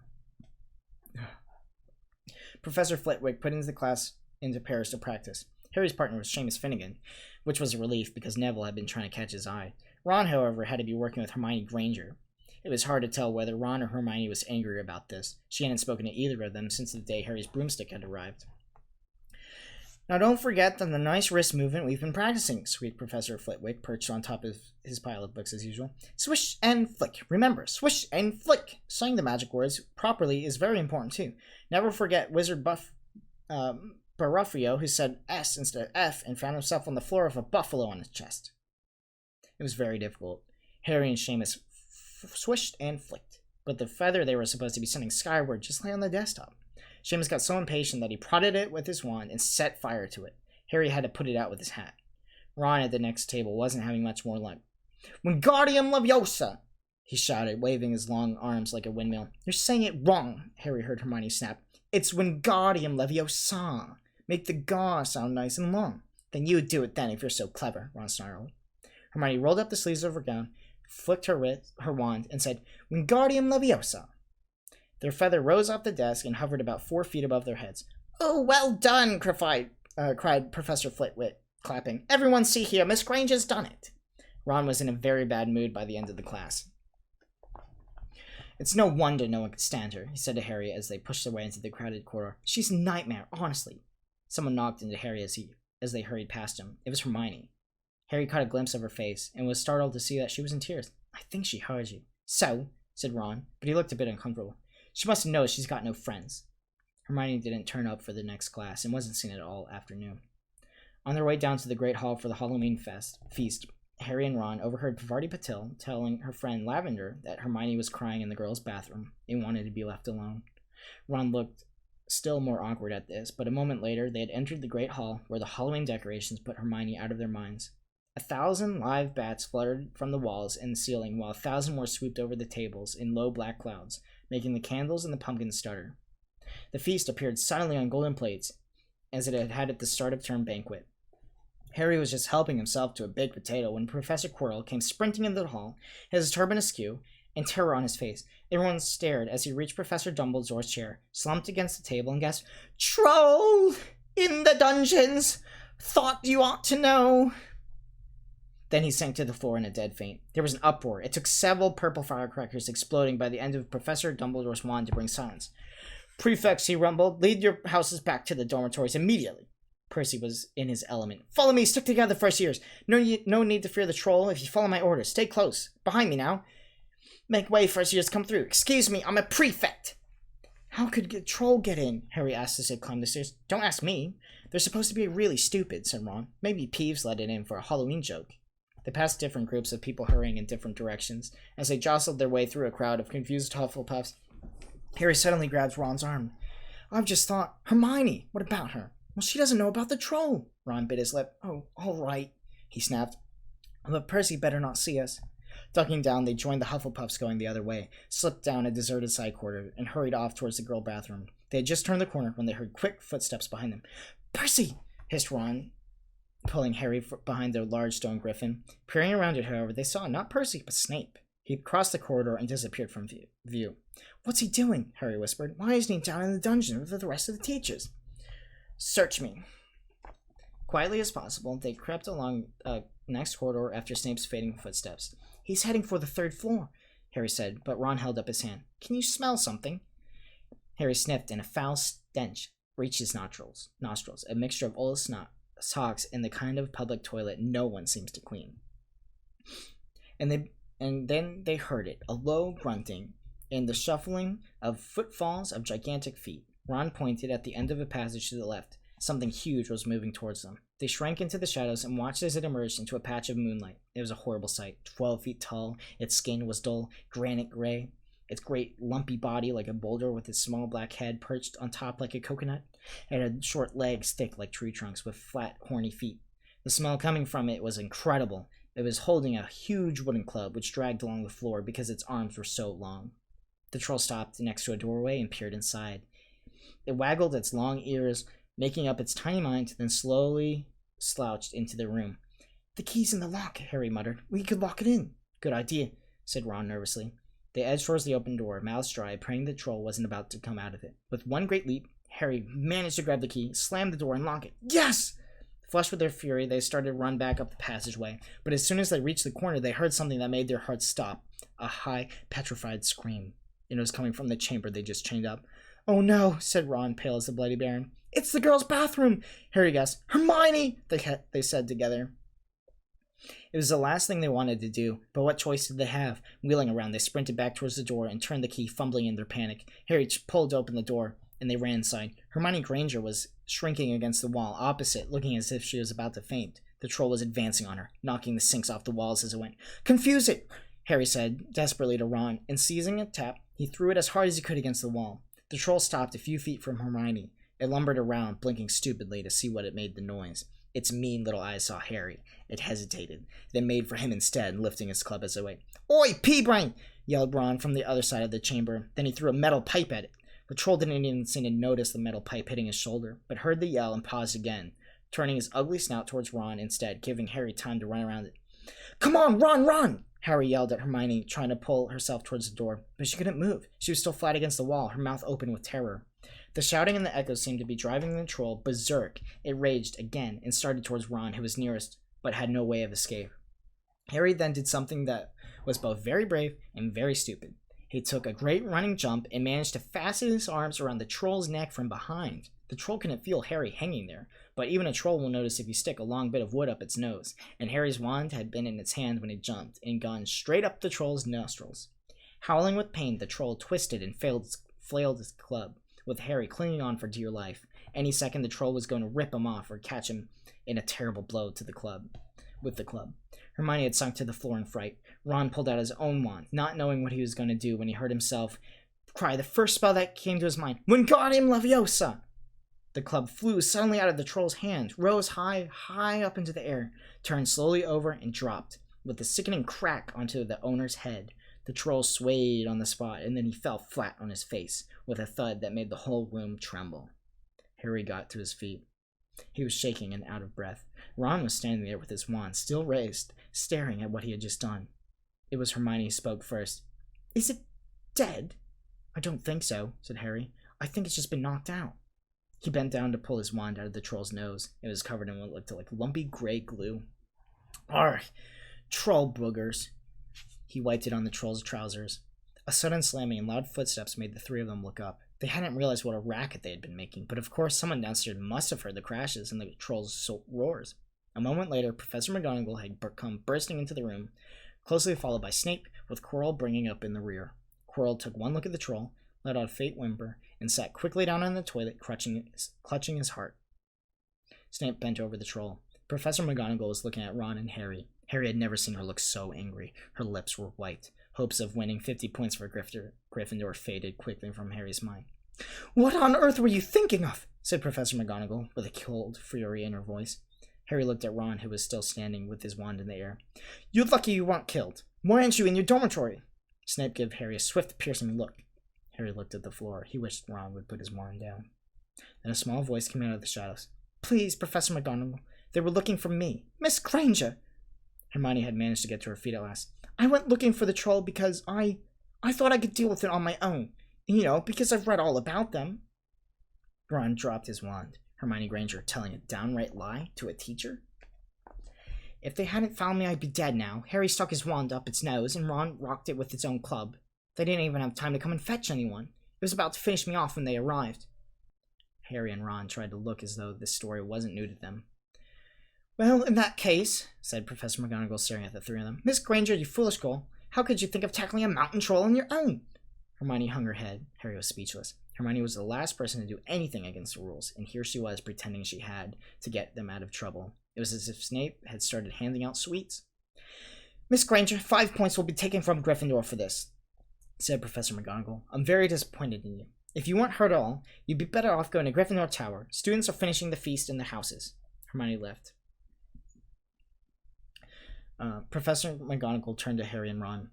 "Well, I still say you two were lucky, but not many first years could have taken a full-grown mountain troll. You each win Gryffindor 5 points. Professor Dumbledore will be informed of this. You may go." They hurried out of the chamber and didn't speak at all until they had climbed 2 floors up. It was a relief to be away from the smell of the troll, quite apart from anything else. "We should have gotten more than 10 points, Ron grumbled. 5, you mean? Once she's taken off Hermione's. "Good of her to go and get us out of trouble like that," Ron admitted. "Mind you, we did save her." "She might not have needed saving if we hadn't locked the thing in with her," Harry reminded him. They had reached the portrait of the fat lady. "Pig snout!" They had entered. The common room was packed and noisy. Everyone was eating the food that had been sent up. Hermione, however, stood alone by a door waiting for them. There was a very embarrassed pause. Then, none of them looking at each other. They all said thanks, and then hurried off to get plates. But from that moment on, Hermione Granger became their friend. There were some things you can't share without ending up liking each other. Knocking out a 12-foot mountain troll is one of them. Chapter 11. Quidditch. As they entered November, the weather turned very cold. The mountains around the school became icy gray, and the lake like chilled steel. Every morning the ground was covered in frost. Hagrid could be seen from upstairs windows defrosting broomsticks on the Quidditch field, bundled up in long moleskin overcoat, rabid fur gloves, and enormous beaverskin boots. The Quidditch season had begun. On Saturday, Harry would be playing his first match after weeks of training. Gryffindor versus Slytherin. If Gryffindor won, they would move up into a second place in the house championship. Hardly anyone had seen Harry play because Wood had decided that, as their secret weapon, Harry should be kept, well, secret. But the news that he was playing Seeker had leaked out somehow, and Harry didn't know which was worse. People telling him he'd be brilliant, or people telling him they'd be running around underneath him holding a mattress. It was really lucky that Harry now had Hermione as a friend. He didn't know how he'd gone through all his homework without her. What with all this last-minute Quidditch practice Wood was making him do. She also had lent him Quidditch Through the Ages, which turned out to be a very interesting read. Harry learned that there were 700 ways of committing a Quidditch foul, and that all of them had happened during a World Cup match in 1473, that seekers were usually smallest and fastest players, and that most serious Quidditch accidents seemed to happen to them. Although people rarely died playing Quidditch, referees had been known to vanish and turn up months later in the Sahara Desert.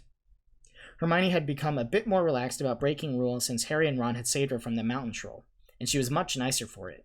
The day before Harry's first Quidditch match, 3 of them were out freezing in the courtyard during break, and she had conjured them up a bright blue fire that could be carried around in a jam jar. They were standing with their backs to it, getting warm, when Snape crossed the yard. Harry noticed at once Snape was limping. Harry, Ron, and Hermione moved closer to block the fire from view. They were sure it wouldn't be allowed. Unfortunately, something about their guilty eyes caught Snape's eye. Something about their guilty faces caught Snape's eye. He limped over. He hadn't seen the fire, but he seemed to be looking for a reason to tell them off anyway. "What's that you've got there, Potter?" It was Quidditch Through the Ages. Harry showed him. "Library books are not to be taken outside the school," said Snape. "Give it to me. 5 points from Gryffindor." "He's just made that rule up," Harry muttered angrily as Snape limped away. "Wonder what's wrong with his leg." "I don't know, but I hope it's really hurting him," said Ron bitterly. The Gryffindor common room was very noisy that evening. Harry, Ron, and Hermione sat next to a window. Hermione was checking Ron and Harry's charms homework for them. She would never let them copy How Will You Learn? But by asking her to read it through, they got the answers right away. Harry felt restless. He wanted Quidditch Through the Ages back, but to take his mind off his nerves about tomorrow. Why should he be afraid of Snape? Getting up, he told Ron and Hermione he was going to ask Snape if he could have it back. "Better you than me," they said together, but Harry had an idea that Snape wouldn't refuse it if there was other teachers listening. He made his way down to the staff room and knocked. There was no answer. He knocked again. Nothing. Perhaps Snape had left a book in there? It was worth a try. He pushed the door ajar and peered inside, and a horrible scene met his eyes. Snape and Filch were inside, alone. Snape was holding his robes above his knee. One of his legs was bloody and mangled. Filch was handing Snape bandages. "Blasted thing," Snape said. "How are you supposed to keep your eyes on all 3 heads at once?" Harry tried to shut the door quietly, but... "Potter!" Snape's face was twisted with fury as he dropped his robes quickly to hide his leg. Harry gulped. "I just wondered if I could have my book back." "Get out, now!" Harry left before Snape could take any more points from Gryffindor. He sprinted back upstairs. "Did you get it?" Ron asked Harry as he joined him. "What's the matter?" In a low whisper, Harry told him all that he'd seen. "You know what that means?" He finished breathlessly. "He tried to get past a 3-headed dog at Halloween. That's where he was going when we saw him. That's after what he's after whatever it's guarding. And I bet my broomstick if he let that troll in to make a diversion."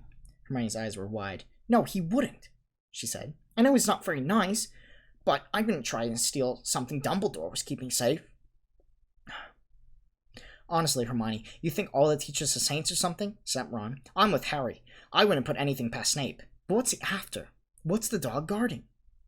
Harry went to bed with his head buzzing with the same question. Neville was snoring loudly, but Harry couldn't sleep. He tried to empty his mind. He needed sleep. He had to. He had his first Quidditch match in a few hours, but the expression on Snape's face when Harry had seen his leg wasn't easy to forget. The next morning dawned very bright and cold. The great hall was full of delicious smells of fried sausages and the cheerful chatter of everyone looking forward to a good Quidditch match. "I've got to eat some breakfast. I don't want anything. Just a bit of toast," wailed Hermione. "I'm not hungry." Harry felt terrible. In an hour's time, he'd be walking onto the field. "Harry, you need your strength," said Seamus Finnegan. "Seekers are always the ones that get clobbered by the other team." "Thanks, Seamus," said Harry, watching Seamus pile ketchup on his sausages. By 11 o'clock, the whole school seemed to be out in the stands around the Quidditch pitch. Many students had binoculars. The seats might have been raised in the air, but it's still difficult to see what was going on sometimes. Ron and Hermione joined Neville, Seamus, and Dean the West Ham fan up on the top row. As a surprise for Harry, they had painted a large banner on one of the sheets Scabbers had ruined. It said "Potter for President," and Dean, who was very good at drawing, had done a large Gryffindor lion underneath. Then Hermione had performed a tricky little charm so that the paint flashed different colors. Meanwhile, in the locker room, Harry and the rest of the team were changing into their scarlet Quidditch robes. Slytherin would be playing in green. Wood cleared his throat for silence. "Okay, men," he said. "And woman," said Chaser Angelina Johnson. "And woman," wounded Green. "This is it. The big one," said Fred Weasley. "The one we've all been waiting for," said George. "We know all of her speech by heart," Fred told Harry. "We were on the team last year." "Shut up, you two," said Wood. This is the best team Gryffindor's had in years. We're going to win. I know it. He glared at them as if to say, or else. Right, it's time. Good luck, all of you. Harry followed Fred and George out of the locker room, and hoping his knees weren't going to give away, he walked onto the field to loud cheers. Madame Hooch was refereeing. She stood in the middle of the field waiting for the two teams, her broom in her hand. Now, I want a nice fair game, all of you, she said, once they were gathered around her. Harry noticed that she seemed to be speaking particularly to the Slytherin captain, Marcus Flint, a fifth year. Harry thought Flint looked as if he had some troll blood in him. Out of the corner of his eye, he saw the fluttering banner above, flashing Potter for President over the crowd. His heart skipped. He felt braver. Mount your brooms, please. Harry clambered onto his Nimbus 2000. Madame Hooch gave a loud blast on her silver whistle. 15 brooms rose up high into the air. They were off. And the quaffle was taken immediately by Angela Johnson. Of Gryffindor. What an excellent chaser that girl is. And rather attractive, too. Jordan! Sorry, Professor. The Weasley twins' friend, Lee Jordan, was doing the commentary for the match, closely watched by Professor McGonagall. And she's really bouncing along up there. A neat pass to Alicia Spinnet, a good friend of Oliver Wood's. Last year only a reserve. Back to Johnson. Oh no! The Slytherins have taken the quaffle! Slytherin Marcus Captus Flint gains the quaffle, and he goes off. Flint, flying like an eagle up there. He's going for a No! Stopped by the excellent move by the Gryffindor keeper Wood. And the Gryffindors take up the quaffle. And it's chaser Katie Bell of Gryffindor there. Ooh, nice dive around Flint. Off, up the field, and ouch! That must have hurt. Hit in the back of the head by a bludger. Quaffle taken by the Slytherins, and that's Adrian Pusey speeding off towards the goalpost. But he's blocked by a second bludger, sent this way by George or Fred Weasley. Can't tell which. Nice play by the Gryffindor beater. Anyway, and Johnson back in possession of the quaffle. A clear field ahead of him, and she goes. She's literally flying. Dodges a speeding bludger, and the goalposts are ahead. Come on now, Angelica. Keeper Bletcher dives, misses. Gryffindor scores! Gryffindor cheers filled the cold air with howls and moans from the Slytherins. Budge up there now. Move along. Hagrid! Ron and Hermione squeezed together to give Hagrid enough space to join them. Been watching this from a hut, said Hagrid, patting a large pair of binoculars around his neck. But this isn't the same as being in the crowd. No sign of the snitch yet, eh? Nope, said Ron. Harry hasn't had much to do yet. Kept out of trouble, though. There's something, said Hagrid, raising his binoculars, peering skyward at the speck that was Harry. Way up above them, Harry was gliding over the game, squinting for some signs of the snitch. This was the part of his and Wood's game plan. Keep out of the way until you catch sight of the snitch, Wood said, and we don't want you attacked before you have to be. When Angelina had scored, Harry had done a couple of loop-de-loops around to let off his feelings. Now he was back and staring for the snitch. Once he had caught sight of a flash of gold, but there was just a reflection of one of the Weasley's wristwatches. And once a bludger decided to come pelting his way, more like a cannonball than anything. But Harry dodged it, and Fred Weasley came chasing after it. All right there, Potter. He had time to yell as he beat the bludger furiously towards Marcus Flint. Slytherin procession, Lee Jordan was saying. Chaser Pusey ducks behind two bludgers, two Weasley, a chaser bell, and speeds towards a... Wait a moment, was that the snitch? A murmur ran through the crowd as Adrian Pusey dropped the quaffle, too busy looking over his shoulder at the flash of gold that had just passed his left ear. Harry saw it. In a great rush of excitement, he dived downwards toward the streak of gold. Slytherin seeker Terrence Higgs had seen it too. Neck and neck, they hurtled towards the snitch. All the chasers seemed to have forgotten what they were supposed to be doing as they hung in midair to watch. Harry was faster than Higgs. He gets to the little round ball. The wings fluttered, darting up and ahead. He put on an extra spurt of speed. Wham!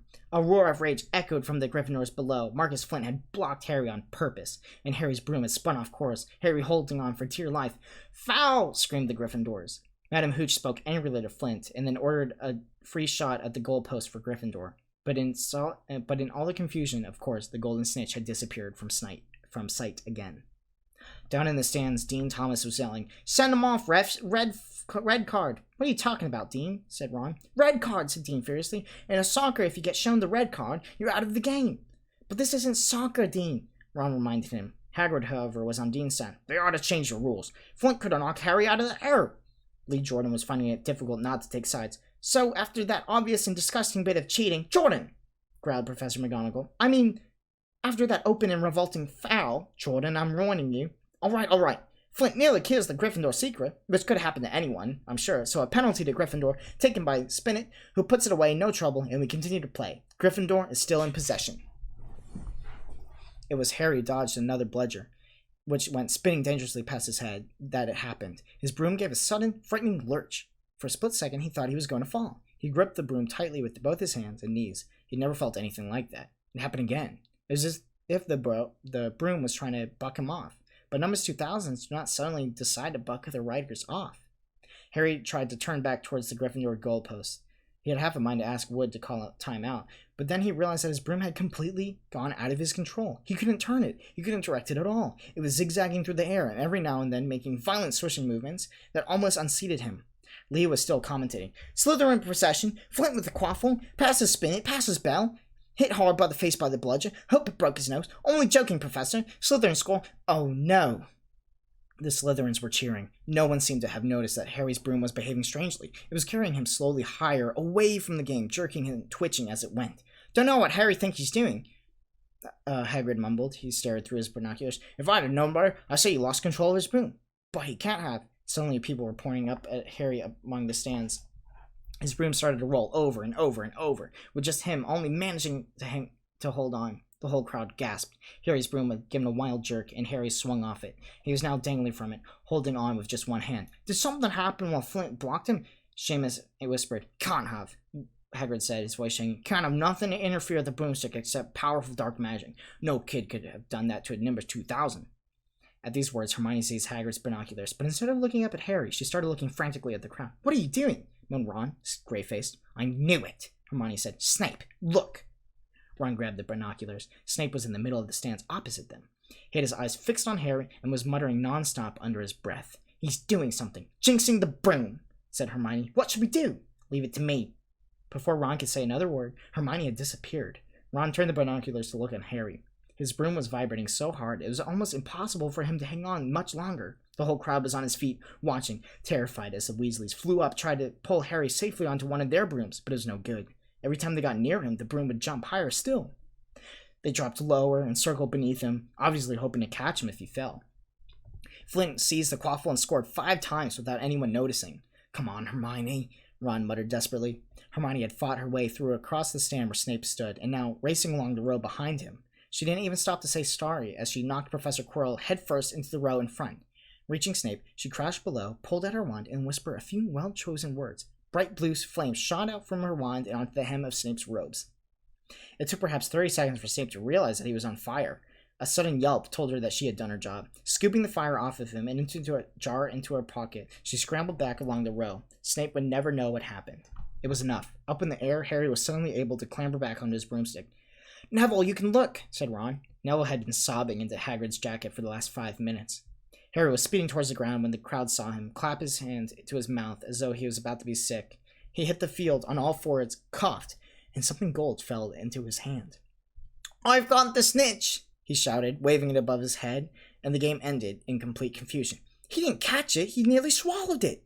Flint was howling 20 minutes later, but it made no difference. Harry hadn't broken any rules, and Lee Jordan was still happily shouting the results. Gryffindor had won by 170 points to 60. Harry heard none of this, though. He was being made a cup of strong tea back in Hagrid's hut with Ron and Hermione. It was Snape, Ron was explaining. Hermione and I saw him. He was cursing your broomstick, muttering. He wouldn't take his eyes off you. Rubbish, said Hagrid, who hadn't heard a word of what had gone next to him in the stands. Why would Snape do something like that? Harry, Ron, and Hermione looked at each other, wondering what to tell him. Harry decided to tell the truth. I found out something about him, he told Hagrid. He tried to get past that 3-headed dog on Halloween. It bit him.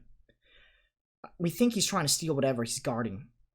Hagrid dropped the teapot. How you know about Fluffy? He said. Fluffy?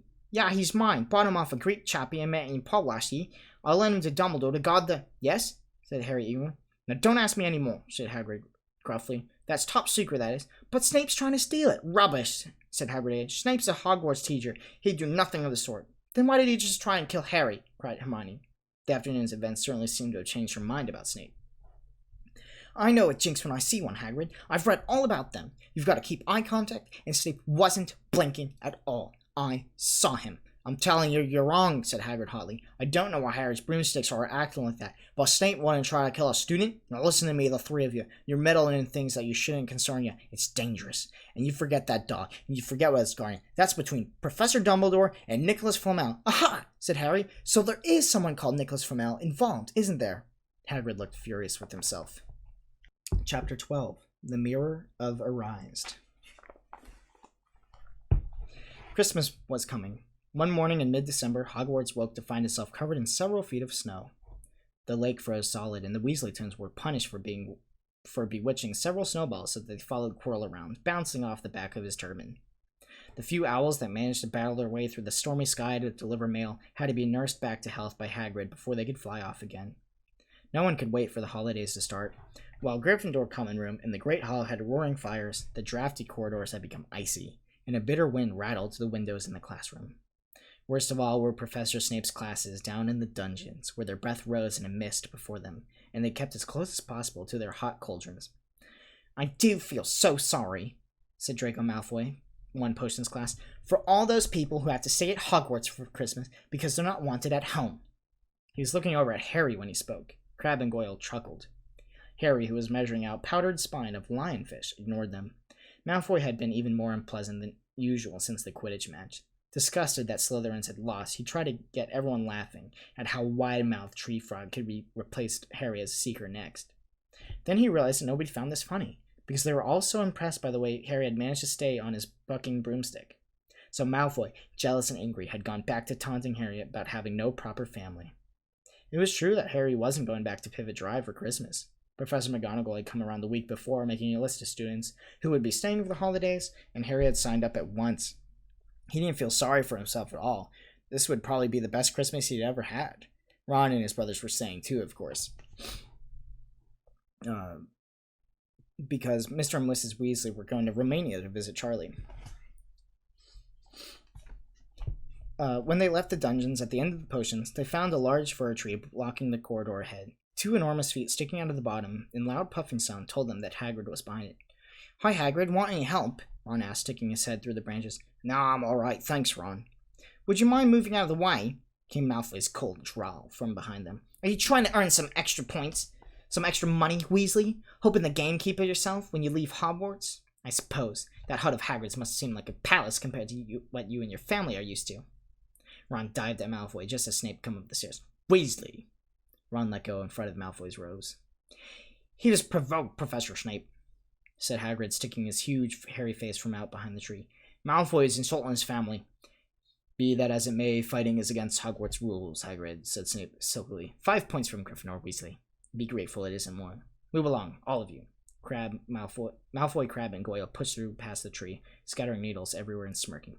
"I'll get him," said Ron, grinding his teeth at Malfoy's back. "One of these days I'll get him." "I hate 'em both," said Harry. "Malfoy and Snape." "Come on, cheer up, it's nearly Christmas," said Hagrid. "Tell you what, come with me and see Great Hall. It looks like a treat." So the three of them followed Hagrid and his tree off to the Great Hall, where Professor McGonagall and Professor Flitwick were busy with the Christmas decorations. "Oh, Hagrid, the last tree you've come put in the far corner, would you?" The hall looked spectacular. Festoons of holly and mistletoe hung around the walls, and no less than 12 towering Christmas trees stood around the room, some sparkling with tiny icicles, some glittering with hundreds of candles.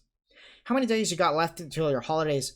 Hagrid asked. "Just one," said Hermione. "And that reminds me, Harry. Ron, we've got half an hour before lunch. We should be in the library." "Oh, yeah, you're right," said Ron, tearing his eyes away from Professor Flitwick, who had golden bubbles blossoming out of his wand and was trailing them around the branches of the new tree. "The library?" said Hagrid, following them out of the hall. "Just before the holidays? Bit keen, aren't you?" "Oh, we're not working," Harry told him briefly. "Ever since you mentioned Nicholas Flamel, we've been trying to find out who he is." "You what?" Hagrid looked shocked. "Listen here. I've told you, drop it. There's nothing to you at that dog's garden. We just want to know who Nicholas Flamel is, that all," said Hermione. "Unless you'd like to tell me and save us the trouble," Harry said. "We must have been through 100 books already, and we can't find him anywhere. Just give us a hint. I know you've read his name somewhere." "I'm saying nothing," said Hagrid flatly. "We'll just have to find out for ourselves," said Ron, and they left Hagrid looking disgruntled and hurried off to the library. They had indeed been searching for books for Flamel's name ever since Hagrid had let it slip, because how else were they going to find out what Snape was trying to steal? The trouble was, it was very hard to know where to begin, not knowing what Flamel might have done to get himself into a book. He wasn't in great wizards of our 20th century or noticeable magic names of our time. He was missing, too, from important modern magical discoveries and a study of recent developments in wizardry. And then, of course, there was the sheer size of the library, tens of thousands of books, thousands of shelves, hundreds of narrow rows. Hermione took out a list of subjects and titles she had decided to search, while Ron strode off down the Book of Rows and started pulling off the shelves at random. Harry wandered over to the restricted section. He had been wondering for a while if Flamel wasn't somewhere in there. Unfortunately, you need a specifically signed note from one of the teachers to look in any of the restricted books, and he knew he'd never get one. These were the books containing powerful dark magic never taught at Hogwarts, and only read by older students studying advanced defense against the dark arts. "What are you looking for, boy?" "Nothing," said Harry. Madam Pince, the librarian, brandished a feather duster at him. Better get out then. Go on, out." Wishing he'd been a bit quicker at thinking of some story, Harry left the library. He, Ron, and Hermione had already agreed that they better not ask Madam Pince where they could find Flamel. They're sure she'd be able to tell them, but they couldn't risk Snape hearing what they were up to. Harry waited outside the corridor to see if the other two had found anything, but he wasn't very hopeful. They'd been looking for 2 weeks, after all, but as they had odd moments between lessons, it wasn't a surprise they found nothing. What they really needed was a nice long search without Madam Pince breathing down their necks. 5 minutes later, Ron and Hermione joined him. Shaking their heads, they went off to lunch. You will keep looking while I'm away, won't you?" said Hermione. "And send me an owl if you found anything." "And you could ask your parents if they know who Flamel is, Ron. It'd be safe to ask them." "Very safe. They're both dentists," said Hermione. Once the holidays had started, Ron and Harry were having too good a time to think much about Flamel. They had the dormitory to themselves, and the common room was far emptier than usual, so they were able to get good armchairs by the fire. They sat by the hour eating anything they could spear on a toasting fork, bread, English muffins, marshmallows, and plotting ways to getting Malfoy expelled, which were fun to talk about, even if they wouldn't work. Ron also started teaching Harry wizard chess. This was exactly like muzzle chess, except that the figures were alive, which made it a lot more like directing troops in a battle. Ron's set was very old and battered. Like everything else he owned in the family, it once belonged to someone else in his family.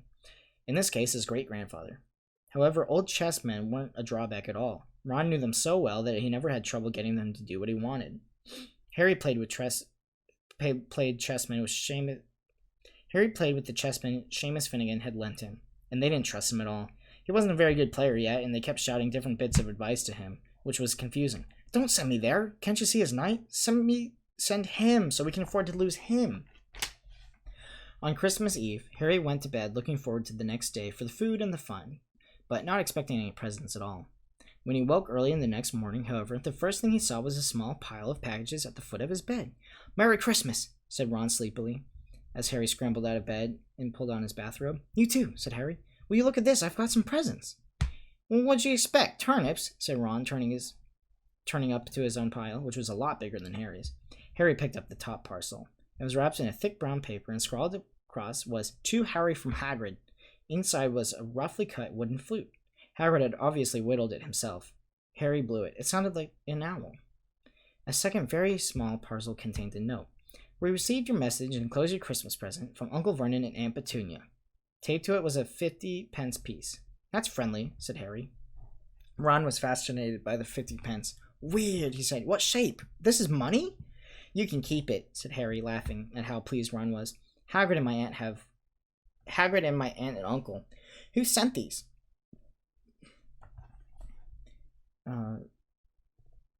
Hagrid and my aunt and uncle, so who sent these?" "I think I know who that one's from," said Ron, turning a bit pink and pointing at the very lumpy parcel. "My mum.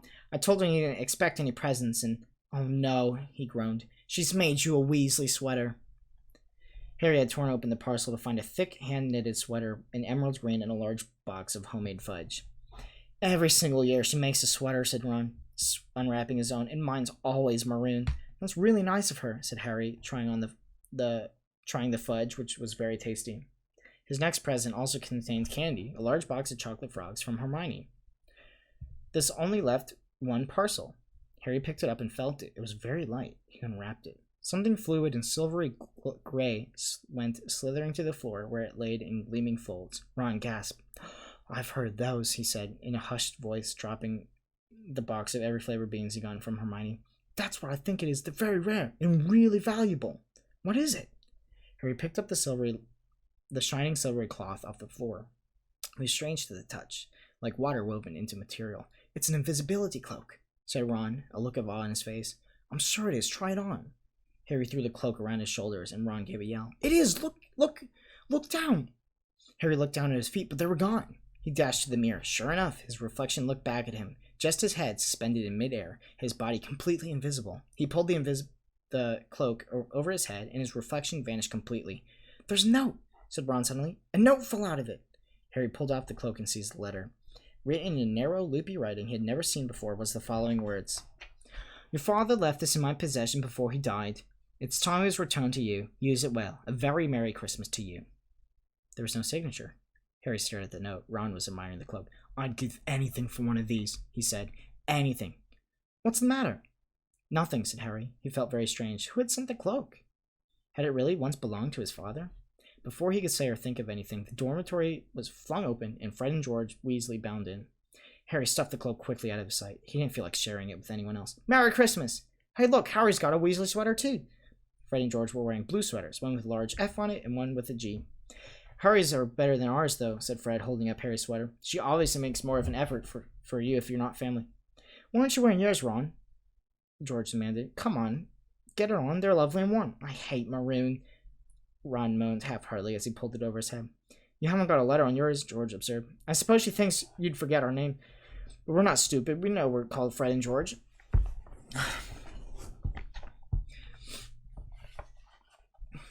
"What's all this noise?" Percy Weasley stuck his head through the door, looking disapproving. He had clearly gotten halfway through unwrapping his presents as, too, he carried a lumpy sweater over his arm, which was Fred's size. "P for prefect. Get it on, Percy. Come on. We're all wearing ours. Even Harry got ours." "I don't want," said Percy thickly as the twins forced his sweater over his head, knocking his glasses askew. "And you're not sitting with the prefects today either," said George. "Christmas is a time for family." And they frog-marched Percy from the room, his arms pinned to his side by his sweater. Oh, boy. Harry had never in all his life had such a Christmas dinner. 100 fat roasted turkeys, mountains of roasted and boiled potatoes, platters of chipolatas, tureens of buttered peas, silver boats of thick, rich gravy and cranberry sauce, and stacks of wizard crackers every few feet along the table. Those fantastic party favorites were nothing like the feeble, muggle ones that Dursleys usually bought, with their little plastic toys and their flimsy paper hats inside. Harry pulled a wizard cracker with Fred, and it didn't just bang. It went off with a blast like a cannon and engulfed him all with a cloud of blue smoke, while from the inside exploded a rear admiral's hat and several live white mice. Up at the high table, Dumbledore had swapped his pointed hat for a floweried bonnet and was chuckling merrily at the joke Professor Flitwick had just read him. Flaming Christmas puddings followed the turkey. Percy nearly broke his teeth on his silver sickle embedded in his slice. Harry watched Hagrid get redder and redder in the face as he called for more wine, finally kissing Professor McGonagall on the cheek, to who, Harry's amazement, giggled and blushed, her top hat lopsided. Oh, I'm dying.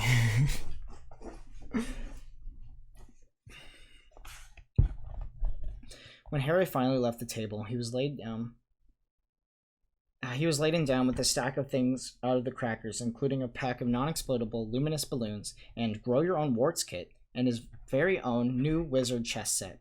The white mice had disappeared, and Harry had a nasty feeling they were going to end up as Mrs. Norton's Christmas dinner. Harry and the Weasleys spent a happy afternoon having furious snowball fights in the grounds. Where was I? Then, cold, wet, and gasping for breath, they returned to the fire in the Gryffindor common room, where Harry broke in his new chess set by losing spectacularly to Ron. He suspected he wouldn't have lost so badly if Percy hadn't tried to help him so much. After a meal of turkey sandwiches, crumpets, and trifle, Christmas cake, everyone felt too full and sleepy to do much before bed, except sit and watch Percy chase Fred and George all over the Gryffindor Tower because they'd stolen his prefect badge. It had been Harry's best Christmas day ever, yet something had been nagging him in the back of his mind all day. Not until he climbed into bed was he free to think about it, the invisibility cloak and whoever had sent it. Ron, full of turkey and cake, with nothing mysterious to bother him, fell asleep almost as soon as he'd drawn the curtains of his four-poster. Harry leaned over the side of his own bed and pulled the cloak out from under it. His father's. This has been his father's. He let the material flow over his hand, smoother than silk, light as air. Use it well, the note had said. He had to try it, now. He slipped out of bed and wrapped the cloak around himself. Looking down at his legs, he only saw moonlight and shadows. It was a very funny feeling. Use it well. Suddenly, Harry felt wide awake. The whole of Hogwarts was open to him in this cloak. Excitement flooded through him as he stood there in the dark and the silence. He could go anywhere in this, anywhere, and Filch would never know. Ron grunted in his sleep. Should Harry wake him? Something held him back. His father's cloak. He felt at this time, the first time, he wanted to use it alone. He crept out of the dormitory, down the stairs, across the common room, and climbed through the portrait light. Who's there? Squawked the fat lady. Harry said nothing. He walked quickly down the corridor. Where should he go? He stopped, his heart racing in thought, and then it came to him. The restricted section in the library. He'd be able to read as long as he liked, for as long as it took to find out who Flamel was. He set off, drawing the invisibility cloak tight around him as he walked. The library was pitch black and very eerie. Harry lit a lamp to see his way along the rows of books. The lamp looked as if it was floating in midair, and even though Harry could feel his arm supporting it, the sight gave him the creeps. The restricted section was right at the back of the library. Stepping carefully over the rope had separated these books from the rest of the library. He held up his lamp to read the titles. They didn't tell him much. Their peeling, faded gold letters spelled words in languages Harry couldn't understand. Some had no title at all. One book had a dark stain on it that looked horribly like blood. The hairs on the back of Harry's neck prickled. Maybe he was imagining it, maybe not, but he thought a faint whispering was coming from the books, as though they knew someone was there when they shouldn't be. He had to start somewhere.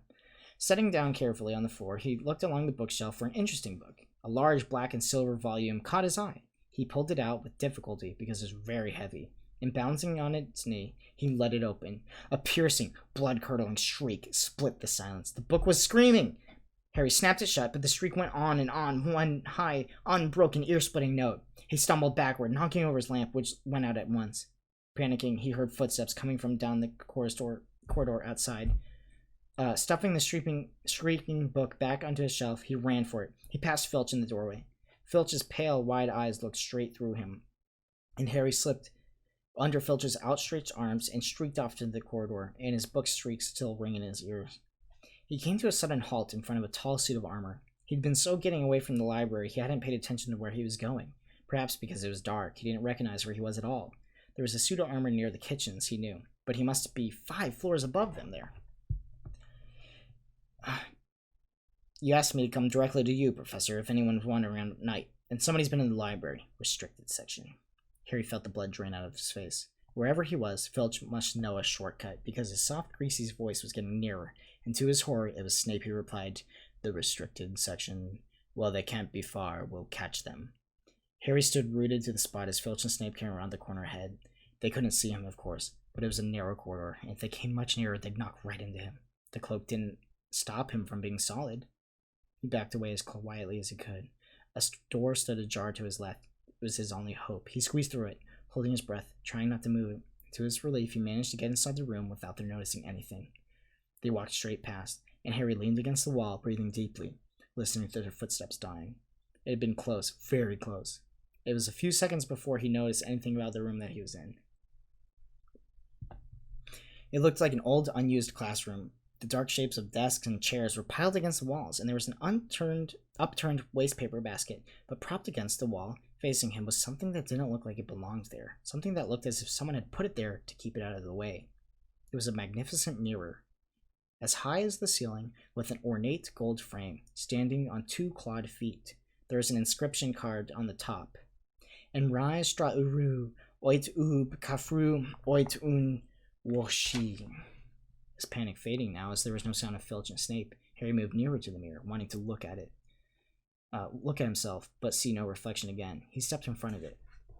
He had to clap his hands to his mouth to stop himself from screaming. He whirled around. His heart was pounding more furiously than when the book had screamed, for he had seen not only himself standing in the mirror, but a whole crowd of people standing behind him. But the room was empty.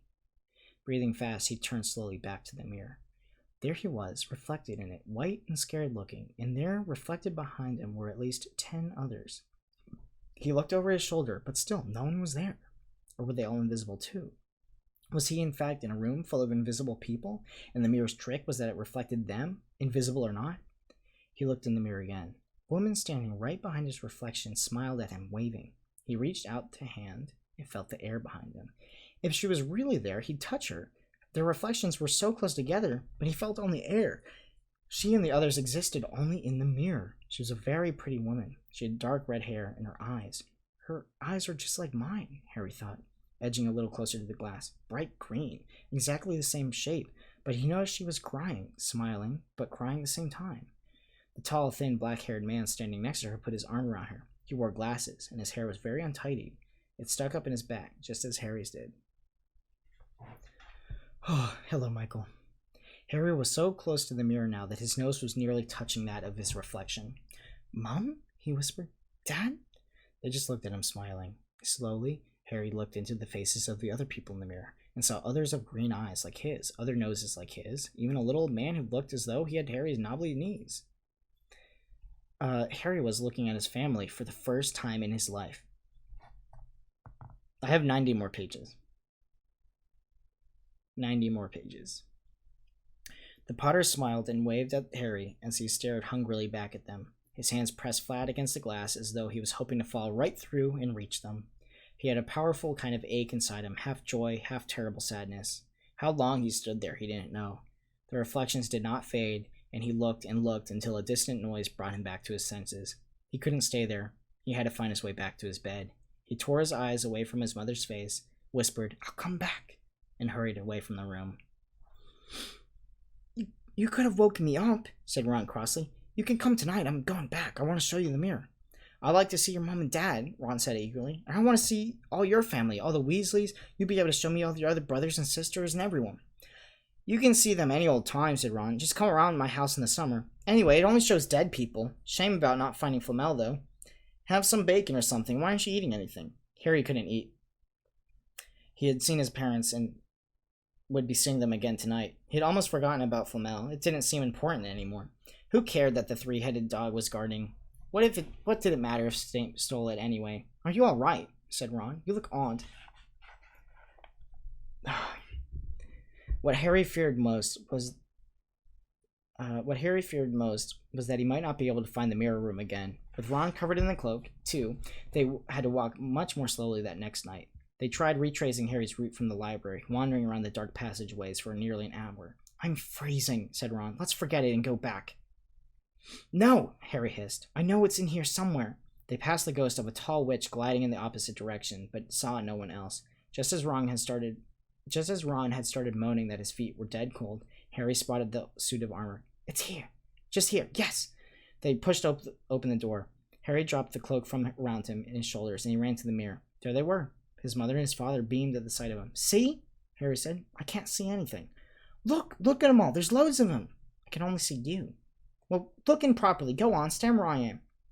Harry stepped aside, but with Ron in front of the mirror, he couldn't see his family anymore, just Ron in his paisley pajamas.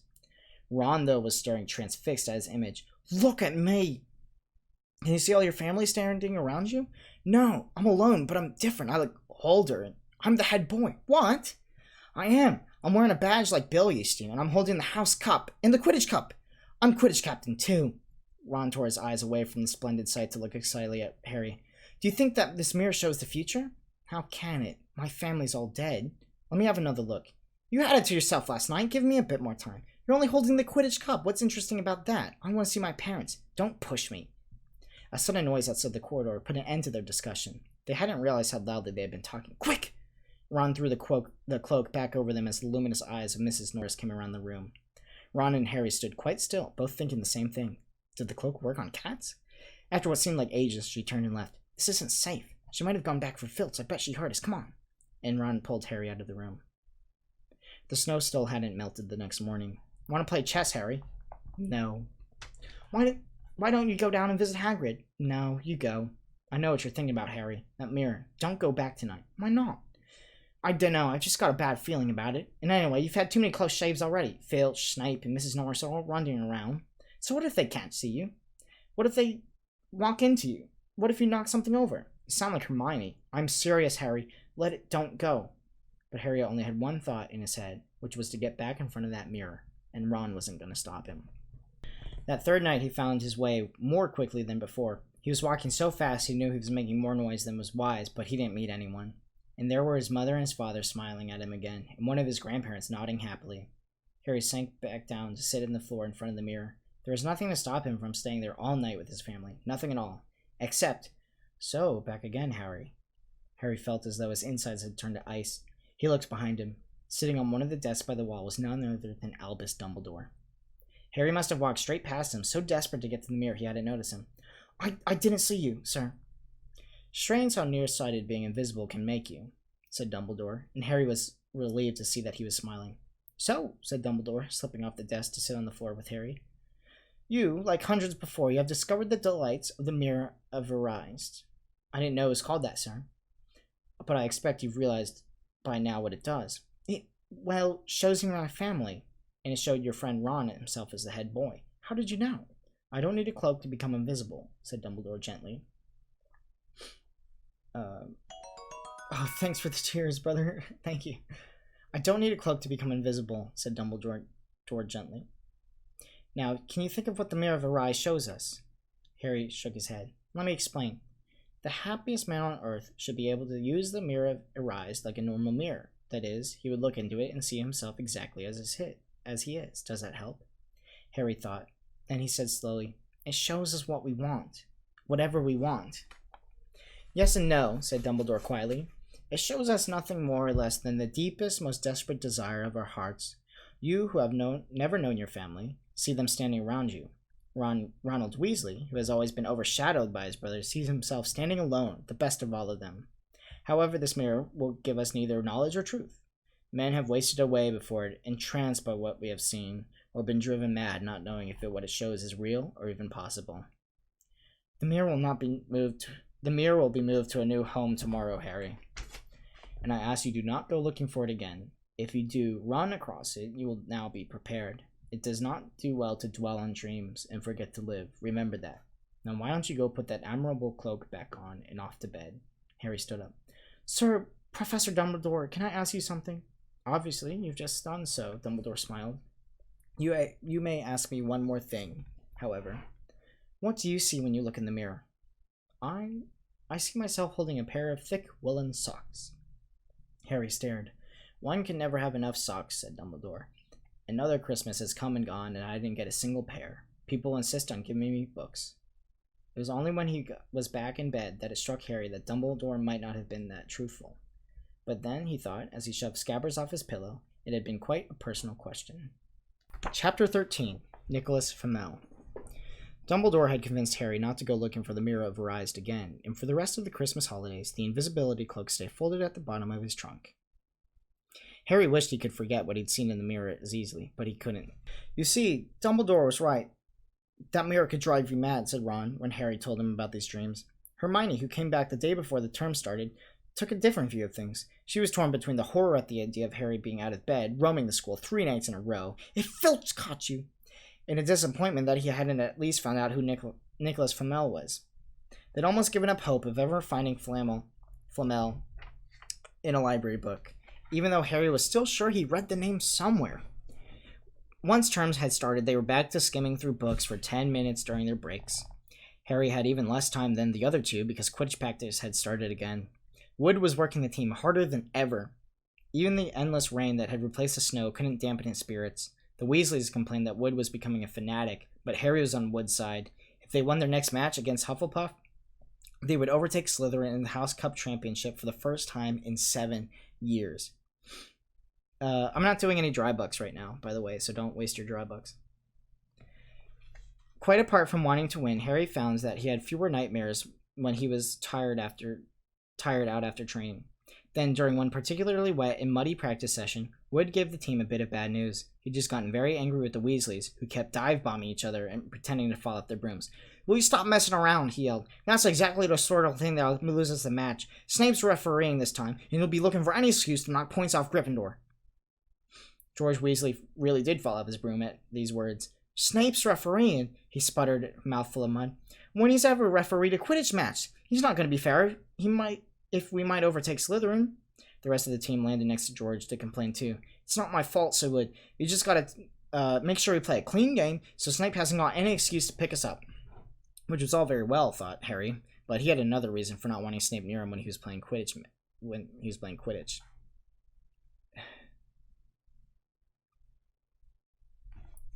You can't hear audio? What do you mean? Oh.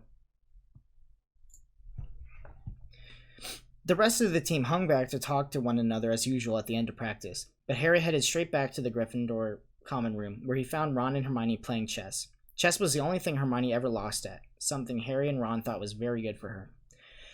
"Don't talk to me for a moment," said Ron when Harry sat down next to him. I need to constant. He caught sight of Harry's face. "What's the matter with you? You look terrible." Speaking quietly so that no one else could hear, Harry told the other two about Snape's sudden, sinister desire to be a Quidditch referee. "Don't play," said Hermione at once. "Say you're ill. Pretend to break your leg. Really break your leg." "I can't," said Harry. There isn't a reserve seeker. If I back out, Gryffindor can't play at all." And at that moment, Neville toppled into the common room. How he had managed to climb through the portrait hole was anyone's guess, because his legs had been stuck together with what they recognized at once as a leg locker curse. He must have had to bunny hop all the way up Gryffindor Tower. Everyone fell over laughing except Hermione, who leapt up and performed the counter curse. Neville's legs sprang apart, and he got to his feet, trembling. "What happened?" Hermione asked him, leading him over to sit next to Harry and Ron. "Malfoy," said Neville shakily. "I met him outside the library. He said he'd been looking for someone to practice that on." "Go to Professor McGonagall," Hermione urged Neville. "Report him." Neville shook his head. "I don't want any more trouble," he mumbled. "You've got to stand up to him, Neville," said Ron. He's used to walking all over people, but that's no reason to lie down in front of him and make it easier." "There's no need to tell me I'm not brave enough to be a Gryffindor. Malfoy's already done that," Neville choked out. Harry felt in his pocket of his robes and pulled out a chocolate frog, the very last one in the box Hermione had given him for Christmas. He gave it to Neville, who took it as though he might cry. "You're worth 12, Malfoy," Harry said. "The Sorting Hat chose you for Gryffindor, didn't it? And where's Malfoy?" "In stinking Slytherin." Neville's lips twitched in a weak smile as he wrapped the frog. "Thanks, Harry. I think I'll go to bed. Do you want the card? You collect them, don't you?" As Neville walked away, Harry looked at the famous wizard card. "Dumbledore again," he said. "This is my first one ever." He gasped. He stared at the back of the card. Then he looked up at Ron and Hermione. "I found him," he whispered. "I found Flamel. I told you, I'd read the name before. I read it in the train coming here. Listen to this. Dumbledore, particularly famous for his defeat of the Dark Wizard Grindelwald in 1945 for the discovery of the 12 uses of dragon's blood, and his work on alchemy with his partner Nicholas Flamel." Hermione jumped to her feet. She hadn't looked so excited since they'd gotten back the marks of their very first piece of homework. "Stay there," she said, and she sprinted up the stairs to the girls' dormitories. Harry and Ron barely had any time to exchange mystified looks before she dashed back, an enormous old book in her arms. "I never thought to look in here," she whispered excitedly. "I got it out of the library weeks ago for a bit of light reading." "Light," said Ron. But Hermione had told him to be quiet since she'd looked up something, and started flicking frantically through the pages, murmuring to herself. At last she found what she was looking for. "I knew it! I knew it!" "Are we allowed to speak yet?" said Ron grumpily. Hermione ignored him. Nicholas Flamel," she whispered dramatically, "is the only known maker of the Sorcerer's Stone." This didn't quite have the effect she expected. "The what?" said Harry and Ron. "Oh, honestly, don't you two read? Look, read that there." She pushed the book toward them, and Harry and Ron read, "The ancient study of alchemy is concerned with the making of the Sorcerer's Stone, a legendary substance with astonishing power. The stone will transform any metal into pure gold. It also produces the elixir of life, which will make the drinker immortal. There have been many reports of Sorcerer's Stone over centuries, but the only stone currently in existence belongs to Mr. Nicholas Flamel, the noted alchemist and opera lover. Mr. Flamel, who celebrated his 665th birthday last year, enjoys a quiet life in Devon with his wife, Pernell, 658. "See," said Hermione when Harry and Ron had finished. "The dog must be guarding Flamel's Sorcerer's Stone. I bet he asked Dumbledore to keep it safe for him because they're friends and he knew someone's after it. That's why he wanted the stone moved out of Gringotts." "A stone that makes gold and stops you from ever dying," said Harry. "No wonder Snape's after it. Anyone would want it. No wonder we couldn't find Flamel in that study of recent developments in Hit Wizardly. He's not exactly recent if he's 665, is he?" The next morning in Defense Against the Dark Arts, while copying down different ways of treating werewolf bites, Harry and Ron were discussing what they'd do with the Sorcerer's Stone if they had one. It wasn't until Ron said he'd buy his own Quidditch team that Harry remembered about Snape in the upcoming match. "I'm going to play," he told Ron and Hermione. "If I don't, all Slytherins will think I'm too scared to face Snape. I'll show them. I'll really wipe the smiles off their faces if we win." Just as long as we're not wiping you off the field, said Hermione. As the match grew nearer, however, Harry had become more and more nervous whatever he told Ron. That's not a grammatically correct sentence. As the match grew nearer, however, Harry became more and more nervous whatever he told Ron and Hermione. The rest of the team wasn't too calm either. The idea of overtaking Slytherin in the House Championship was wonderful. No one had done it for 7 years, but they couldn't be allowed to with such biased referee. Harry didn't know whether he was imagining it or not, but he seemed to keep running into Snape wherever he went. At times he even wondered whether Snape was following him, trying to catch him on his own. Potions lessons were turning into a sort of weekly torture. Snape was so horrible to Harry. Could Snape possibly know that they found about the Sorcerer's Stone? Harry didn't see how he could, yet sometimes he had the horrible feeling that Snape could read minds. Harry knew, when they wished him good luck outside the locker rooms the next afternoon, that Ron and Hermione were wondering whether or not they'd see him alive again. This isn't what you'd call comforting. Harry hardly heard a word of Wood's pep talk as he pulled out his Quidditch robes and picked up his Nimbus 2000. Ron and Hermione, meanwhile, had found the place in the stands next to Neville, who couldn't understand why they looked so grim and worried, or why they both brought their wands to the match. Little did Harry know that Ron and Hermione had been secretly practicing the leg locker curse. They'd gotten the idea from Malfoy using it on Neville, and they were ready to use it on Snape if he showed any sign of wanting to hurt Harry. Now don't forget, it's locomotor mortis, Hermione muttered, as Ron slipped his wand up his sleeve. I know, Ron snapped. Don't nag. Back in the locker room, Wood had taken Harry aside. Don't want to pressure you, Harry, but if you ever need an early capture of a snitch, it's now. Finish the game before Snape can favor Hufflepuff too much. The whole school's out there, said Fred Weasley, peering out from the door. Even, blimey, Dumbledore's come to watch. Harry's heart did a somersault. Dumbledore, he thought. He said, dashing to the door to make sure. Fred was right. There was no mistaking that silver beard. Harry could have laughed out loud with relief. He was safe. There was simply no way that Snape could dare try to hurt him if Dumbledore was watching. Perhaps that was why Snape was looking so angry at the teams marching onto the field. Something that Ron noticed, too. I've never seen Snape look so mean, he told Hermione. Look, they're off. Ouch. Someone had poked Ron in the back of the head. It was Malfoy. Oh, sorry, Weasley. I didn't see that. Malfoy grinned broadly at Crabbe and Goyle. Wonder how long Potter's going to be on his broom this time. Anyone to bet? What about you, Weasley?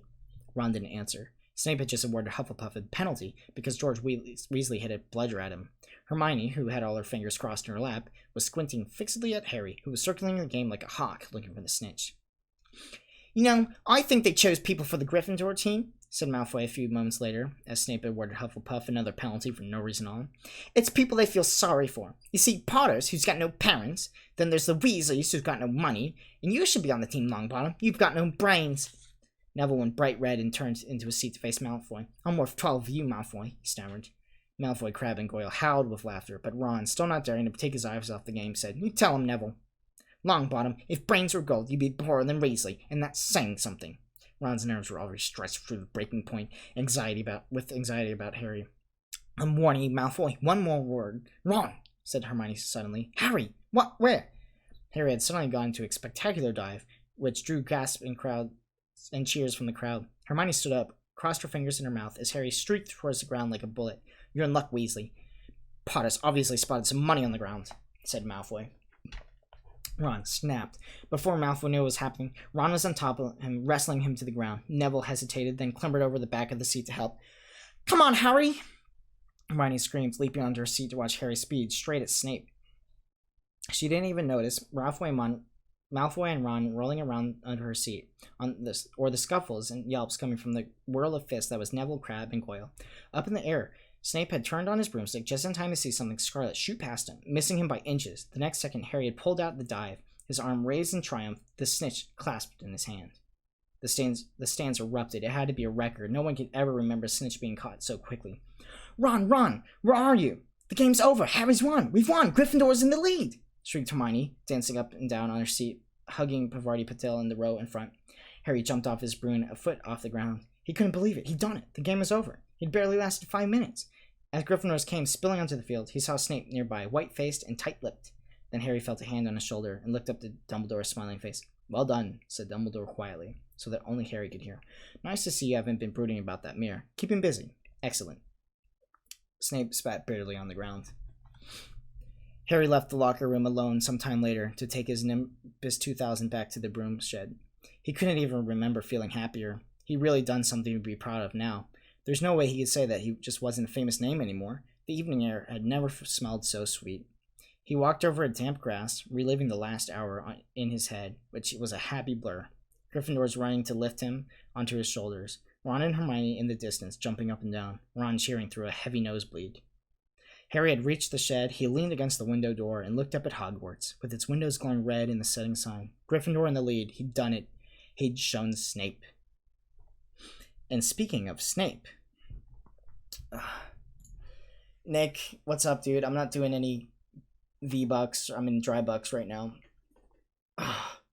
Maven, do push-ups.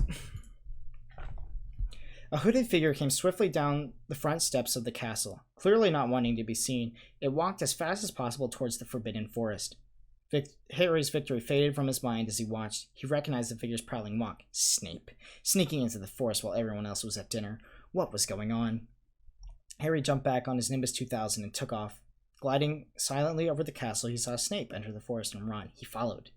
The trees were so thick he couldn't see where Snape had gone. He flew in circles, lower and lower, brushing the top of branches until he heard voices. He glided towards them and landed noiselessly in a towering beech tree. He climbed carefully along one of the branches, holding tight to a broomstick, trying to see through the leaves. Below, was in the shadowy clearing, stood Snape, but he wasn't alone. Quirrell was there too. Harry couldn't make out the look on his face, but he was stuttering worse than ever. Harry strained to catch what they were saying. Don't know why you wanted to meet me here of all places, Severus. Oh, I thought we'd keep this private, said Snape, his voice icy. Students aren't supposed to know about the Sorcerer's Stone, after all. Harry leaned forward. Quirrell was mumbling something. Snape interrupted him. But have you found out how to get past that beast of Hagrid's yet? But Severus, You don't want me as your enemy, Quirrell, said Snape, taking a step for him. I don't know what you... You know perfectly well what I mean. An owl hooted loudly, and Harry nearly fell out of the tree. He steadied himself in time to hear Snape say, Your little bit of hocus pocus. I'm waiting. I don't... Very well, Snape cut in. We'll have another little chat soon, when you've had time to think things over and decide where your loyalties lie. He threw his cloak over his head and strode out of the clearing. It was almost dark now, but Harry could see Quirrell standing quite still, as though he was petrified. Harry, where have you been? Hermione squeaked. We won! You won! We've won! Shouted Ron, thumping Harry on the back. Ron gave Malfoy a black eye, and Neville tried to take on Crabbe and Goyle single-handedly. He's still out cold, Madame Pomfrey says, but he'll be all right. Talk about showing Slytherin. Everyone's waiting for you in the common room. We're having a party. Fred and George stole some cakes and stuff from the kitchens. Never mind that now, said Harry breathlessly. Let's find an empty room. Just wait till you hear this. He made sure Peeves was inside before shutting the door behind him, and he told him what he'd seen and heard. So you were right. It is the Sorcerer's Stone, and Snape's trying to force Quirrell to help him get it. He asked if he knew how to get past Fluffy, and he said something about Quirrell's hocus pocus. I reckon there's other things guarding the stone apart from Fluffy. Loads of enchantments, probably. And Quirrell would have some anti-dark art spell that Snape needs to break through. So you mean the stone's only as safe as Quirrell stands up to Snape, said Hermione in alarm. It'll be gone by next Tuesday, said Ron. Chapter 14. Norbert the Norwegian Ridgeback. Quirrell, however, must have been braver than they thought. In the weeks that followed, he didn't seem to be getting paler and thinner. He did seem to be getting paler and thinner, but it didn't look as though he'd cracked yet. Every time they passed the third-floor corridor, Harry, Ron, and Hermione would press their ears through the door to check that Fluffy was still growling inside. Snape was sweeping about in his usual bad temper, which surely meant that the stone was still safe. Whenever Harry passed Quirrell these days, he gave him an encouraging sort of smile, and Ron had started telling people off for laughing at Quirrell's stutter. Hermione, however, had more in her mind than the Sorcerer's Stone. She had started drawing up study schedules and color-coding all her notes. Harry and Ron wouldn't have minded, but she kept nagging them to do the same. Hermione, the exams are ages away. Oh my gosh, guys, my throat hurts so much. I have 80 more pages. Wait. Yeah. A little less than 80 pages. 10 weeks, Hermione snapped. That's not ages. That's like a second next to Nicholas Flamel. But we're not 600 years old, Ron reminded her. Anyway, what are you studying for? Because you already know it all. What am I studying for? Are you crazy? You realize we need to pass these exams to get into our second year. They're very important. I should have started studying a month ago. I don't know what's gone into me. Unfortunately, the teachers seemed to be thinking along the same lines as Hermione. They piled up so much homework on them that the Easter holidays weren't nearly as much fun as the Christmas ones. It was hard to relax. It was hard to relax with Hermione next to you reciting 12 uses of dragon's blood or practicing wand movements. Moaning and yawning, Harry and Ron spent most of their free time in the library with her, trying to get her through all their extra work. "I'll never remember this," Ron burst out one afternoon, throwing down his quill and looking longingly out the library window. It was the first really fine day that they had in months. The sky was clear, forget-me-not blue, and there was a feeling of air in the summer coming. Harry, who was looking up Titany in 1,000 magical herbs and fungi, didn't look up until he heard Ron say, "Hagrid, what are you doing in the library?" Hagrid shuffled into view, hiding something behind his back. He looked very out of place in the moleskin overcoat. "Just looking," he said, in a shifty voice that got their interest at once. "And what are you up to?" He looked suddenly suspicious. "You're not looking for Nicholas Flamel, are you?" "Oh, we found him out who he is ages ago," said Ron impressively. "And we know that the dog's guarding. It's the sorcerer's Shh!" Hagrid looked around quickly to see if anyone was listening. "Don't go shouting about it. What's the matter with you?" "There are things we wanted to ask you, as a matter of fact," Harry said. "About what's guarding the stone apart from Fluffy." "Shh!" Hagrid said again. "Listen, come and see me later. I'm not promising I'm telling you anything, but don't go rabbiting about here. Students are supposed to know. And I think I've told you. See you later, then," said Harry. Hagrid shuffled off. "What was he hiding behind his back?" said Hermione thoughtfully. "Do you think he had anything to do with the stone?" I'm going to see what the section he was in," said Ron, who'd had enough of working. He came back a minute later with a pile of books in his arms and slammed them down on the table. "Dragons," he whispered. Hagrid was looking up stuff about dragons. "Look at these dragon species of Great Britain and Ireland, from Egg to Inferno, a Dragon's Keeper's Guide." "Hagrid's always wanted a dragon. He told me so the first time I ever met him," said Harry. "But it's against our laws," said Ron. "Dragon breeding was outlawed by Warlock's Convention of 1709. Everyone knows that. It's hard to stop muggles from noticing us if we're keeping dragons in the back garden. Anyway, you can't tame dragons. It's dangerous. You should really see the burns Charlie's got off wild ones in Romania." "But there aren't any wild dragons in Britain," said Harry. "Well, of course there are," said Ron. "Common Welsh green and Hebridean blacks. The Ministry of Magic has a job hushing them up, I can tell you. Arcane has to keep putting spells on muggles who spotted them to make them forget." "So what on earth's Hagrid up to?" said Hermione. "I'm dying, guys. Oh." When they knocked on the door of the gatekeeper's hut an hour later, they were surprised to see that the curtains were closed. Hagrid called, "Who is it?"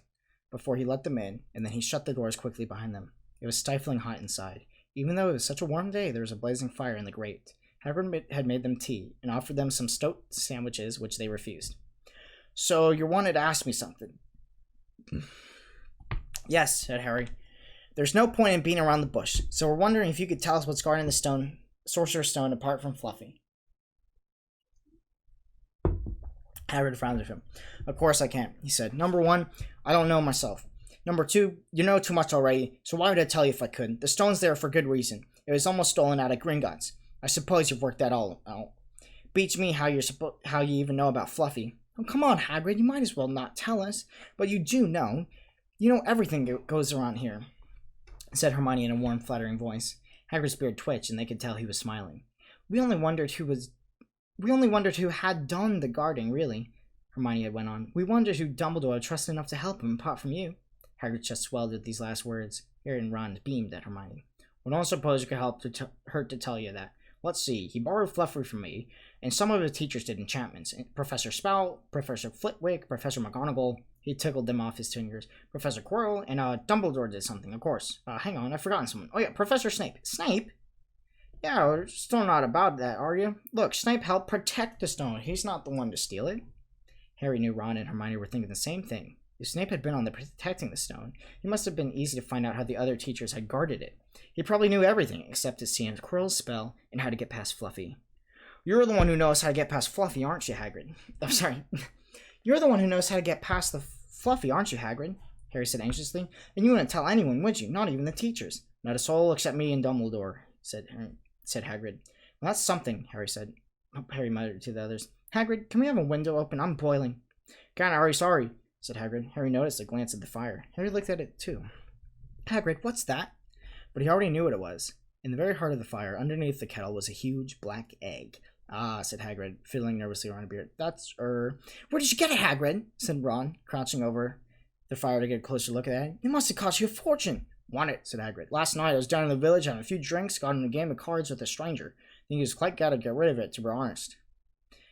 But what are you going to do with it when it's hatched? Said Hermione. Well, I'm doing a bit of reading, said Hagrid, pulling a large book from under his pillow. Gotta get this out of the library. Dragon breeding for pleasure and profit.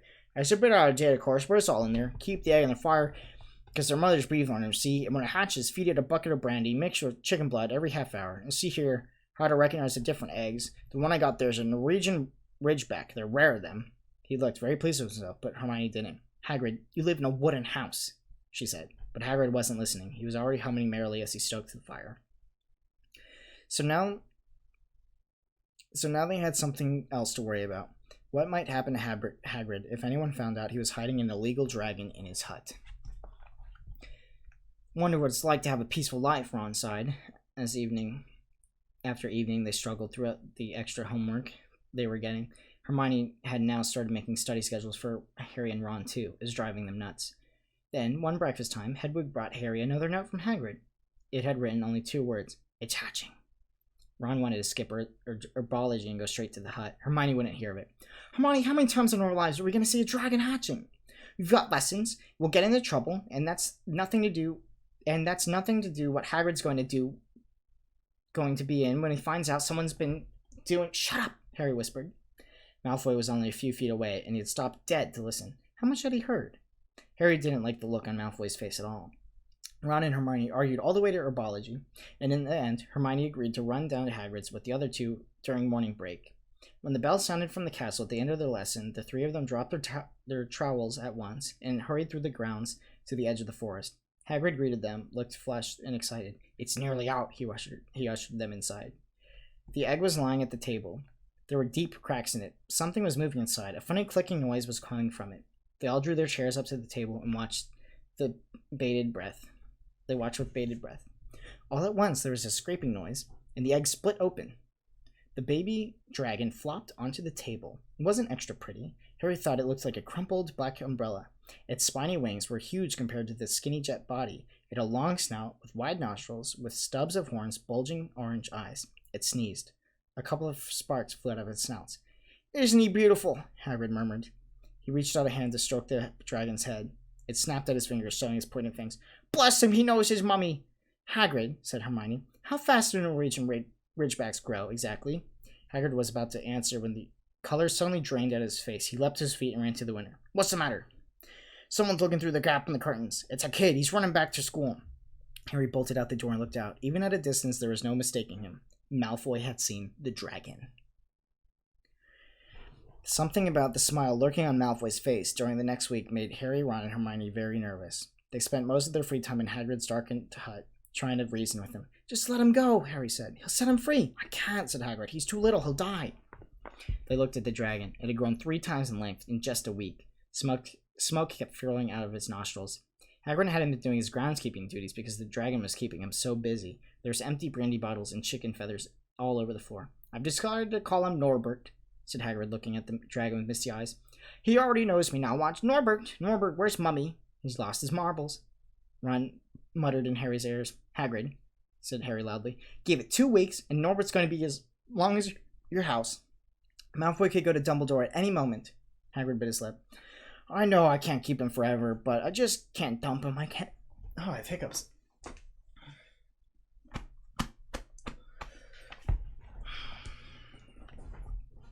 Harry suddenly turned to Ron. Charlie, he said.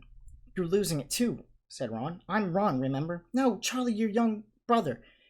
Your brother Charlie in Romania, studying dragons. We could send Norbert to him. Charlie can take care of him and then put him back in the wild. Brilliant, said Ron. How about it, Hagrid? And in the end, Hagrid agreed that they could send an owl to Charlie to ask him.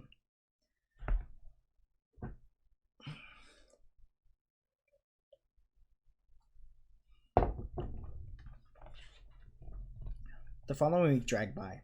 Wednesday night found Hermione and Harry sitting alone in the common room, long enough after everyone else had gone to bed. The clock on the wall had just chimed midnight when the portrait hole burst open. Ron appeared out of nowhere as he pulled off Harry's invisibility cloak. He had been down to Hagrid's hut helping him feed Norbert, who was now eating dead rats by the crate. It bit me, he said, showing his hand, which was wrapped in a bloody handkerchief. I'm not going to be able to hold a quill for a week. I tell you, that dragon's the most horrible animal I've ever met. But the way Hagrid goes on about it, you'd think it was a little fluffy bunny rabbit. When it bit me, he told me off for frightening it. When I left, he was singing it a lullaby. There was a tap on the dark window. It's Hedwig, said Harry, hurrying to let her in. She'll have Charlie's answer. The three of them put their heads together to read the note. Dear Ron, how are you? Oh, dear Ron, how are you? Thanks for the letter. I'll be back. I'll be glad to take the Norwegian Ridge back, but it won't be easy getting him here. I think the best thing to do will be send him over with some friends of mine who are coming to visit me next week.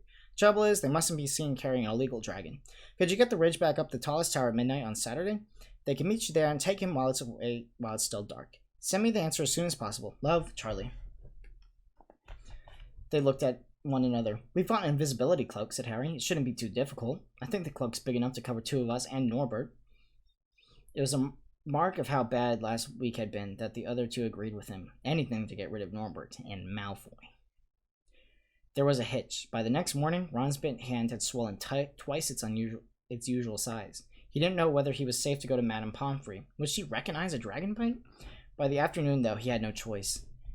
The cut had turned nasty shade of green. It looked as if Norbert's fangs were poisonous. He and Hermione rushed up to the hospital wing at the end of the day to find Ron in a terrible state in bed. It's not just my hand, he whispered. Although that feels like it's about to fall off, Malfoy told Madame Pomfrey he wanted to borrow one of my books so he could come up and have a good laugh at me. He kept threatening to tell me what really bit me. I told her it was a dog. I don't think she believes me. I think it should have hit him at the Quidditch match. That's why he's doing this. Harry and Hermione tried to calm Ron down. It will all be over on midnight on Saturday, said Hermione, but this didn't soothe Ron at all. On the contrary, he sat bolt upright and broke into midnight. Midnight on Saturday? He said in a hoarse voice. Oh no, I just remembered. Charlie's letter was in that book Malfoy took. He's going to know we're getting rid of Norbert. Harry and Hermione didn't get a chance to answer. Madame Pomfrey came over at the moment and made them leave, saying Ron needed sleep. It's too late to change the plan now, Harry told Hermione. We haven't got time to send Charlie another owl, and this could be our only chance to get rid of Norbert. We'll have to risk it all, and we have got the invisibility cloak. Malfoy doesn't know about that. They found Fang, the boardhound, sitting outside with a bandaged tail when they went to tell Hagrid, who opened a window to talk to them. I won't let you in, he puffed. Norbert's a tricky stage, nothing I can't handle. And they told him about Charlie's letter. His eyes filled with tears, although that might have been because Norbert had just bitten him in the leg. Arg, it's all right. He only bit my boot just playing. He's only a baby after all. The baby banged its tail on the wall, making the windows rattle. Harry and Hermione walked back to the castle, feeling Saturday couldn't come quickly enough. They would have felt sorry for Hagrid when the time came for him to say goodbye to Norbert, if they hadn't been so worried about what they had to do. It was a very dark, cloudy night, and they were a bit late arriving at Hagrid's hut because they had to wait for Peeves to get out of their way in the entrance hall, where he'd been playing tennis against a wall.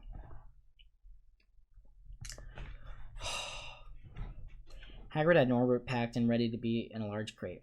He's got lots of rats and some brandy for the journey, said Hagrid in a muffled voice, and I've packed him his teddy bear in case he gets lonely. From inside the crate came ripping noises that sounded to Harry as though Teddy was having its head torn off. Bye-bye, Norbert, Hagrid sobbed as Harry and Hermione covered the crate with the invisibility cloak and stepped underneath it themselves. Mommy will never forget you. How they managed to get that crate back up the castle, they never knew. Midnight ticked nearer as they heaved Norbert up the marble staircase in the entrance hall along the dark corridors. Up another staircase, then another. Even one of Harry's shortcuts didn't make the work much easier. Nearly there, Harry panted as they reached the corridor beyond the tallest tower. Then suddenly, movement ahead of them made them almost drop the crate. Forgetting that they were already invisible, they shrank into the shadows, staring at the dark outlines of two people grappling with each other 10 feet away. A lamp flared. Professor McGonagall, in a tartan bathrobe and a hairnet, and Malfoy by the ear. Detention! She shouted. And 20 points for Slytherin. Wander around in the middle of the night. How dare you? You don't understand, Professor. Harry Potter's coming, and he's got a dragon. What utter rubbish. How dare you tell such lies? Come on. I shall see Professor Snape about you, Malfoy. The steep spiral staircase up at the top of the tower seemed to be the easiest thing in the world after that. Not until they'd stepped out onto the cold night air did they throw off the cloak, glad to be able to breathe properly again. Hermione did a sort of jig. Malfoy's got detention. I could sing. Don't, Harry advised her. Chuckling about Malfoy, they waited. Norbert thrashing about his crate. About 10 minutes later, 4 broomsticks came swooping out of the darkness. Charlie's friends were a cheery lot. They showed Harry and Hermione the harness they rigged up so that they could spend Norbert between them. They all helped buckle Norbert safely in it, and then Harry and Hermione shook hands with the others and thanked them very much. And at last, Norbert was gone.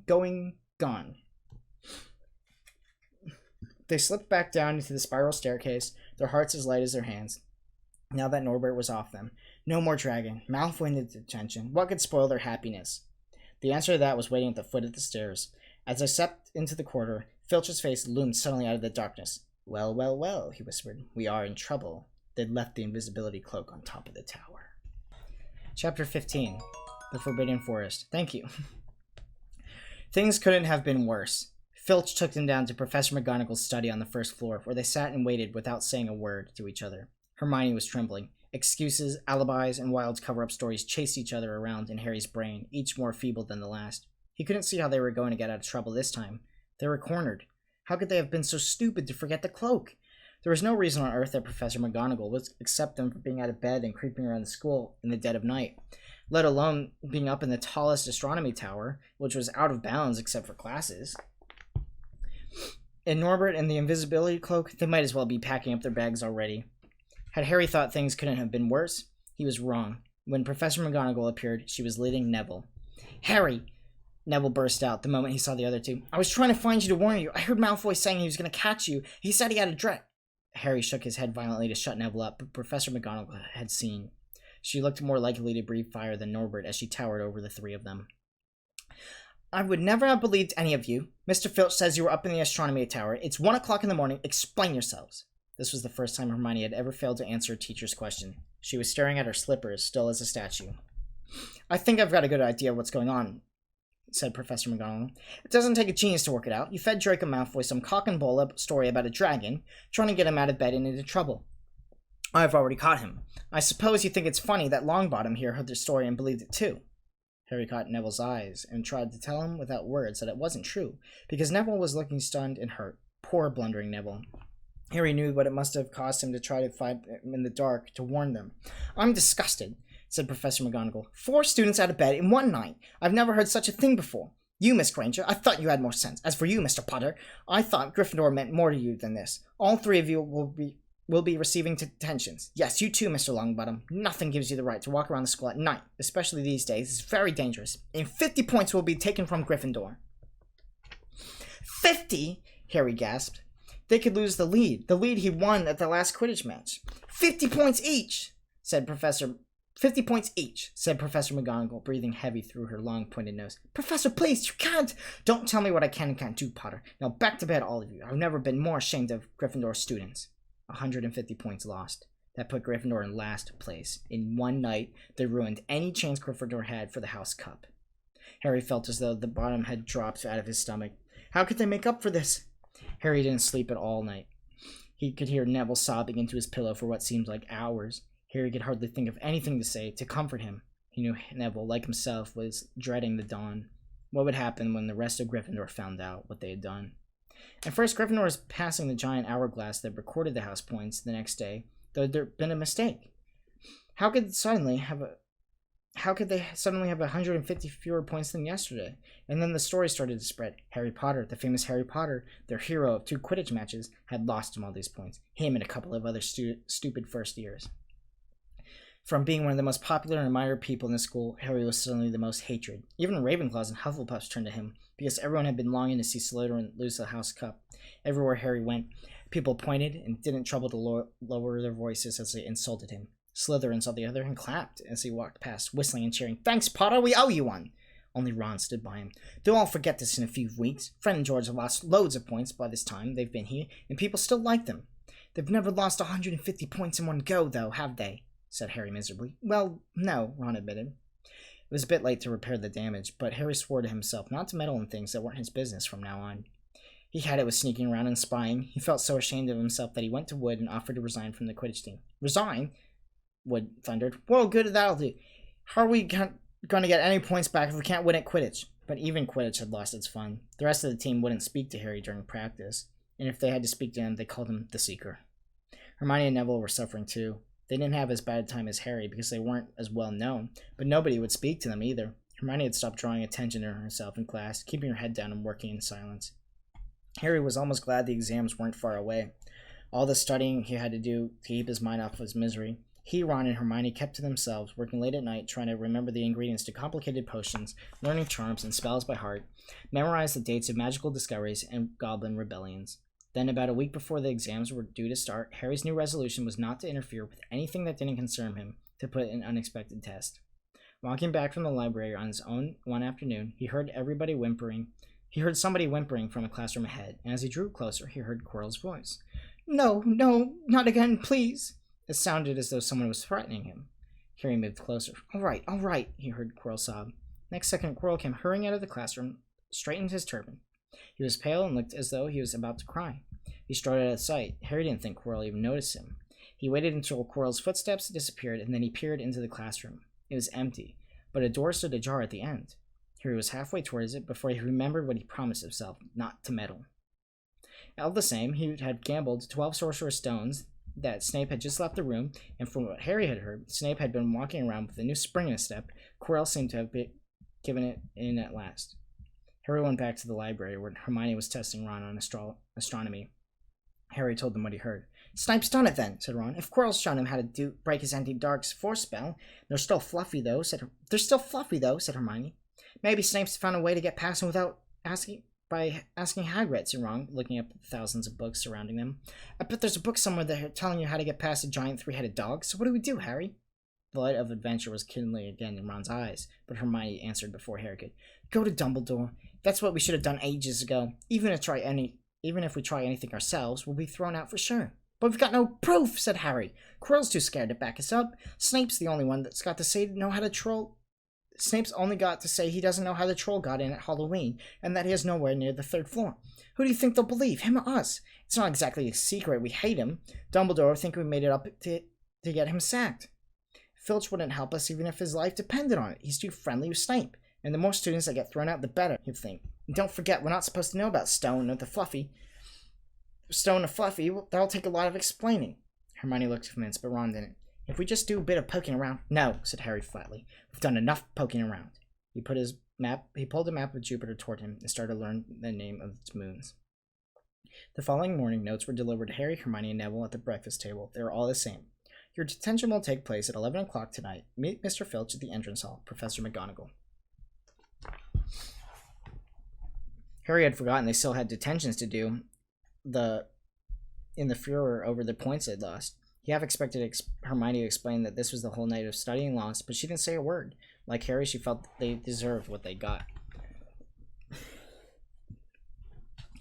At 11 o'clock that night, they said goodbye to Ron in the common room and went down to the entrance hall with Neville. Filch was already there, and so was Malfoy. Harry had also forgotten that Malfoy had gotten detention too. Follow me, said Filch, lighting a lamp and leading them outside. I bet you'll think twice about breaking the school rule again, won't you? He said, luring them aside. Oh yes, hard work and pain are the best teachers, if you ask me. It's just a pity they let the old punishments die out. Hang you out by your wrist from the ceiling for a few days. I've got the chains in my office. They'll keep them well oiled in case they're ever needed. Right off, here we go. Don't think of running off now. It'll be worse for you if it did. They marched off across the dark grounds. Neville kept sniffling. Harry wondered what their punishment was going to be. It must be something really horrible, or else Filch wouldn't be sounding so delighted. The moon was bright, but clouds scudding across kept throwing them into the darkness. Ahead, Harry could see the lighted windows of Hagrid's hut. Then they heard a distant shout. Is that you, Filch? Hurry up, I want to get started. Harry's heart rose. As if they were going to be working with Hagrid, it wouldn't be so bad. His relief must have been showed in his face, because Filch said, I suppose you think you might be enjoying yourself with that oath. Well, think again, boy. It's into the forest you're going, and I'm much mistaken if you'll come out in one piece. At this, Neville let out a little moan, and Malfoy stopped dead in his tracks. The forest, he repeated. He didn't sound quite as cool as usual. We can't go in that night. There's all sorts of things. There's werewolves, I heard. Neville clutched the sleeve of Harry's robes and made a choking noise. That's your problem, isn't it? Said Filch, his voice crackling with glee. Should have thought of them werewolves before you get in trouble, shouldn't you? Edward came striding towards him out of the dark, Fang at his heel. He was carrying a large crossbow and a quiver of arrows over his shoulder. About time, he said. I've been waiting half an hour already. All right, Harry, Hermione? I shouldn't be too friendly to them, Hagrid, said Filch coldly. They're here to be punished, after all. That's why you're late, is it? Said Hagrid, frowning at Filch. Been lecturing me. It's not in your place to do that. You've done your bit. I'll take over from here. I'll be back at dawn, said Filch. From what's left of 'em, he added nastily. He turned and stared back towards the castle, his lamp bobbing way in the darkness. Malfoy now turned to Hagrid. I'm not going that forest, he said, and Harry was pleased to hear the note of panic in his voice. You are if you want to stay at Hogwarts, said Hagrid fiercely. You've done wrong now, and you've got to pay for it. But this is servant stuff. It's not for students to do. I thought we'd be copying lines or something. If my father knew what was going on, you'd tell your father. Tell you that's how it is at Hogwarts. Hagrid growled. Copying lines. What good is that to anyone? You'll do something useful or you'll get out. If you think your father had you expelled, then get back off to the castle and pack. Go on. Malfoy didn't move. He looked at Hagrid furiously, but then dropped his gaze. Right then, said Hagrid. Now listen carefully, because it's dangerous what we're going to do tonight, and I don't want anyone taking risk. Follow me over there for a moment. He led them to the very edge of the forest. Holding his lamp up, he pointed down a narrow, winding earth track that disappeared into the thick black trees. A light breeze lifted their hair as they looked into the forest. Look here, said Hagrid. See that stuff shining on the ground? Silvery stuff? That's unicorn's blood. There's a unicorn in there, been hurt bad by something. This is the second time this week. I found a dead one last Wednesday. We're going to try and find the poor thing. We might have to put her back out of its misery. And what if whatever hurts the unicorn finds us first, said Malfoy, unable to keep the fear out of his voice. There's nothing loose in the forest that'll hurt you if you're with me or Fang, said Hagrid. And keep to the path, right. We're going to split into two inner parties and follow the trail in different directions. There's blood all over the place, and we must be staggering around a bit since last night.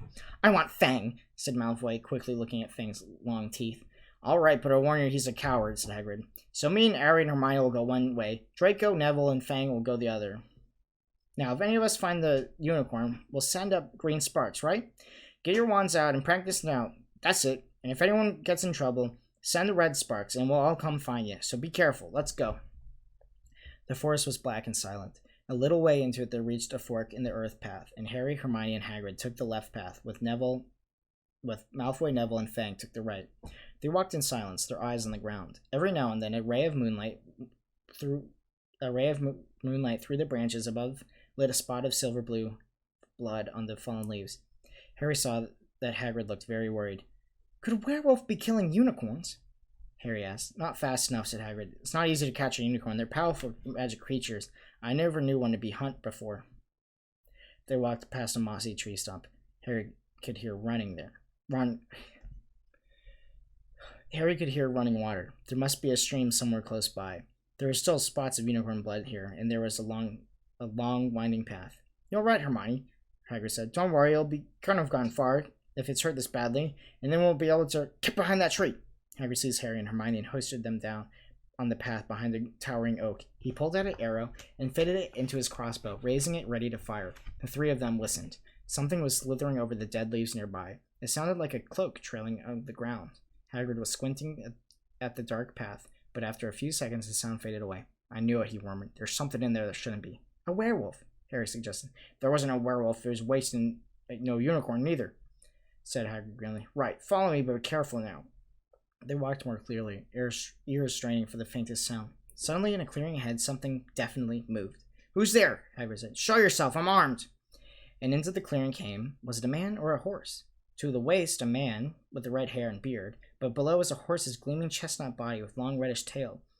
Harry and Hermione's jaws dropped. Oh, it's you, Rohan, said Hagrid in relief. How are you? He walked towards and shook the centaur's hand. Good evening to you, Hagrid, said Ronan. He had a deep, sorrowful voice. Sorrowful voice. Were you going to shoot me? Can't be too careful, Ronan, said Hagrid, patting his crossbow. There's something bad loose in the forest. This is Harry Potter and Hermione Granger, by the way. Students up at the school. And this is Ronan, you two. He's a centaur. We've noticed, said Hermione faintly. Good evening, said Ronan. Students, are you? And do you learn much up at the school?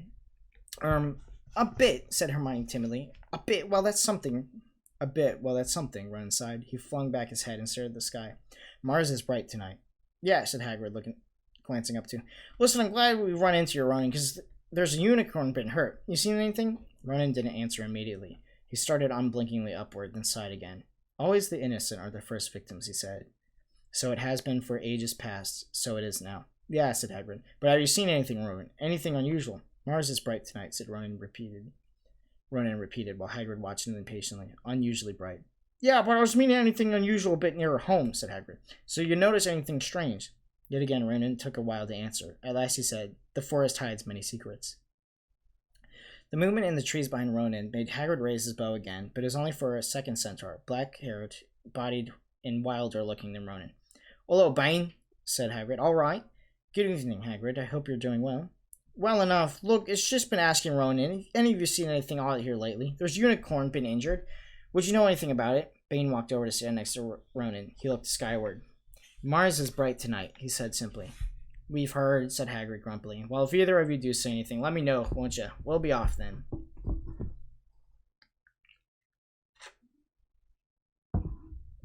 Harry and Hermione followed him out of the clearing, staring over their shoulders at Ronan and Bane until the trees blocked their view. Never, said Hagrid irritably. Try and get as straight as your average centaur. Ruddy stargazers, not interested in anything closer than the moon. Are there many of them in here? Said Hermione. Oh, only a few. Oh, a fair few. Keep to themselves mostly, but they're good enough about turning up if I ever want a word. They're deep mind centaurs.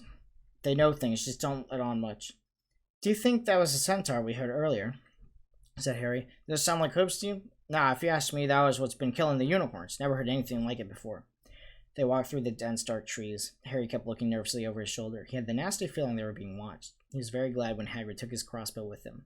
They had just passed a bend in the path when Hermione grabbed Hagrid's arms. Hagrid, look! Red Spots! The others are in trouble! You two white hairs, Hagrid said. Stay on the path, I'll be back for you. They heard him crashing through the undergrowth, and they stood looking at each other, very scared until they couldn't hear anything but the rustling of leaves around them.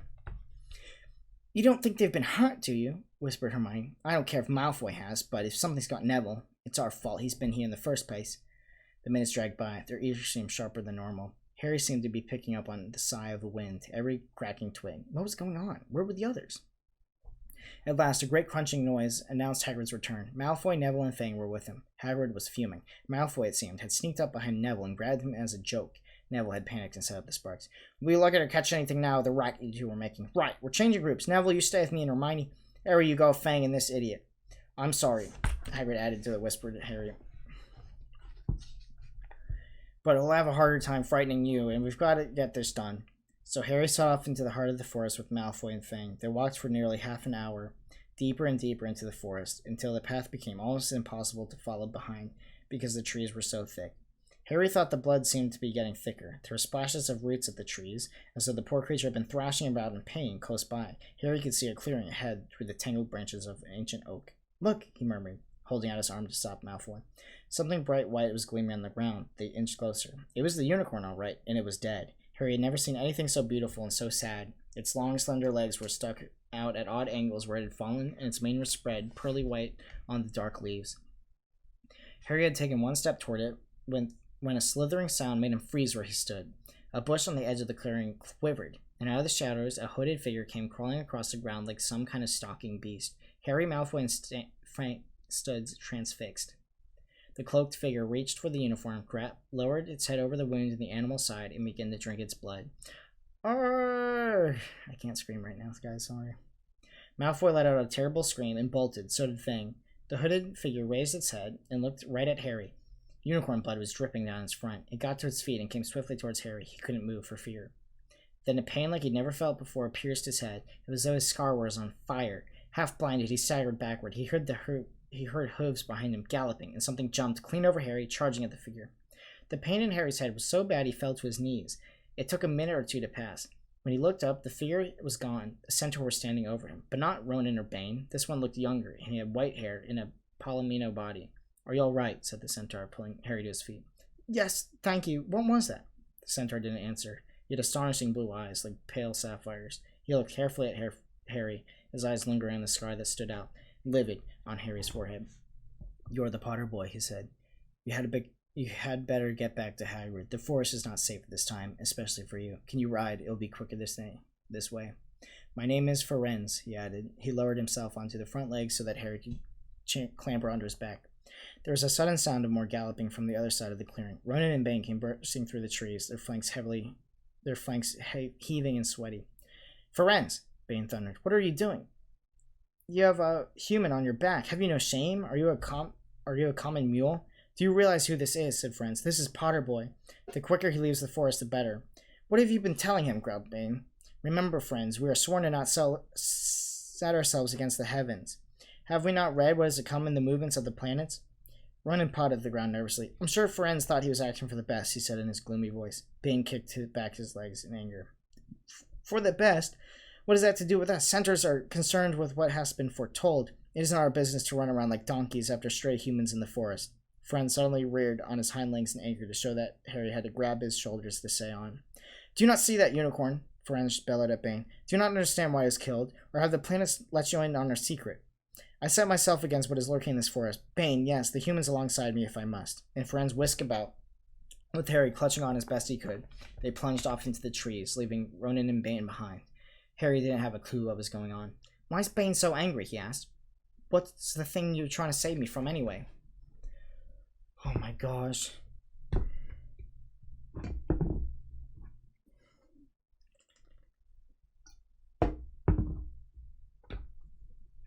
Ferenz slowed to a walk. He warned Harry to keep his head bowed in case of low-hanging branches, but did not answer Harry's question. They made their way toward the trees in silence for so long that Harry thought Ferenz didn't want to talk to him anymore.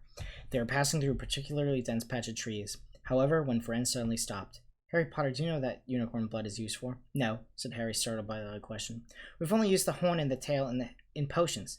That is because it is a monstrous thing to slay a unicorn, said Ferenz. Only one who has nothing to lose and everything to gain would commit such a crime.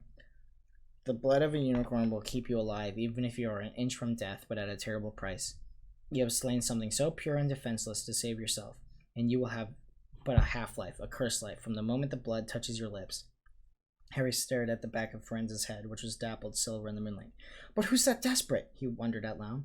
If you're going to be cursed forever, death's better, isn't it? It is, Ferenz agreed, unless all you need to stay alive long enough to drink something else, something that will bring you back to full strength and power, something that will mean you can never die. Mr. Potter, do you know what is hidden at the school at this very moment? The Sorcerer's Stone! Of course, the elixir of life! But I don't understand who... Can you think of nobody who has waited many years to return to power, who has clung to life, awaiting their chance? It was as though an iron fist had clenched suddenly around Harry's heart. Over the rustling of trees, he seemed to hear once more what Hagrid had told him the night they met. Some say he died. Codswallop, in my opinion. Don't know if he had enough human left in him to die. Do you mean... Harry croaked. That was Harry, are you alright? Hermione was running towards them down the path, Hagrid puffing alongside her. I'm fine, said Harry, knowing hardly anything he was saying. The unicorn's dead, Hagrid. It's in that clearing back there. This is where I leave you, Franz murmured as Hagrid hurried off to examine the unicorn. You are safe now. Harry slid off his back. Good luck, Harry Potter, said Ferenz. The plans have been read wrongly before, now, even by centaurs. I hope this is one of those times. He turned and cantered back into the depths of the forest, leaving Harry shivering behind him. Ron had fallen asleep in the dark common room, waiting for them to return. He shouted something about Quidditch fouls when Harry roughly shook him awake. In a matter of seconds, though, he was wide-eyed as Harry began to tell him and Hermione what had happened in the forest. Harry couldn't sit down. He paced up and down in front of the fire. He was still shaking. Snape wants the stone for Voldemort, and Voldemort's waiting in the forest, and all this time we thought Snape just wanted to get rich. Stop saying the name, said Ron in a terrified whisper, as though Voldemort could hear them. Harry wasn't listening. Friend saved me, but he shouldn't have done so. So Bane was furious. He was just talking about the interfering with the planets what was going to happen. They must show that Voldemort's coming back. Bane thinks Friend should have let Voldemort kill me. I suppose that's written in the stars as well. Will you stop saying the name? Ron hissed. So all they've got to wait for now is Snape to steal the stone, Harry went on feverishly. Then Voldemort will be able to come back and finish me off. Well, I suppose Bane will be happy. Hermione looked very frightened, but she had a word of comfort. Harry, everyone says Dumbledore's the only one you know who's ever afraid of. With Dumbledore around, you know who can't touch you. Anyway, who says centaurs are right? It sounds like a fortune-telling to me, and Professor McGonagall says that's a very imprecise branch of magic. The sky had turned light before they stopped talking. They went to bed exhausted, and their throats sore. Mine too. But the night surprises weren't over. When Harry pulled back his sheets, he found his invisibility cloak folded neatly underneath them. There was a note pinned to it, just in case. Chapter 16. Through the Trapdoor. In years to come, Harry would never quite remember how he had managed to get through his exams when he half expected Voldemort to come bursting through the door at any moment. Yet the days crept by, and there could be no doubt that Fluffy was still alive and well behind the locked door. It was sweltering hot, especially in the large classroom where they did their exam papers. They had been given special new quills for the exams, which had been bewitched with an anti-cheating spell. They had practical exams as well. Professor Flitwick called them one by one into his class to see if they could make a pineapple tap dance across a desk. Professor McGonagall watched them turn a mouse into a snuff box. Points were given for how pretty the snuff box was, but taken away if it had whiskers. Snape made them all nervous, breathing down their necks while they tried to remember how to make a forgetfulness potion. Harry did the best he could, trying to ignore the stabbing pains in his forehead which had been bothering him ever since his trip into the forest. Neville thought Harry had a bad case of exam nerves because Harry couldn't sleep, but the truth was that Harry had been woken up by his old nightmare, except that it was now worse than ever because there was a hooded figure dripping blood in it. Maybe it was because they hadn't seen what Harry had seen in the forest, or because they didn't have burning scars on their forehead. But Ron and Hermione didn't seem as worried about the stone as Harry. The idea of Voldemort certainly scared them, but he didn't keep visiting them in dreams, and they were so busy with their studying that they didn't have much time to fret about what Snape or anyone else might be up to. Their very last exam was History of Magic, 1 hour of answering questions about old batty wizards who had invented self-stirring cauldrons, and they'd be set free for a whole wonderful week until their exam results came out. When the ghost of Professor Binns told them to put down their quills and roll up their parchment, Harry couldn't help but cheering with the rest. "That was far easier than I thought it would be," said Hermione, as they joined the crowds flocking into the sunny grounds. "I needn't have learned the 1637 Werewolf Code of Conduct or the Uprising of Elfric the Eager." Hermione always liked to go through their exam papers afterwards, but Ron said this made him feel ill, so they wandered down to the lake and flopped under a tree. The Weasley twins and Lee Jordan were tickling the tentacles of a giant squid, which was basking in the warm shallows. "No more studying," Ron sighed happily, stretched out onto the grass. "You can look more cheerful, Harry. We've got a week before we find out how badly we've done, and there's no need to worry yet." Harry was rubbing his forehead. "I wish I knew what this means," he burst out angrily. "My scar keeps hurting. It happened before, but never as often as this." "Go to Madame Pomfrey," Hermione suggested. "I'm not ill," said Harry. "I think it's a warning. It means danger's coming." Ron couldn't get worked up. It was too hot. "Harry, relax. Hermione's right. If the stone's safe as long as Dumbledore's around. Anyway, we've never had any proof Snape found out how to get past Fluffy. He's nearly had his leg ripped off once. He's not going to try again in a hurry. And Neville will play Quidditch for England before Hagrid lets Dumbledore down." Harry nodded, but he couldn't shake off the lurking feeling that there had been something he'd forgotten to do. Something important. Whenever he tried to explain this, Hermione said, "That's just the exams. I woke up last night and was halfway through my transfiguration notes before I remembered we'd done that one." Harry was quite sure the unsettled feeling didn't have anything to do with work, though. He watched the owl flutter towards the school across the bright blue sky, and a note clambered to its mouth. Hagrid was the only one who ever sent him letters. Hagrid would never betray Dumbledore. Hagrid would never tell anyone how to get past Fluffy. Never. But Harry suddenly jumped to his feet. "Where are you going?" said Ron sleepily. "I've just thought of something," said Harry. He had turned white. "We've got to go see Hagrid now." "Why?" said Hermione, hurrying up to keep up. "Don't you think it's a bit odd," said Harry, scrambling up the grassy slope, "that Hagrid wants nothing more in the world than a dragon, and a stranger who just happens to show up to have an egg in his pocket? How many people wander around with a dragon egg if it's against the wizard law? Luckily they found Hagrid, don't you think? Why didn't I see it before?" "What are you talking about?" said Ron, but Harry, sprinting towards the grounds, towards the forest, didn't answer. Hagrid was sitting in his armchair outside his house. His trousers and sleeves were rolled up, and he was shelling peas into a large bowl. "Hello," he said, smiling. "Finished your exams? Got time for a drink?" "Yes, please," said Ron, but Harry cut him off. "No, we're in a hurry, Hagrid. I've got to ask you something. You know that night you won Norbert? What did the stranger you were playing cards look like?" "Dunno," said Hagrid, casually. "He wouldn't take off his cloak." He saw the three of them look stunned and raised his eyebrows. "It's not a usual thing to get a funny folk in the Hogshead. This one's a bit posed in the village. Might have been a dragon dealer, might be. Never saw his face, kept his hood up." Harry sank down next to the bowl of peas. "What did you talk to him about, Hagrid? Did you mention Hogwarts at all?" "Might have come up," said Hagrid, frowning as he tried to remember. "Yeah, he asked what I did, and I told him I was a gamekeeper here. He asked a bit about the sort of creatures I look after, so I told him. I said I always really wanted a dragon and all, and I can't remember too well because he kept buying me drinks. Well, see, yeah, he said he had a dragon egg, and he would play cards if I wanted, but he had to be sure I could handle it, so he didn't want to go to any old home. So I told him after Fluffy, a dragon would be easy." "And did he seem interested in Fluffy?" Harry asked, trying to keep his voice calm. "Well, yeah, how many three-headed dogs do you meet around Hogwarts? So I told him Fluffy's a piece of cake if you know how to calm him down. Just play a bit of music and he'll go straight off to sleep." Hagrid suddenly looked horrified. "I shouldn't have told you that," he blurted out. "Forget I said it. Harry, where are you going?" Harry, Ron, and Hermione didn't speak to each other at all until they came to a halt at the entrance hall, which seemed very cold and gloomy after the grounds. "We've got to go to Dumbledore," said Harry. "Hagrid told the stranger how to get past Fluffy, and it was either Snape or Voldemort under that cloak, but it mustn't be easy. Once he got Hagrid drunk, I just hope Dumbledore believes us. Friends might be back us up if Bane doesn't stop him. Where's Dumbledore's office? They looked around as if hoping to see a sign pointing them in the right direction. They had never been told where Dumbledore lived, nor did anyone know who had been... Nor did they know anyone who had been sent to see him. We'll just have to, Harry began, but a voice suddenly rang across the hall. What are you three doing? It was Professor McGonagall carrying a large pile of books. We want to see Professor Dumbledore, said Hermione, rather bravely, Harry and Ron thought. See Professor Dumbledore, Professor McGonagall repeated, as though this was a very fishy thing to do. Why? Harry swallowed. Now what? It's sort of a secret, he said, but he wished that he once hadn't, because Professor McGonagall's nostrils flared. Professor Dumbledore left 10 minutes ago, she said coldly. He received an urgent owl from the Ministry of Magic and flew off for London at once. He's gone, said Harry frantically. Now! Professor Dumbledore is a very great wizard, Potter. He's very demanding of his time, but this is important.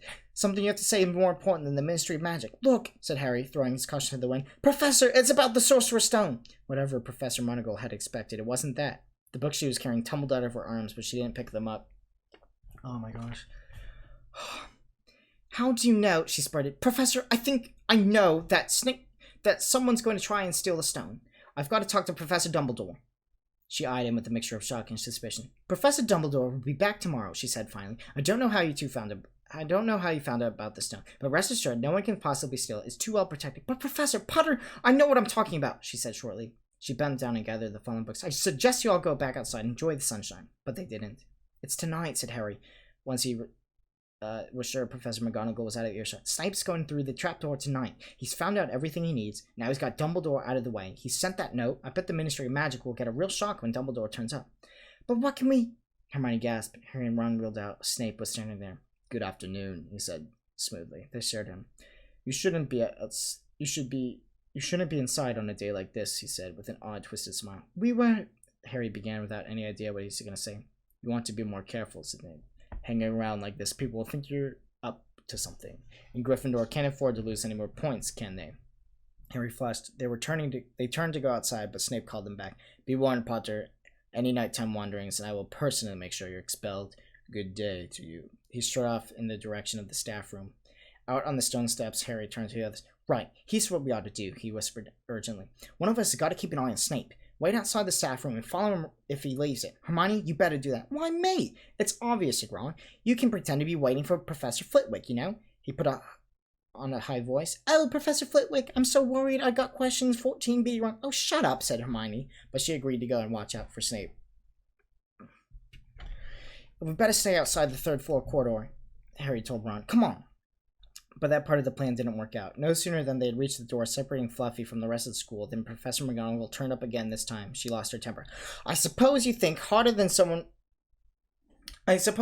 harder to get past than a pack of enchantments, she stormed. Enough of this nonsense. If I hear you've come anyone back here again, I'll take another 50 points from Gryffindor. Yes, Weasley, from my own house. Harry and Ron went back to the common room. Harry had just said, at least Hermione's on Snape's tail, when the portrait of the fat lady swung open and Hermione came in. I'm sorry, Harry, she wailed. Snape came out and asked me what I was doing, so I said I was waiting for Flitwick, and Snape said went to get him, and I only just got away. I don't know where Snape went. Well, that's just it then, said Harry. The other two stared at him. He was pale and his eyes were glittering. I'm going out here tonight. I'm going to try to get the stone first. You're mad, said Ron. You can't, said Hermione. After what McGonagall says... And Snape said, you'll be expelled. So what? Harry said. Don't you understand? If Snape gets a hold of the stone, Voldemort's coming back. Haven't you heard what it's like when he's trying to take over? There won't be any Hogwarts to get expelled from. He'll flatten it or turn it into a school for dark arts. Losing points doesn't matter anymore. Can't you see? Don't you know he'll try to leave you and your families alone if Gryffindor wins the House Cup? If I get caught before I get the stone, well, I'll go back to the Dursleys and wait for Voldemort to find me there. It's only dying a bit later than I would have because I'm never going to get to the dark side. I'm going through that trapdoor tonight, and nothing you two can say is going to stop me. Voldemort killed my parents, remember? He glared at them. You're right, Harry, said Hermione in a small voice. I'll use the invisibility cloak. It's just lucky I got it back. But will it cover all three of us, said Ron. All three of us? Oh, come off it. You don't think we'd let you go alone? Of course not, said Hermione briskly. How do you think you'd like to get the stone without us? I'd better go and look through my books. There might be something useful. But if we get caught, you two will be expelled too. Not if I can help it. Not if I can help it, said Hermione grimly. Flitwick told me in a secret that I got 112% on his exam. They're not throwing me out after that. Oh my gosh.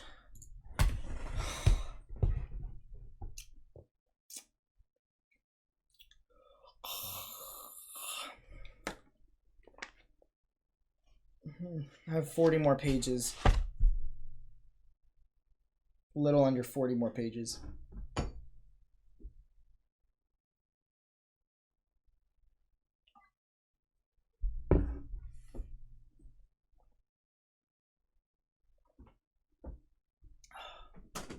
What's up?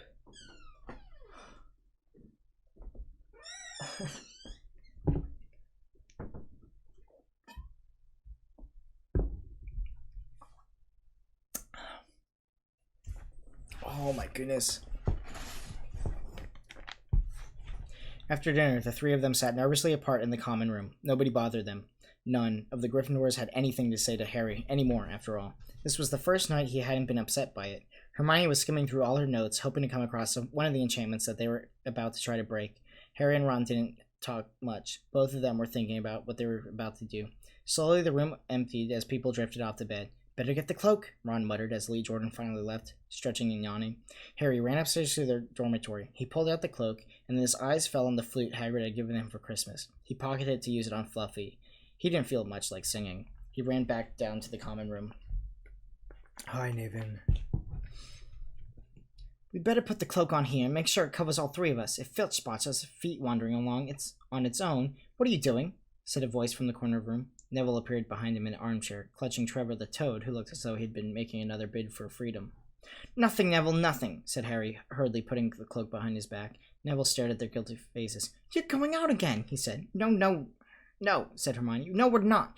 Why don't you go to bed, Neville?" Harry looked at the grandfather clock by the door. They couldn't afford to waste any more time. Snape might even be now playing Fluffy to sleep. "You can't go out," said Neville. "You'll be caught again. Gryffindor will be even more trouble." "You don't understand," said Harry. "This is important." But Neville was clearly steeling himself to do something desperate. "I won't let you do it," he said hurriedly to stand in front of the portrait hole. I'll fight you." "Neville," Ron exploded. "Get away from that hole and don't be an idiot." "Don't you call me an idiot," said Neville, "and I don't think you should be breaking any more rules. You were the one who told me not to stand up to people." "Yes, but not to us," said Ron in exasperation. "Neville, you don't know what you're doing." He took a step forward, and Neville dropped Trevor to the Toad, who leapt out of sight. "Then go on, then. Try and hit me," said Neville, raising his fist. "I'm ready." Harry turned to Hermione. "Do something," he said desperately. Hermione stepped forward. "Neville," she said, "I'm really sorry about this." She raised her wand. "Perfecticus totalis," she cried, pointing it at Neville. Neville's arms snapped to his sides, his legs sprang together. His whole body rigid, he swayed where he stood and fell flat on his face, stiff as a board. Hermione ran to turn him over. Neville's jaws were jammed together so he couldn't speak. Only his eyes were moving, looking at them in horror. "What have you done to him?" Harry whispered. "It's the full body bind," said Hermione miserably. "Oh, Neville, I'm so sorry." "We had to, Neville. No time to explain," said Harry. "You'll understand, Neville." "You'll understand later, Neville," said Ron as they stepped over him and pulled out the invisibility cloak. But leaving Neville lying there motionless on the floor didn't feel like a very good omen. In their nervous state, everyone's statue looked like Filch. Every distant breath of the wind sounded like Peeves swooping down on them. At the foot of the first step of stairs, they spotted Mrs. Norris skulking near the top. "Oh, let's just kick it just this once," Ron whispered in Harry's ear, but Harry shook his head. As they climbed carefully around her, Mrs. Norris turned her lamp-like eyes to them, but didn't do anything. They didn't meet anyone else until they reached the staircase up on the third floor. Peeves was bobbing halfway up, loosening carpet so that people would trip. "Who's there?" he said suddenly as they climbed towards him. He narrowed his wicked black eyes. "I know you're there, even if I can't see you. Are you a ghoulie, or a ghostie, or a wee student beastie?" He stood up in the air and floated there, squinting at them. "Should I call Finch?" "I should, if something is creeping around here." Harry suddenly had an idea. "Peeves," he said in a hoarse whisper, "the bloody Baron has his own reasons for being invisible." Peeves almost fell out of the air in shock. He caught himself in time and hovered about a foot above the stairs. "So sorry for your bloodiness, Mr. Baron, sir," he said greasily. My mistake, I didn't see you. Of course I didn't. You're invisible. Forgive old Peevesy. Little jokesy, sir." "I have business here, Peeves," croaked Harry. "Stay away from this place tonight." "I will, sir. Certainly will," said Peeves, rising up from the air again. "Hope your business goes well, Baron. I will not bother you." And he scooted off. "Brilliant, Harry," whispered Ron. A few seconds later, they were there, outside the third floor corridor, and the door was already ajar. "Well, there you are," Harry said quietly. "Snape's already got past Fluffy." Seeing the door open somehow seemed to impress upon all three of them what was facing them. Underneath the cloak, Harry turned to the other two. "If you want to go back, I won't blame you. You can take the cloak. I don't need it now. Don't be stupid, said Ron. We're coming, said Hermione. But Harry pushed the door open. As the door creaked, low rumbling growls met their ears. All three of the dogs' noses sniffled madly in their direction, even though they couldn't see them. What's at its feet? Hermione whispered. Looks like a harp, said Ron. Snape must have left it there. Well, it must wake it up the moment you stop playing, said Harry. Well, here goes. He put Hagrid's flute to its lips and blew. It wasn't really a tune, but from the first note, the beast's eyes began to droop. Harry suddenly blew hard. Suddenly, the dog's growls ceased and tottered onto its paws and fell to its knees and then slumped to the ground fast asleep. Keep playing, Ron warned Harry as they slipped out of the cloak and crept towards the trapdoor. They could feel the dog's hot, smelly breath as they approached the giant heads.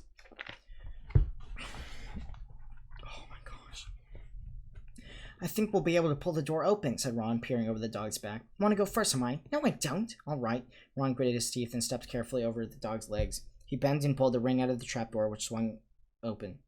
What do you see? Hermione said anxiously. Nothing, just black. There's no way of climbing down. We'll just have to drop.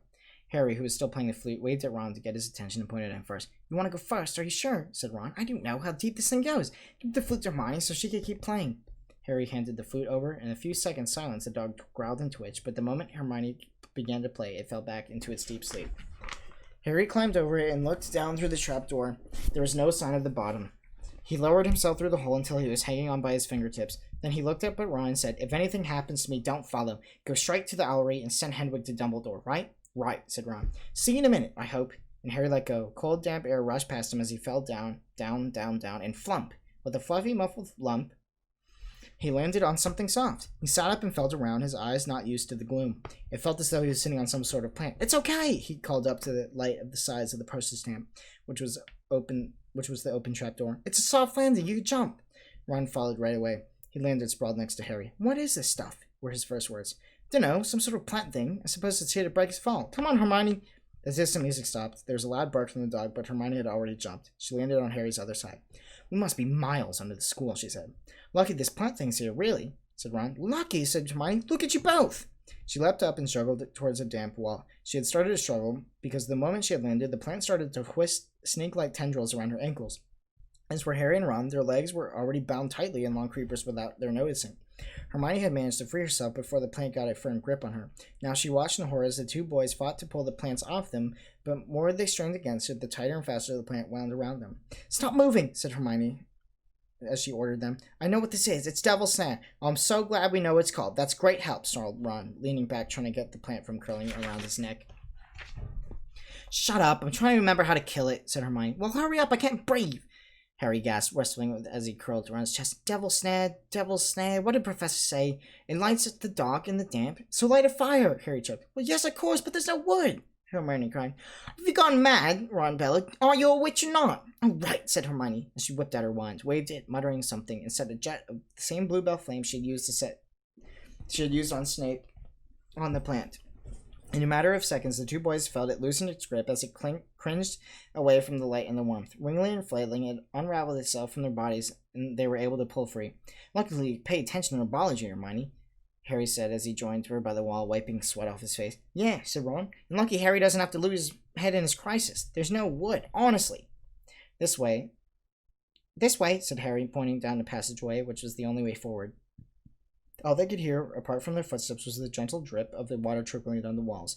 The passageway sloped downward, and Harry was reminded of Gringotts. With an unpleasant jolt of heart, he remembered the dragon said to be guarding the vaults in the wizard bank. If they met a dragon, a fully grown dragon, Norbert had been bad enough.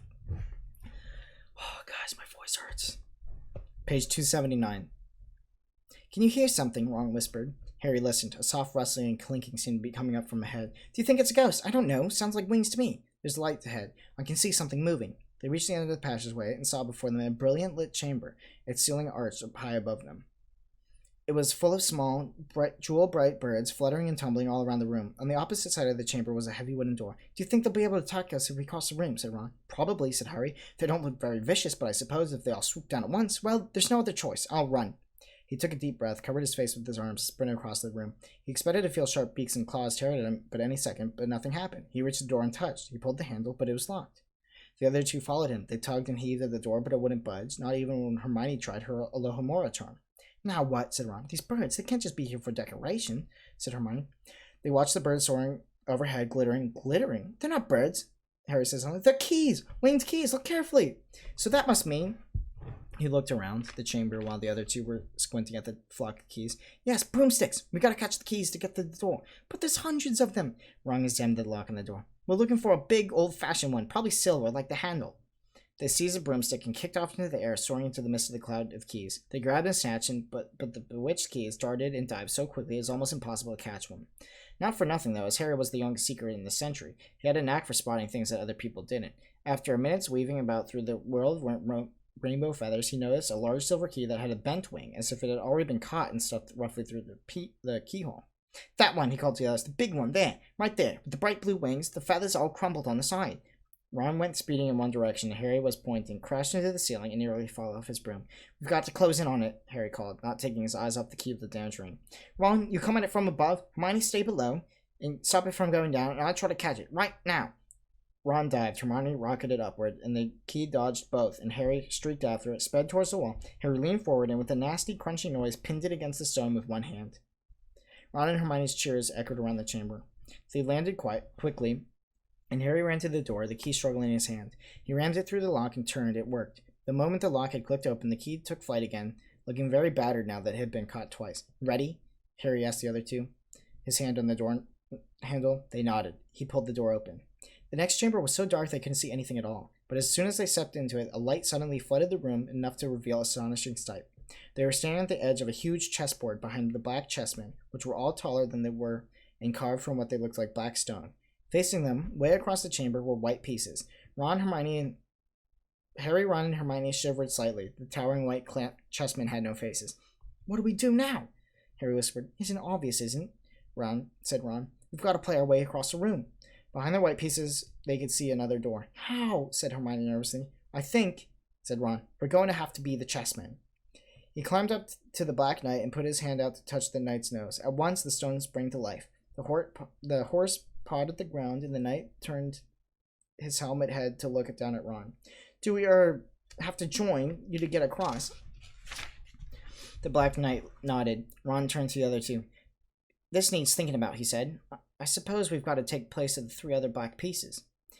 Harry and Hermione stayed quiet, watching Ron think. Finally he said, Now don't be offended or anything, but neither of you are really good at chess. We're not offended, said Harry quickly. Just tell us what to do. Well, Harry, you need to take place of that bishop. And Hermione, you go there to take instead of the castle. What about you? I'm going to be the knight, said Ron. The chessmen seemed to have been listening, because at these words, a knight, bishop, and a castle turned their backs on the white pieces and walked off the board, leaving 3 empty squares that Harry, Ron, and Hermione took. White always plays first in chess, said Ron, peering across the board. Yes, look, a white pawn had moved forward 2 squares. Ron started to direct the black pieces. They moved silently wherever he sent them. Harry's knees were trembling. What if they lost? Harry, moved diagonally 4 squares to the right. Their first real shock came when one of their knights was taken. The White Queen smashed him to the floor and dragged him off the board, where he lay quite still, face down. Had to let that happen, said Ron, looking shaken. Leaves you free to take that bishop, Hermione. Go in.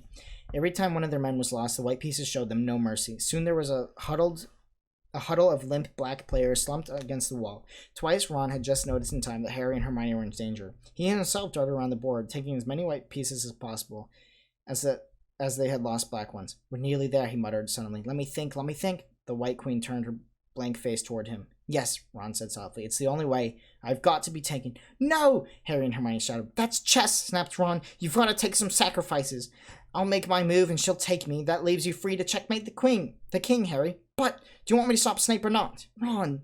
Look, if you don't hurry up, he'll already have the stone. There was no alternative. Ready? Ron called, his face pale but determined. Here I go.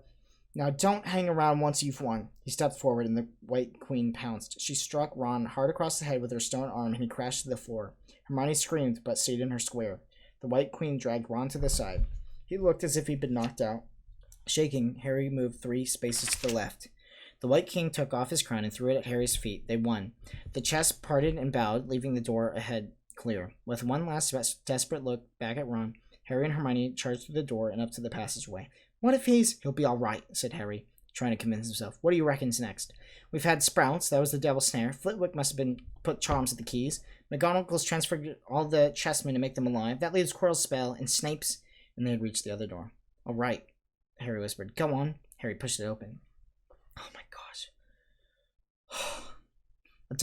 A disgusting smell filled their nostrils, making both of them pull up their robes over their noses. Eyes watering, they saw flat on the floor in front of them a troll even larger than the one they had tackled, out cold with a bloody lump on its head. I'm glad we didn't have to find that one, Harry whispered as they stepped carefully over its massive legs. Come on, I can't breathe. He pulled open the door, both of them hardly daring to look at what next, but there was nothing very frightening in there, just a table with 7 differently shaped bottles standing out in line. Snapes, said Harry. What do we have to do? They stepped over to the threshold, and immediately a fire sprang up behind them in the doorway. It wasn't an ordinary fire either, it was purple. And at the same instant, black flames shot up in the doorway, looking forward. They were trapped. Look! Hermione seized a roll of paper lying next to the bottles. Harry looked over her shoulder to read it. Oh my gosh, this is so long. Danger lies before you, while safety lies behind. 2 of us will help you, whichever you could find. 1 among us 7 will let you move ahead. Another will transport the drinker back instead. 2 among our number hold by nettle wine. 3 of us are killers waiting hidden in line. Choose unless you wish to stay here forevermore. To help you in your choice, we give you these clues 4. First, however slyly the poison tries to hide, you will always find some on Nettle's wine's left side. Second, different are those who stand at their end, but if you would move onward, neither is your friend. Third, as you see clearly, are different size. Neither dwarf nor giant holds death in their insides. Fourth, the second left and the second on the right are twins once you taste them, though different at first sight. Hermione let out a great sigh, and Harry and May saw that she was smiling, the last thing he felt like doing. Brilliant, said Hermione. This isn't magic, it's logic, a puzzle. A lot of great wizards have got an ounce of logic, but they'd be stuck in here forever. But so will we, won't we? Of course not, said Hermione. Everything we need is here on this paper. 7 bottles, 3 are poison, 2 are wine. 1 will get us safely through the black fire, and 1 will get us back through this purple. But how do we know which one to drink? Give me a minute. Hermione read the paper several times. Then she walked up and down the line of bottles, muttering to herself and pointing. At last she clasped her hands. Got it, she said. The smallest bottle will get us through the black fire, towards the stone. Harry looked at the tiny bottle. But there's only enough for 1 of us, he said. That's hardly a swallow. They looked at each other. Which one will get you back through the purple flames? Hermione pointed at the rounded bottle at the end of the line. You drink that, said Harry. No, listen, go back and get wrong. Grab brooms from the flying key room. They'll get you out of the trapdoor and past Fluffy. Go straight to the owlery and send Hedwig to Dumbledore. We need him. I might be able to hold Snape off for a while, but we're no match for him, really. But Harry, what if you know who's with him? Well, I was lucky once, wasn't I? Said Harry, pointing at a scar. I might be lucky again. Hermione's lips trembled, and she suddenly dashed at Harry and threw her arms around him. Hermione! Harry, you're a great wizard, you know. I'm not as great as you, said Harry, very embarrassed as she let go of him. Me, said Hermione. Books and cleverness. There's more important things. Friendship and bravery. Oh, Harry, be careful. You drink first, said Harry. You are sure which one is which, aren't you? Positive, said Hermione. She took a long drink from the round bottle at the end, then shuddered. It's not poison, said Harry anxiously. No, but it's like ice. Quick, go off before it wears off. Good luck. Take care. Go! Hermione turned and walked straight through the purple fire. Harry took a deep breath and picked up the smallest bottle. He turned to face the black flames. Here I come, he said, and he drained the little bottle in one gulp. It was indeed as though ice was flooding his body. He put the bottle down and walked forward. He braced himself, saw the black flames licking his body, but he couldn't feel them. For a moment he could see nothing but dark fire, and then he was on the other side in the last chamber. There was already someone in there, but it wasn't Snape. It wasn't even Voldemort. Chapter 17, boys. This is the last chapter. Chapter 17, The Man with Two Faces. It was Quirrell. You! Gasped Harry. Quirrell smiled. His face wasn't twitching at all. Me, he said calmly. I wondered whether we'd be meeting you here, Potter. But I thought Snape. Severus? Quirrell laughed. It wasn't his usual quivering tremble, either, but a cold and sharp. Yes, Severus does seem to be the type, doesn't he? So useful to have him sweeping around like an overgrown bat. Next to him, who would have suspect? Stuttering Professor Quirrell. Harry couldn't take it in. This couldn't be true. It couldn't. But Snape tried to kill me. No. I tried to kill you. Your friend, Miss Granger, accidentally knocked me over as she rushed over to set fire to Snape at that Quidditch match. She broke my eye contact with you. Another few seconds I would have got you off that broom. I have managed it before, even then Snape hadn't been muttering a counter curse trying to save you. Snape was trying to save me? Of course, said Quirrell coolly. Why do you think he wanted to referee your next match? He was trying to make sure I didn't do it again. Funny, really. He didn't need have bothered. I couldn't do anything with Dumbledore watching. All the other teachers thought Snape was trying to stop Gryffindor from winning. He did make himself unpopular, and what a waste of time. Even after all that, I'm going to kill you tonight. Quirrell snapped his fingers. Ropes sprang out of thin air and wrapped themselves tightly around Harry. You're too noisy, Potter, to live scurrying around the school on Halloween like that. For all I knew, you could have seen me coming to look at what was guarding the stone. You let the troll in? Certainly. I have a special gift with trolls. You see, you must have seen what I did to the other one in the chamber back there. Unfortunately, while everyone was running around looking for Snape, who already suspected me, went straight to the third floor to head me off. Not only did my troll fail to beat you to death, that three-headed dog didn't even manage to bite Snape's leg off properly. Now wait, Potter, I need to examine this interesting mirror. It was only then that Harry realized that he was standing behind Quirrell was the mirror of Arise. This mirror is the key to finding the stone, Quirrell murmured, tapping his way around the frame. Trust Dumbledore to come up with something like this, but he's in London. I'll be far away from the time he gets back. All Harry could think of doing was keeping Quirrell talking and stop him from concentrating on the mirror. I saw you and Snape in the forest, he blurted. Yes, said Quirrell idly, walking around the mirror to look at the back. He was on to me by that time, trying to figure out how far I got. He suspected me all along, trying to frighten me. And though he could, when I had Lord Voldemort on my side. Quirrell came back from behind the mirror and stared hungrily into it. I see the stone. I'm presenting it to my master, but where is it? Harry struggled against the ropes binding him, but they didn't give. He had to keep Quirrell from giving his whole attention to the mirror. But Snape always seemed to hate me so much. Oh, he does, said Quirrell casually. Heavens, yes. He was at Hogwarts with your father, don't you know? They loathed each other, but he never wanted you dead. But I heard you a few days ago sobbing. I thought Snape was threatening you. For the first time, the spasm of fear flitted across Quirrell's face. Sometimes, he said, I find it hard to follow my master's instructions. He is a great wizard, and I am weak. You mean he was there in the classroom with you? Harry gasped.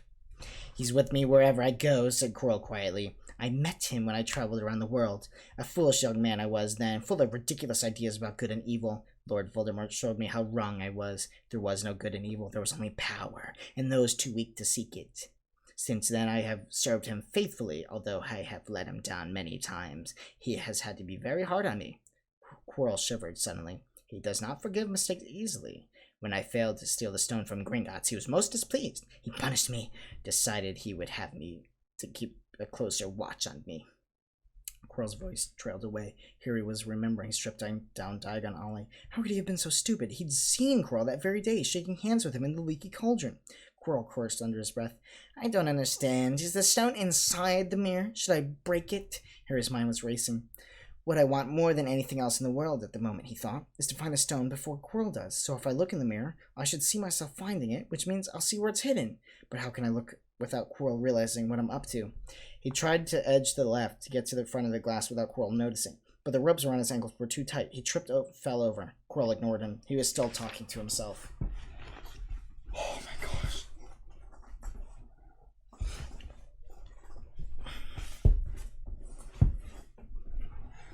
Oh, man.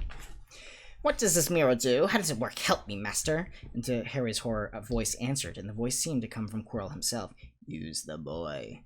Use the boy. Quirrell rounded on Harry. Yes, Potter, come here. He clapped his hands at once, and the ropes binding Harry fell off. Harry got slowly to his feet. Come here, Quirrell repeated. Look in the mirror and tell me what you see.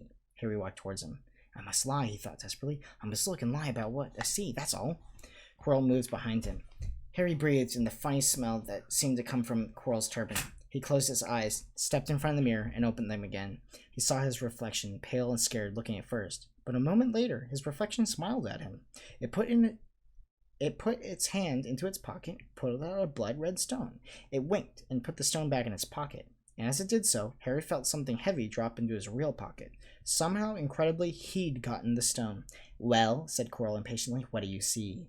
Harry screwed up his courage. I see myself shaking hands with Dumbledore, he invented. I've won the House Cup for Gryffindor. Quirrell cursed again. Get out of the way, he said.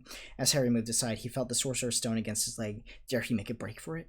But he hadn't walked 5 paces before a high voice spoke through Quirrell, though Quirrell's lips weren't moving. He lies, he lies. Potter, come back here, Quirrell shouted. Tell me the truth. What did you see? The high voice spoke to him again. Let me speak to him face to face. Master, you're not strong enough. I have strength enough for this. Harry felt as if the devil's snare was rooting him to the spot. He couldn't move a muscle. Petrified, he watched Squirrel reach up and begin to unwrap his turban. What was going on? The turban fell away. Quirrell's head looked strangely small without it. Then he turned slowly on the spot. Harry would have screamed, but he couldn't make a sound. Where there should have been a back to Quirrell's head, there was a face, the most terrible face Harry had ever seen. It was chalk white with glaring red eyes and slits for nostrils like a snake. "Harry Potter," it whispered. Harry tried to take a step backward, but his legs wouldn't move. "See what I've become," the face said. "Mere shadow and vapor. I have form only when I can share a body. But there has always been those willing to let me into their hearts and minds. Unicorn blood has strengthened me these past weeks. You saw faithful Quill drinking it for me in the forest, and once I have the elixir of life, I will be able to create a body of my own. Now, why don't you give me that stone in your pocket?" So he knew. The feeling suddenly surged back into Harry's legs. He stumbled forward. "Don't be a fool," snarled the face. "Better save your own life and join me, or you'll meet the same end as your parents. They died begging for mercy." "Liar!" Harry shouted suddenly. Quirrell was walking back towards him so that Voldemort could not see him. The evil face was now smiling. "How touching," he hissed. "I always value bravery. Yes, your parents were brave. I killed your father first, and he put up a courageous fight, but your mother needn't have died. She was trying to protect you. Now give me the stone, unless you want her to have died in vain." "Never!" Harry sprang towards the flame door, but Voldemort screamed, "Seize him!" And at the next second, Harry felt Quirrell's hand close on his wrist. At once, the needle-sharp pain seared across Harry's scar. His head felt as though he was about to split in two. He yelled, struggling with all his might, and to his surprise, Quirrell let go of him. The pain in his head lessened. He looked around wildly to see where Quirrell had gone, and saw him hunched in pain, looking at his fingers. They were blistering before his eyes. "Seize him! Seize him!" shrieked Voldemort again, and Quirrell lunged, knocking Harry clean off his feet, landing on top of him. Both hands around Harry's neck. Harry's scar was almost blinding with pain, yet he could see Quirrell howling in agony. "Master, I cannot hold him. My hands! My hands!" And Quirrell, though pinning Harry to the ground with his knees, let go of his neck and stared bewildered at his own palms. Harry could see the very look burn, raw, red, and shiny. "Then kill him, fool, and it will be done." "Ah!" screeched Voldemort. Quirrell raised up his hand to perform a deadly curse, but Harry, by instinct, reached up and grabbed Quirrell's face. Quirrell rolled off of him, his face blistering too, and Harry knew. Quirrell couldn't touch his bare skin, not without suffering terrible pain. His only chance was to keep hold of Quirrell, keep him long enough, and in pain enough to stop him from doing a curse. Harry jumped to his feet, caught Quirrell by his arm, and hung on as tight as he could. Quirrell screamed and tried to throw Harry off. The pain in Harry's head was building. He couldn't see. He could only hear Quirrell's terrible shrieks and Voldemort's yells, "Kill him! Kill him!" and the other voices, maybe in Harry's own mind, saying, "Harry! Harry!" He felt Quirrell's arms wrench from his grasp. He knew all was lost and fell into blackness, down, down, down. Something gold was glinting just above him. The snitch! He tried to catch it, but his arms were too heavy. He blinked. It wasn't the snitch at all. It was a pair of glasses. How strange. He blinked again. The smiling face of Albus Dumbledore swam into view above him. "Good afternoon, Harry," said Dumbledore. Harry stared at him. Then he remembered. "Sir, the stone! It was Quirrell! He's got the stone! Sir, quick!" "Calm yourself, dear boy. You are a little behind on the time," said Dumbledore. "Quirrell does not have the stone." "Then who does, sir? Harry, please relax, or Madame Pomfrey will have me thrown out." Harry swallowed and looked around him. He realized he must be in the hospital wing. He was lying in a bed with white linen sheets, and next to him was a table piled high with what looked like half a candy shop. "Tokens from your friends and admirers," said Dumbledore. "What happened down in the dungeons between you and Professor Quirrell is a complete secret, so naturally the whole school knows.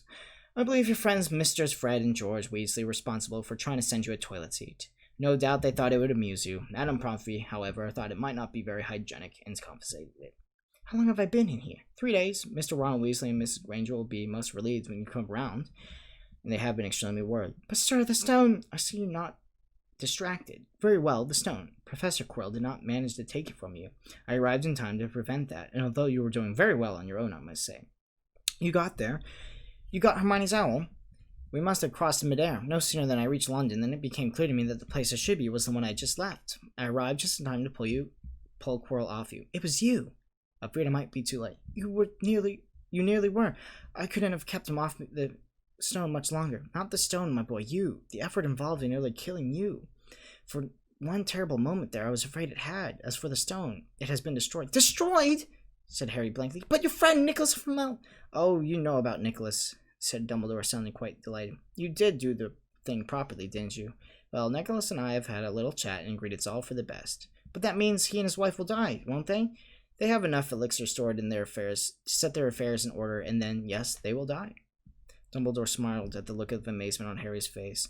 To one as young as you, I'm sure it seems incredible, but to Nicholas and Perenelle, it's really like going to bed after a very, very long day. After all, to the well-organized mind, death is but the great next adventure. You know, the stone was really not such a wonderful thing. As much money as life as you can want, the two most things human beings choose above all. The trouble is, humans have a knack for choosing precisely those things that are worse for them. Harry lay there, lost for words. Dumbledore hummed a little and smiled at the ceiling. Sir, said Harry, I've been thinking, sir. Even if the stone's gone, you know who. Call him Voldemort, Harry. Always use the proper name for things. Fear of names increases the fear of the thing itself. Yes, sir. Well, Voldemort's going to try other ways of coming back, isn't he? I mean, he hasn't gone, is he? No, Harry, he is not. He's still out there somewhere, perhaps looking for another body to share. Not being truly alive, he cannot be killed. He left Quirrell to die. It just shows how little mercy he has for his followers. Nevertheless, Harry, while you may have delayed his return to true power, it will merely take someone else who has prepared to fight what seems a losing battle next time. And if he's delayed again and again, why, he may never return to power. Harry nodded, but stopped quickly because it made his head hurt. Then he said, Sir, there's some other things I'd like to know if you could tell me. Things I want to know the truth about. The truth, Dumbledore sighed. It is a beautiful and terrible thing that should therefore be treated with great caution. However, I shall not answer your questions unless I have a very good reason to, in which I beg you forgive me. I shall not, of course, lie. Well, Voldemort said that he only killed my mother because she tried to stop him from killing me. But why would he want to kill me in the first place? Dumbledore sighed very deeply this time. Alas, the first thing you ask me I cannot tell you. Not today, not now. You will know one day. Put it from your mind for now, Harry. When you are older, I will know you hate to hear this. When you are ready, you will know. And Harry knew it would be no good to argue. But why couldn't Quirrell touch me? Your mother died saving you. If there's one thing Voldemort cannot understand, it's love. He didn't realize that love, as powerful as your mother's for you, leaves its own mark. Not a scar, no visible sign. To have been loved so deeply, even though the person who loved us is gone, but will give us some protection forever. It is your very skin. Quirrell, full of hatred, greed, ambition, sharing his soul with Voldemort, cannot touch you for this reason. It was an agony to touch a person marked by something so good. Dumbledore now became very interested in a bird out in the windowsill, which gave Harry some time to dry his eyes on the sheet. When he found his voice again, Harry said, In the invisibility cloak, do you know who sent it to me? Ah, your father happened to leave it in my possession, and I thought you might like it. Dumbledore's eyes twinkled. Useful things, your father. Used it mainly for sneaking off to kitchens to steal food when he was here. And there's something else. Fire away. Quirrell said Snape, Professor Snape, Harry. Yes, him. Quirrell said he hates me because he hated my father. Is that true? Well, they did rather detest each other, not unlike yourself and Mr. Malfoy. And then your father did something Snape could never forgive. What? He saved his life. What? Yes, Dumbledore said dreamily. Funny the way people's minds work, isn't it? Professor Snape couldn't bear being in your father's debt. I do believe he worked so hard to protect you this year because he felt that it would make him and your father even. Then he could go back to hating your father's memory in peace. Harry tried to understand this, but it made his head pound, so he stopped. And sir, there's just one more thing. Just the one. How did I get the stone out of the mirror? Ah, now I'm glad you asked me that. That was one of my more brilliant ideas between you and me. That's saying something. You see, the only one who wanted to find the stone, find it, but not use it, would be able to get it. Otherwise, they'd just see themselves making gold or drinking elixir of life. My brain surprises me even sometimes. Now, enough questions. I suggest you start on these sweets. Bertie Bott's every flavor beans. I was unfortunate enough in my youth to come across a vomit-flavored one, and since then I'm afraid I've lost my liking for them. But I think I'll be safe with a nice toffee, don't you? He smiled and popped the golden brown bean into his mouth. Then he choked and said, Alas! Earwax.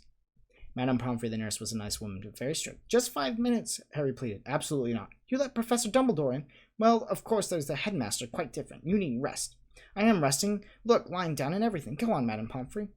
Oh, very well, but 5 minutes only. And she let Ron and Hermione in. Harry! Hermione looked ready to fling her arms around him again, but Harry was glad she held herself, as his head was still very sore. Oh, Harry, we were sure you were going to. Dumbledore was so worried. The whole school's talking about it, Sir Ron. What really happened? was one of those rare occasions where the true story is even more strange and exciting than the wild rumors. Harry told them everything: Quirrell, the mirror, the stone, Voldemort.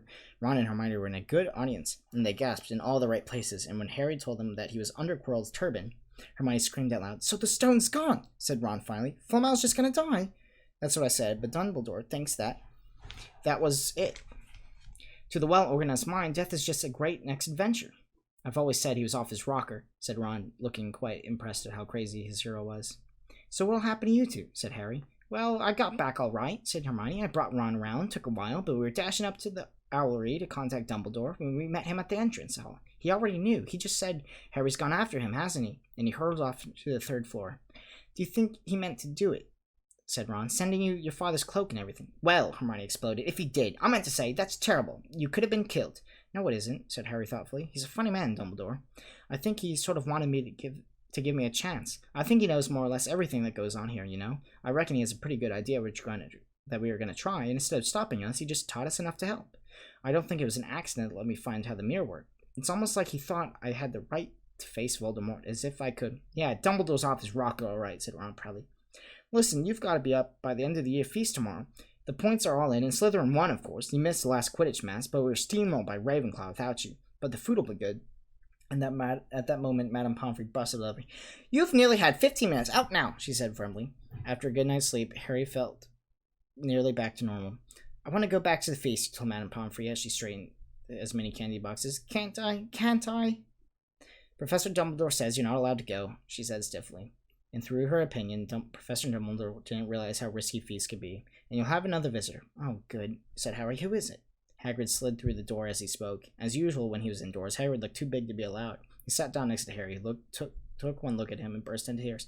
"It's all my ruddy fault," he sobbed, his face in his hands. "I told the evil git how to get past Fluffy. I told him. It was the only thing he didn't know, and I told him. And you could have died, and for a dragon egg, I'll never drink again. I should have chuckled out and made to life as a muggle." "Hagrid," said Harry, shocked to see Hagrid shaking with grief and remorse, great tears leaking down into his beard. Hagrid, had just found out somehow that this is Voldemort we're talking about. Hagrid, he'd have found out somehow. This is Voldemort I'm talking about. He'd found out even if you hadn't told him. "You could have died," sobbed Hagrid. "And don't say the name. Voldemort!" Harry bellowed, and Hagrid was so shocked that he stopped crying. "I've met him, and I'm calling him by his name. Please cheer up, Hagrid. We've saved the stone. It's gone. He can't use it. Have a chocolate frog. I've got loads." Hagrid wiped his nose on the back of his hand and said, "That reminds me, I got your present." "It's not a stout sandwich, is it?" said Harry anxiously. At last, Hagrid gave him a weak chuckle. "Nah, Dumbledore gave me the day off yesterday to fix it. Of course, he should have sacked me instead. But anyway, you got this." It seemed to be a handsome leather-covered book. Harry opened it curiously. It was full of wizard photographs. Smiling and waving at him from every page were his mother and father. "Sent hours to your parents' old school friends asking for photos. Didn't you have any? Didn't you like?" Harry couldn't speak, but Hagrid understood. Harry made his way down to the end-of-year feast that night. He'd been held up by Madame Pomfrey's fussing about, insisting on him getting one last checkup, so the Great Hall was already full. It was decked out in Slytherin colors of green and silver to celebrate Slytherin's winning at the House Cup at the 7th year in a row. A huge banner showing the Slytherin serpent covered the wall behind the high table. When Harry reached in, there was a sudden hush, and then everyone started talking loudly at once. He slipped into a seat between Ron and Hermione at the Gryffindor table and tried to ignore the fact that people were standing up looking after him. Fortunately, Dumbledore arrived a moment later. The babble died away. "Another year gone," Dumbledore said cheerfully, "and I must trouble you with the old man's wheezing waffle before we sink our teeth into the delicious feast. What a year has been! Hopefully your heads are a little fuller than they were. You have the whole summer ahead to get nice and empty before next year starts. Now, as I understand it, the House Cup here needs awarding, but in the points stand thus: in 4th place Gryffindor with 312 points, in 3rd Hufflepuff with 352, Ravenclaw has 426, and Slytherin with 472. A storm of cheering and stamping broke out from the Slytherin table. Harry could see Draco Malfoy banging his goblet on the table. It was a sickening sight. Yes, well done, Slytherin," said Dumbledore. "However, recent events must be taken into account." The room was still very silent. The Slytherin smiles faded away. "Ahem," said Dumbledore. "I have a few last-minute points to dish out. Let me see. Yes. First, to Mr. Ronald Weasley." Ron went purple in the face. He looked like a radish with a bad sunburn. "For the best played game of chess Hogwarts has ever seen in many years, I award Gryffindor 50 house points." Gryffindor cheers nearly raised the bewitched ceiling. The stars overhead seemed to quiver. Percy could be heard yelling the other prefects. "My brother, you know, my youngest brother, got past McGonagall's giant chess set." And there was silence again. Second, to Miss Hermione Granger for the use of cool logic in the face of fire, I award Gryffindor 50 points. Hermione buried her face in her arms. Harry strongly suspected she had burst into tears. Gryffindors up and down the table were beside themselves. They were 100 points up. Third, to Mr. Harry Potter, said Dumbledore. The room went deadly quiet. For pure nerve and outstanding courage, I award Gryffindor House 60 points. The din was deafening. For those who could add up while yelling themselves hoarse knew that Gryffindor had now 472 points, exactly the same as Slytherin. They had tied for the House Cup, if only Dumbledore had given Harry Potter just one more house point. Dumbledore raised his hand. The room gradually fell silent. There are all kinds of courage, said Dumbledore, smiling. It takes a great deal of bravery to stand up to our enemies, but just as much to stand up to our friends. I therefore award 10 points to Mr. Neville Longbottom.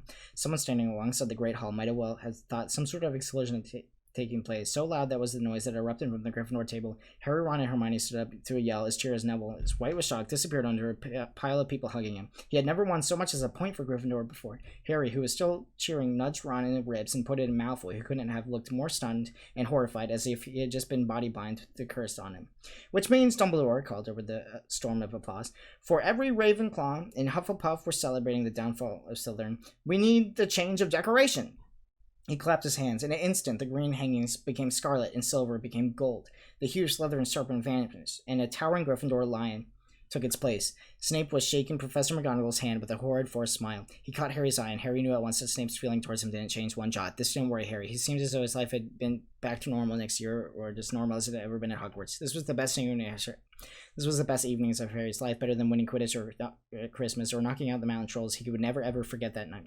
Harry had almost forgotten that exam results were still to come, but they did. To their great surprise, both he and Ron passed with good marks. Hermione, of course, had the best grades for the first year. Even Neville scrapped through, even though herbology marking up for his abysmal potions won. They had hoped that Goyle, who was almost as stupid as he was mean, might be thrown out, but he had passed too. It was a shame, but as Ron said, you couldn't have everything in life. And suddenly their wardrobes were empty and their trunks were packed. Neville's toad was found lurking in a corner of the toilets. Notes were handed out to all the students, warning them not to use magic over the holidays. I hope they'll forgive us and forget, said Fred Weasley sadly. Hagrid was there to take them down to a fleet of boats that sailed across the lake. They were boarding Hogwarts Express, talking and laughing. The countryside became greener and tidier, eating Bertie Bott's every flavor of beans as they sped past Muggle towns, pulling their wizard robes and pulling on their jackets and coats, pulling onto the platform 9 3/4 at King's Cross Station. It took quite a while for them to all get off the platform. A wizarding old guard by the ticket barrier led them to go through the gate in 2s and 3s so they didn't attract attention by bursting out of the solid wall at once, alarming Muggles. You must come and stay this summer, said Ron. Both of you. I'll send you an owl. Thanks, said Harry. Owls need something to look forward to. People jostled them as they moved forward towards the gateway back to the Muggle world. Some of them called, Bye, Harry. See ya, Potter. Still famous, said Ron, grinning at him. Not where I'm going, I promise you, said Harry. He, Ron, and Hermione passed through the gateway together. There he is, Mom. Look there. It was Ginny Weasley, Ron's younger sister, but he wasn't pointing at Ron. Harry Potter, she squealed. Mom, look, I can see. Be quiet, Ginny. It's ruined to point. Mrs. Weasley smiled at him. Busy, yeah? Yes, said Harry. Thanks for the fudge and sweater, Mrs. Weasley. Oh, it was nothing, dear. Ready, are you? It was Uncle Vernon, still purple-faced, still mustache, still looking furious at the nerve of Harry carrying an owl in a cage in a station full of ordinary people behind him, stood Aunt Petunia and Dudley looking terrified at the sight of the voice. You must be Harry's family, said Mrs. Weasley. And I was speaking, said Uncle Vernon. Hurry up, boy. We haven't got all day. And he walked away. Harry hung back for his last word with Ron and Hermione. See you over the summit, then. Hope you've got a good holiday, said Hermione, looking uncertainly at Uncle Vernon, shocked to see anyone else so pleasant. Oh, I will, said Harry, and they were surprised at the grin that was sorting over the face. They don't know they're not allowed to use magic at home. I'm going to have a lot of fun with Dudley this summer.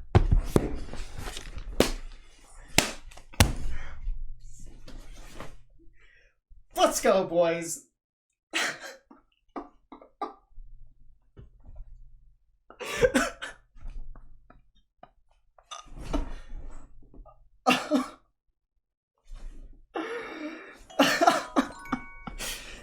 Oh my goodness, thanks for the cheers. Oh, I just smudged my scar. I don't give a flip, dude. Oh my goodness. That is Harry Potter read in one sitting. And it took 6 hours, 23 minutes, and 27 seconds of reading with an extra about an hour and 12 minutes of breaks in between each chapter.